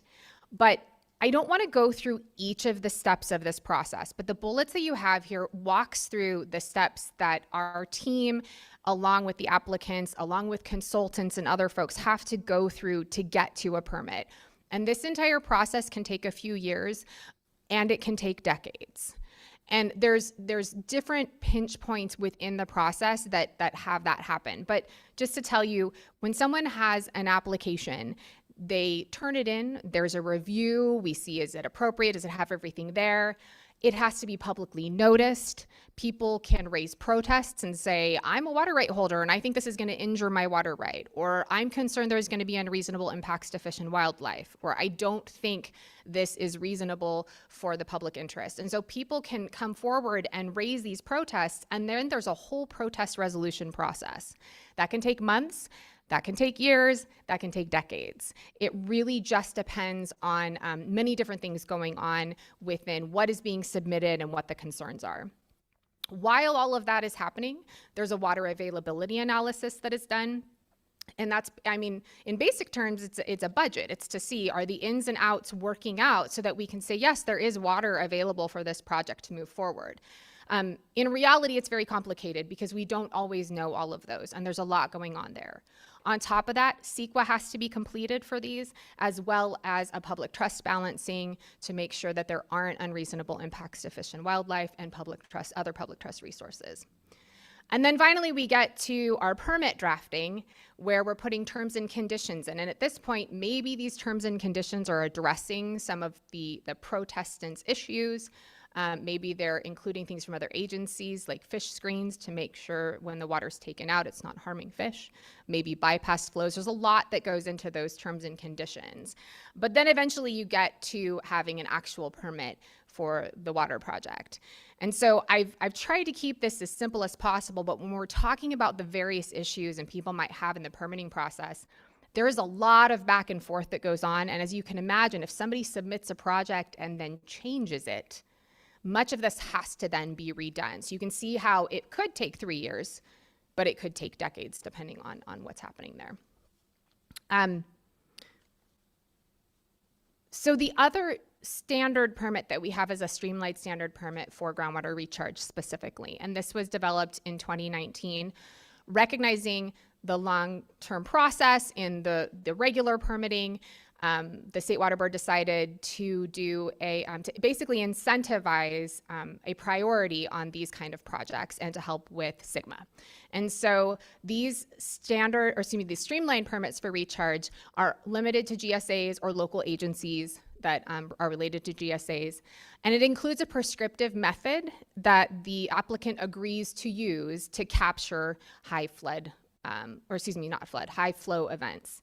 And the method has been designed, I'm not going to get into the specifics, but the method's been designed to protect ecosystems, to protect in-stream needs, and to protect senior water right holders. And the idea behind that is somebody can come in, there's a lot less uncertainty, we know where it's going, so it can be processed a lot faster. And then along with that, you end up with reduced fees. So there's an incentive for a GSA to go that route to get a recharge project going. What we've been talking about a lot over, the past 2 to 5 years would be our temporary permits. And temporary permits authorize short-term diversions, but they don't have a priority date, and that's really key. So someone can move forward on this, can capture the water, can store it and use it later, but they're not going to have a priority date. So that's going to go away in times of shortage. So why do we have these temporary permits? They're good for one-time projects. Maybe somebody really just needs water one time. Maybe they want to test the viability of a project. What we see and as a big value to this is that someone might be pursuing one of those standard permits that's going to take a long time, and they can have a shorter term temporary permit to cover them in the interim. And so we have 180-day permits, and then we have 5-year permits. 180-day permit has been around for a long time, and there's no restrictions on the type of projects that are there. We have a bunch of them. But back in, I believe, 2015, they made a specialized 180-day permit just for the groundwater recharge projects. And again, that is helping folks with a very specific project and reduced fees to allow them to get moving on maybe the pilot project. So if they want to do a pilot recharge project, it would help with that. We have quite a few of those. And then we have the 5-year project, which came in about 2020. And again, that is specifically for groundwater recharge. And the benefits of that is it allows folks to not have to come back to us year after year if they want to continue doing those recharge projects. It also allows them to collect a lot of information that's going to help with the standard application. So the idea there would be they would file that and file a standard permit at the same time, and they'd be able to kind of use the information they're collecting to help bolster the standard permit as well. But again, not a substitute for a standard right because there is no priority date.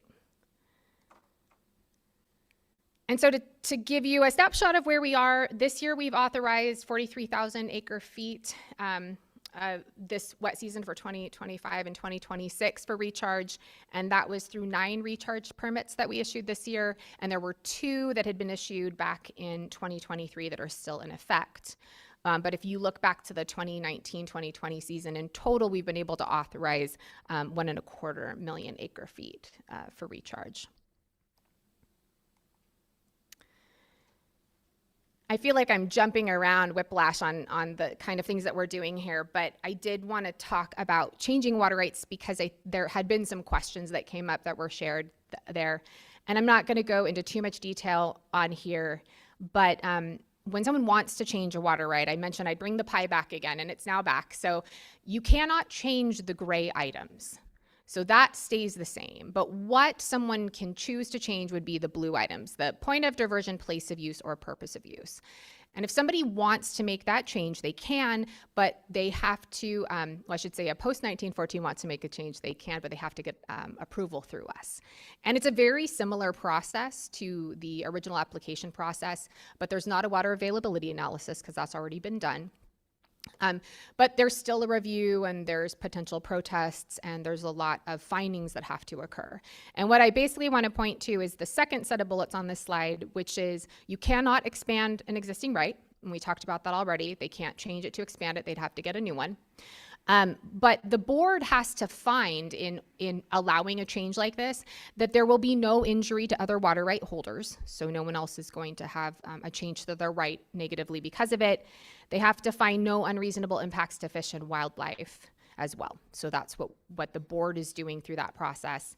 And then I do want to note that those pre-1914s do not have to come through us to do a change. They can just make the change.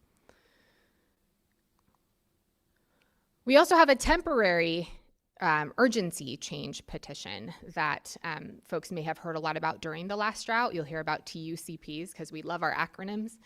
But really, this is looking at making a change for a short period of time. So there has to be an urgent need. It's only going to be allowed for modification for 180 days. However, it can be renewed if it needs to be. And I want to point to that fourth bullet where it said the order can be issued before noticing. So because this is an urgent situation, it's going to go through a similar process as a traditional change where you're going to be able to have objections is what we call them in this case and go through CEQA and whatnot, but it has to happen sooner. So oftentimes the board can order the change to be approved immediately while it's going through the rest of the processes, and then it can go back and modify the order later if it wants to be. This is important in terms of drought because we just see a tremendous amount of these when we go into drought conditions. Why is that?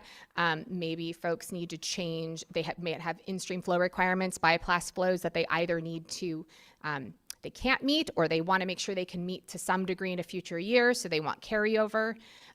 There might need to do an emergency water transfer. All of those fall under this urgency change petition, so that's an option as well. And so I'm coming up near the end here, I promise. So talking about the fact that those TUCPs are needed during drought, we do have our drought curtailments, and I know that there was some interest in how that works. So I'm going to jump around this slide a little bit, but basically the drought curtailments allow us to implement the water rights priority system, and but that can only happen during drought. So we can't just do this in non-drought years. There needs to be drought conditions and generally an emergency order from the governor, and that's tied to that water code citation there, 1058.5. We also have to have a regulation in place, so we can't just do it immediately. We have to go through and put forward a regulation, and we did that during the last drought in the Scott and Shasta River watersheds, Mill and Deer Creek watersheds, Russian River watershed, and then the Bay Delta watershed. So we did do curtailment orders in all of those places. And with that comes a tremendous amount of engagement and enforcement. And I'm showing you this slide not to go through it, but to show you how much engagement we had to do in 2021 and 2022 to get to where we were. It is complicated. It is a very short timeline. It is a ton of work, and the engagement has to happen because people need to understand what's happening, need to know how their rights are being impacted, how the methods are going to be determined, all of those different things. And this is where that water rights data that I'm not going to get into today was a very interesting thing that happened because it wasn't always correct. And so how do you go back and address when there's concerns about the data that you're using? And so there was a lot of discussions about that during this time too. Okay. There was also a lot of water rights enforcement. And I understand that I believe Roberto Cervantes came and talked to you last year and may have touched on water rights enforcement. But we did a lot during the drought because you have to have enforcement to back up those things to make sure people are complying. But our goal for enforcement is not penalizing people. It really is to get compliance with the water rights system. And just so when you're thinking about, you know, what do folks do for water rights and how does that work? We have a bunch of different tools, but generally we have information orders, so we can ask folks for more information if we need to. We also have notices of violation. These are things that we can send out when we think that there's an issue. I'll tell you, we send out hundreds, thousands of these a year, and a lot of things get cleared up at that time. People may not even realize they're out of compliance, and it helps get them into compliance. However, if they don't, we do have the ability to go to cease and desist orders and then administrative civil liabilities, which would be penalties for folks if need be, and we can use those. The time it takes us to do enforcement is all over the place. It really just depends on the situation, and we can't really talk about it until after the case is closed. I'm not privy to that information anyway, but just so you get a sense that it is happening, and this is kind of what we're looking at in terms of that. And I'm leaving you with water right license number 4 that was issued in 1916, because I didn't have a good closing slide for you. But that is what I have today, this fire hose. I'm happy to answer questions now or take them later because I know you're late on a Friday and may have other things. And I didn't see the order, but if you want to battle it out, that'd be great. I can be quick. Thank you. You do a good job presenting this stuff. It's the second time I've seen you do it, so good job. I appreciate it.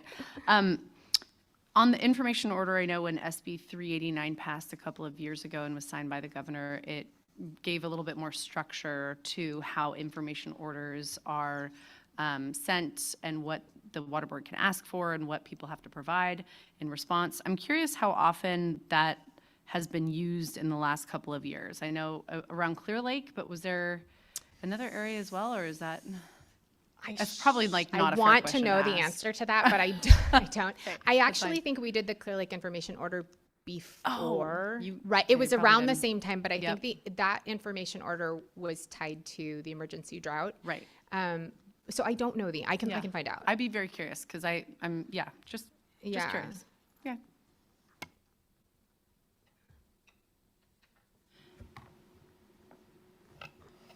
So my question is, in a special water district, can overlying rights of individual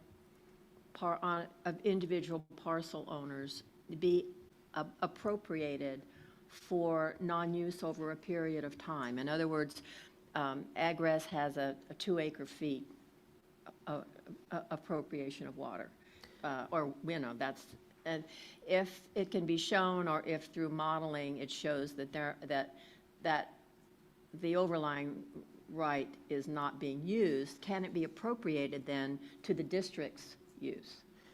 Is this groundwater It's use? groundwater, yeah, groundwater. So, yeah, special district, groundwater. I overlying don't right. know a lot about the legal aspect of Oh, okay. groundwater like that. However, typically we do kind of refer to the overlying groundwater rights to be very similar to riparians. And so I don't think that somebody who owns their parcel would, for non-use, have their overlying right taken away Well, because not taken away, but maybe less water, maybe not as much of an allocation. And in other words, through modeling, it can be shown that you're not using 2 acre-feet or whatever it is, you know, that plan is being modeled over. And so therefore, you're only using like a half, so then the district, can they, I guess, come in after a certain period of time and appropriate that extra amount of water that's not being used?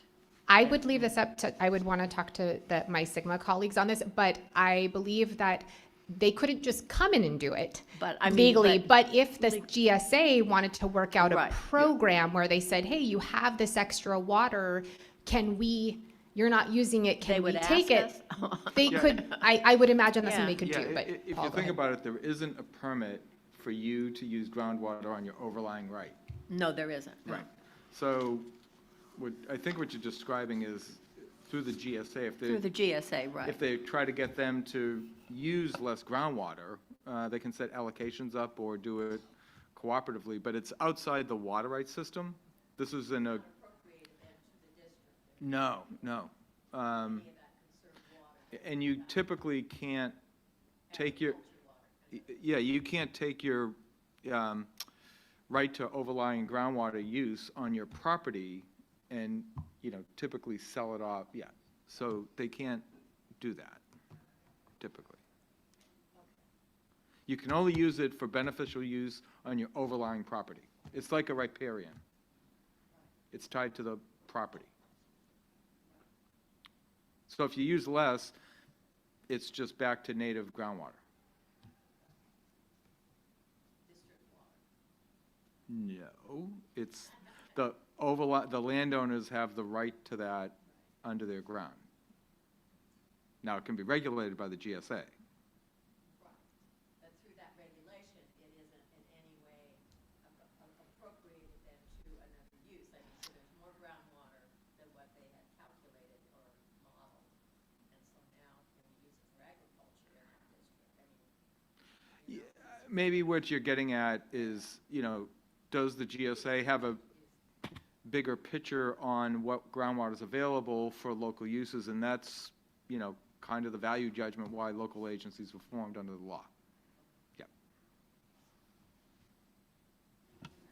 I have a question. It's something that has come up that I've never looked into very much, but I've heard kind of differing accounts of, is what kind of rights, if any, are needed for capturing stormwater that has not yet entered a surface water body? So say you've got a storm drain system within a municipality. Can all that storm drain water that hasn't made it into like a water body be diverted for recharge without additional water rights permitting? Or is that considered, ultimately it's going to go to the water body, so you're kind of pre-appropriating it, in which case it's complicated, so, yeah. It depends on what you want to have happen to the water at the end. So groundwater recharge in and of itself is not a beneficial use, right? It's a means, we see it as a means for storing water. So if someone, if it's a flood situation and there's a desire to, maybe it's causing trouble in the system, let's say, and so you're concerned about infrastructure and you want to divert it to recharge to make sure you're doing that. you can do that without having to get any kind of a permit. If it's incidental recharge and it falls down and it just goes into the ground and it recharges, it can do that too. If your organization wants to say, I diverted that water onto this field and I want to use X amount of it later, then you need a permit to do that, because it's not about, I know it can be really challenging because I said a waterway, but that water will eventually make it to a waterway. So when you have water coming onto your property and leaving, even something like a spring, if it leaves the property, it's now considered something that would need a permit. And so it's the same situation, that will make its way eventually. So I know I have other recharge experts in here too. So if I said that incorrectly, I want them to jump in, but I'm fairly certain that's, that's basically how it is. Now, if a GSA wanted to do some form of crediting system outside of, a permit for someone doing that kind of recharge, I believe they have the ability to do that. But again, that doesn't give them a priority, or from a legal perspective, the ability to use that water later and claim a certain amount. If it's being recharged for, say, the goal of seawater intrusion prevention, just kind of building up that the water levels right along the coast, but nobody's planning to take it out and use it again for any other activity, is that would be that would be your beneficial use, is okay, seawater intrusion. so that is the beneficial Protected, use. right. Okay, so that wouldn't necessarily need, that would need a Yes. No, permit. you Okay. would need because you're Okay. using it to do something. That is the use. Gotcha. Okay, thank you.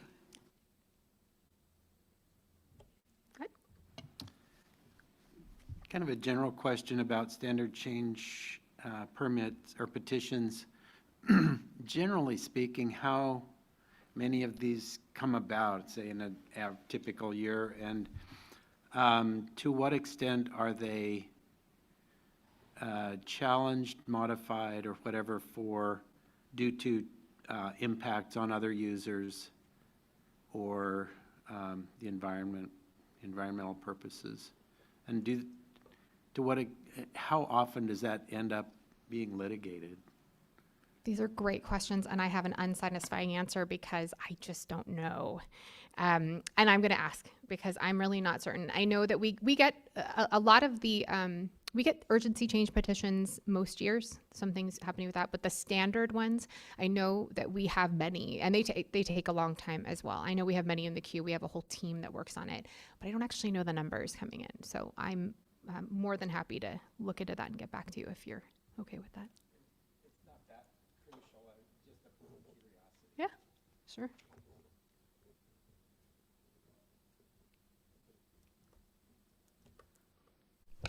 Hi, Red Anderson with Self Help Enterprises. I just had a question. When it comes to adjudication of bodies of water, rivers, streams, what have you, do pre-existing riparian right holders, are they then, is their right transformed into an appropriative right? If, say, I think was it the Fresno River was adjudicated? Would riparian right holders on that body of water then lose their riparian right and it would become a appropriative right? I don't know the specifics of that. There's lots of different kinds of adjudications, and that's the thing about adjudications. They can do things that maybe are outside of the scope, because if people agree to something through a settlement, they can do things that maybe we wouldn't normally do. So it's quite possible that they could say, I'm foregoing this and taking this appropriative right going forward. It's also possible they just might say, no, yes, you're riparian, but you only get this per year, and they may do it by water year type and say, in a year when there's this much flows. There's not many adjudications that are going to do that because they're complicated and they're costly. They're very expensive, and so we just don't see that many of them. So there's a lot of options in an adjudication that folks can do that tend to work outside of the structure that we use. Thank you. Yeah.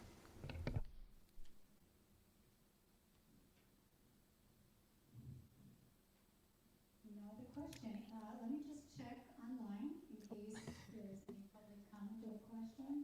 Nothing online. All right. Well, thank you. Okay. Really appreciate the presentation and all the information. It's something that we've been wanting, and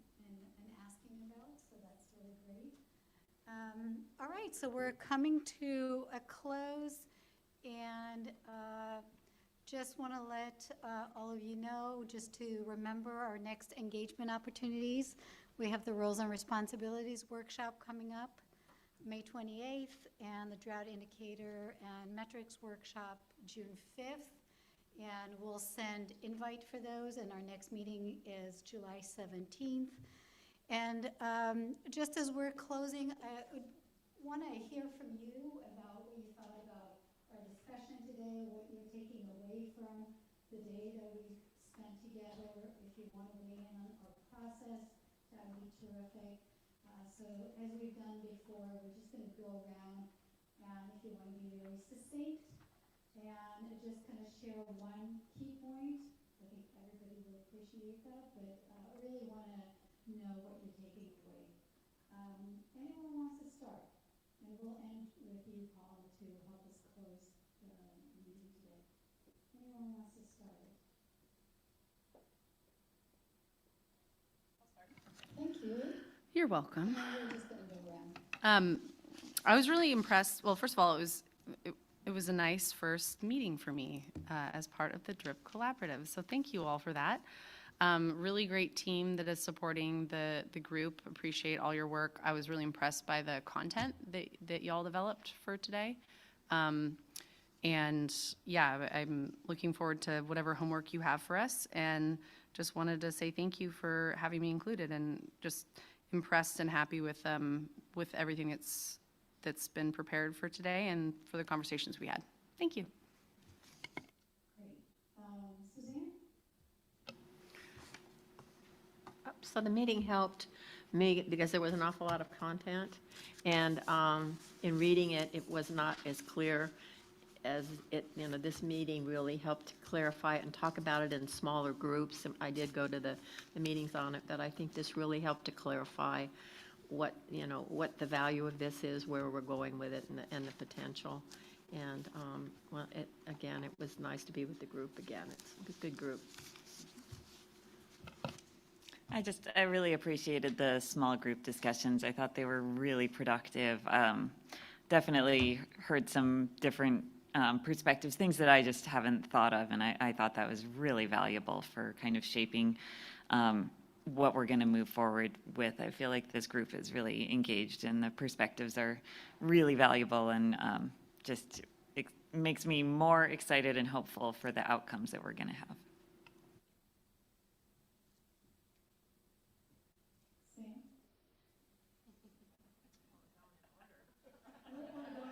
That was popcorn. I mean, I think we talked about this a little bit at the beginning of the day, but I really appreciate the scope of what we're talking about here. It feels meaningful in terms of preparing for drought and bringing together the different roles and backgrounds of the people around this table.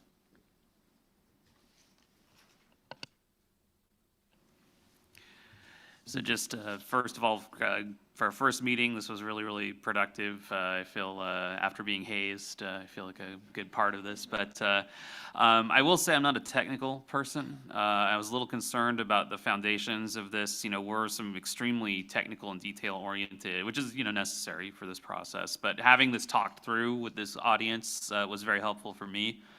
Hearing what folks are thinking about, what the barriers and the concerns are, what people are working on, especially. I'm extra excited for Alvar's dashboard, so I'm really keen on hearing updates on that in further meetings. But really, yeah, I found it to be very productive, and I'm impressed at the number of people that are here for the whole day and actually, meaningfully participating. So a lot of good energy. I'm excited.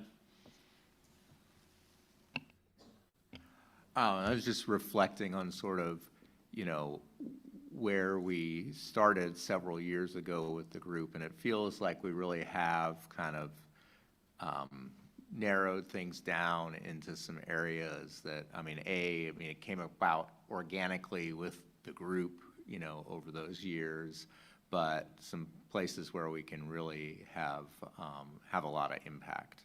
And so that's what I was reflecting on. Yeah, I just want to start by saying thank you to all who put time and effort into organizing this meeting and getting all this information together.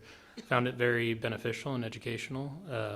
This is my first solo DRIP meeting, so I really do appreciate all of the perspectives and experiences that folks have brought to the table here, and I look forward to many more and learning more in the future. Thank you. Yeah, I want to plus one to express appreciation to everybody involved in putting together this meeting. It was very nicely done. I too really enjoyed the breakout, groups. I think it allowed for more robust conversations. And I think the other thing that really stood out for me, and I think we need to do more of, is just again sort of grounding conversations on who we're here to serve. So having CWC and well owner, represented on the call was again a high point for me. Thank you. Hi, hello everyone. I was saying in one of the breakout conversations that I feel now one of an old DRIP member, because there's so many now new people, and it's cool actually. It's pretty cool to have new people. Anyway, I think it's really useful. Here we have state people, we have people working on the trenches, local people. I think it's always super useful for me to participate in these meetings, and I'll get so many ideas. Also, I really want to thank the people always sitting there because they are super helpful with all the work that we do. And I presented the slides that actually Glenn put together, so thank you.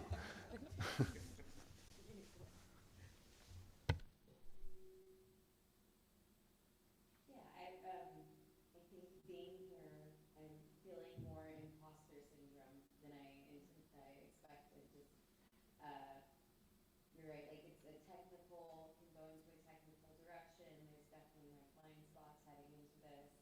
So I'm excited to learn things that I don't know, bring it back to Aqua. And I think that the work that's been done is a cool springboard. And just trying to think through how to make it usable, how to really inform the decision making, make it something that can be functional and really move the needle. So I'm just really excited to be here, and it's been a good day. Yeah, I agree. Having been at some of the previous DRIP collaboratives, we always have some engaging discussions, and we have such a great group of people in the room, and so many different people from different aspects of water. I really appreciate the approach taken, particularly for this meeting, where we're also just even starting with what is drought. Because that's something like we might all perceive drought a little bit differently and also experience drought a little bit differently. And one of the things that I found in my work working with tribes is also understanding, are we defining words in the same way? Are we understanding things and establishing some sort of a baseline of understanding before we start trying to solve the world's problems anyway. So I think that's a really great place to start, and I always appreciate the engaging conversation. Well, this is my first DRIP meeting, and I was very impressed, didn't know what to expect exactly, but felt really good mixture of both discussion and presentations and informing and moving ahead on priorities.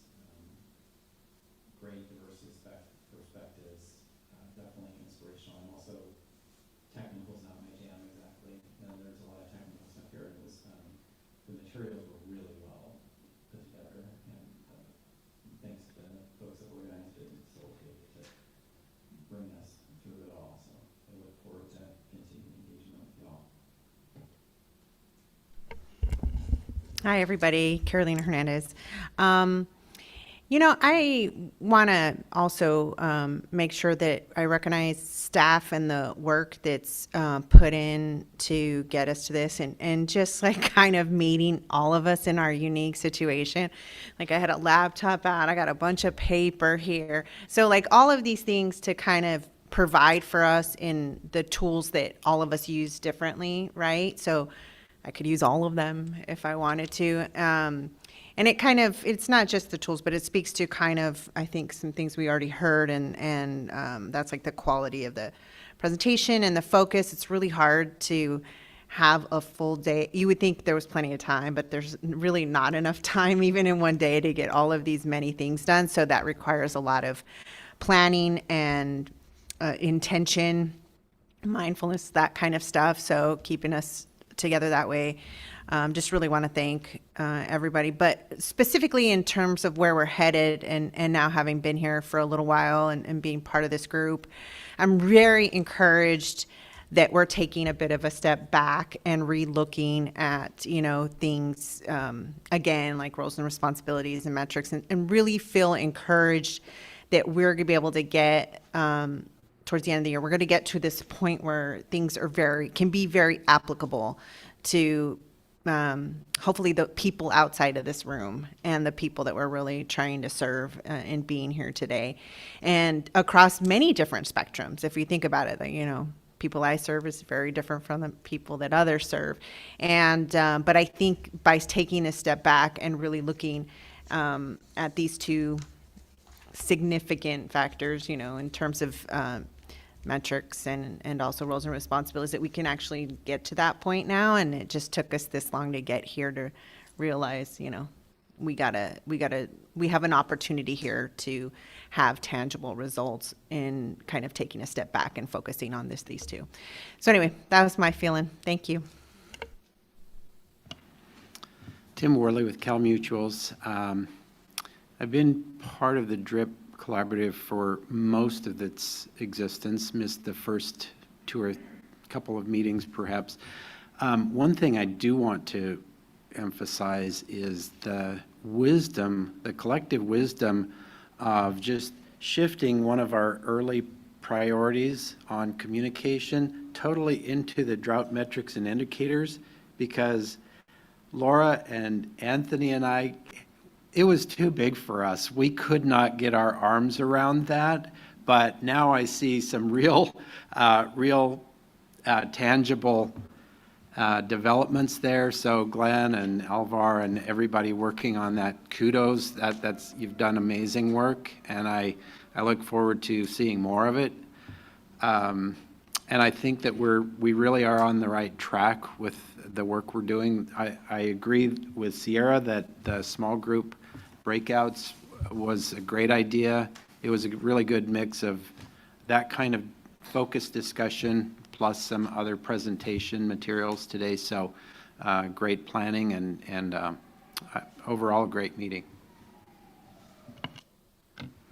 Hi, Virginia Jameson with Department of Food and Ag, trying to figure out what hasn't been said. But I guess I would only add, in addition to what everyone else said, thank you again, DWR staff and consultants. And I'm really appreciating the creation of this kind of compendium of programmatic resources that I hope we can continue to fill out and distribute. It's definitely going to be helpful for me to have that list.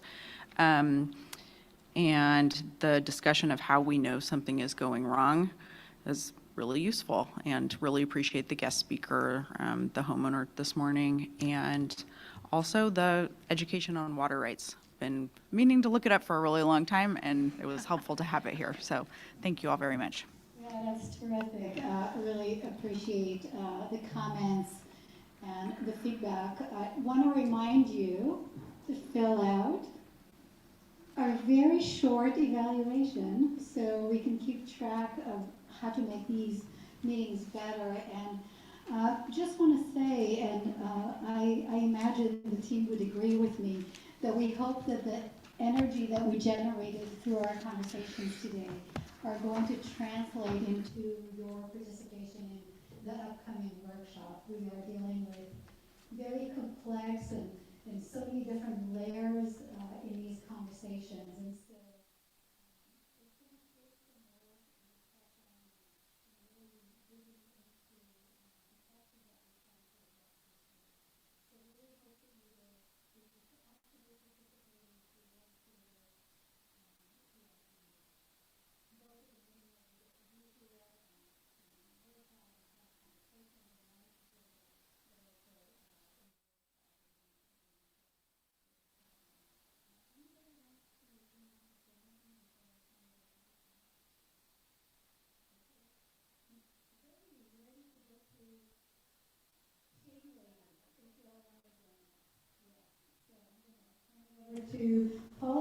our meeting. Thanks. I echo everything everyone says. Want to thank the Water Justice team and Lord Glenn media support for a great day. And I think days that are really good, I leave where I learned a whole lot of stuff, and I also walk away with a lot of things I didn't know I didn't know, which was today. So today was really good on those two fronts. And two, when we started going down for these two topics, which were very complicated, very important, I was kind of like, I don't know if we're going to get it done by a whole year, because it's kind of a daunting thing. But from the workshops, breakout sessions, everything, I'm just really excited and jazzed for where we're going. And I do encourage you all to continue this energy and show up at the workshops coming up. And I want to thank you all for a great long day. So thank you very much. Thank you.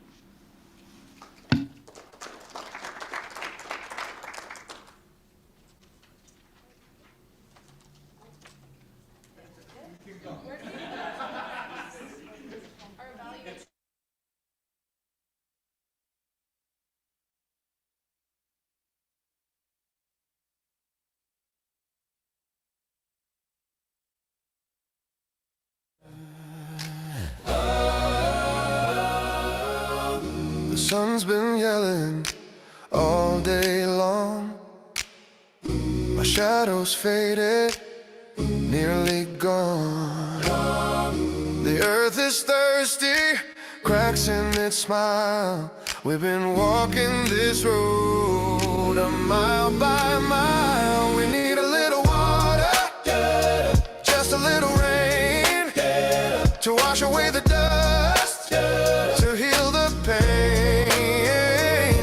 A drop, a splash, a river, a stream. We need a little water to dream. We need a little water to dream.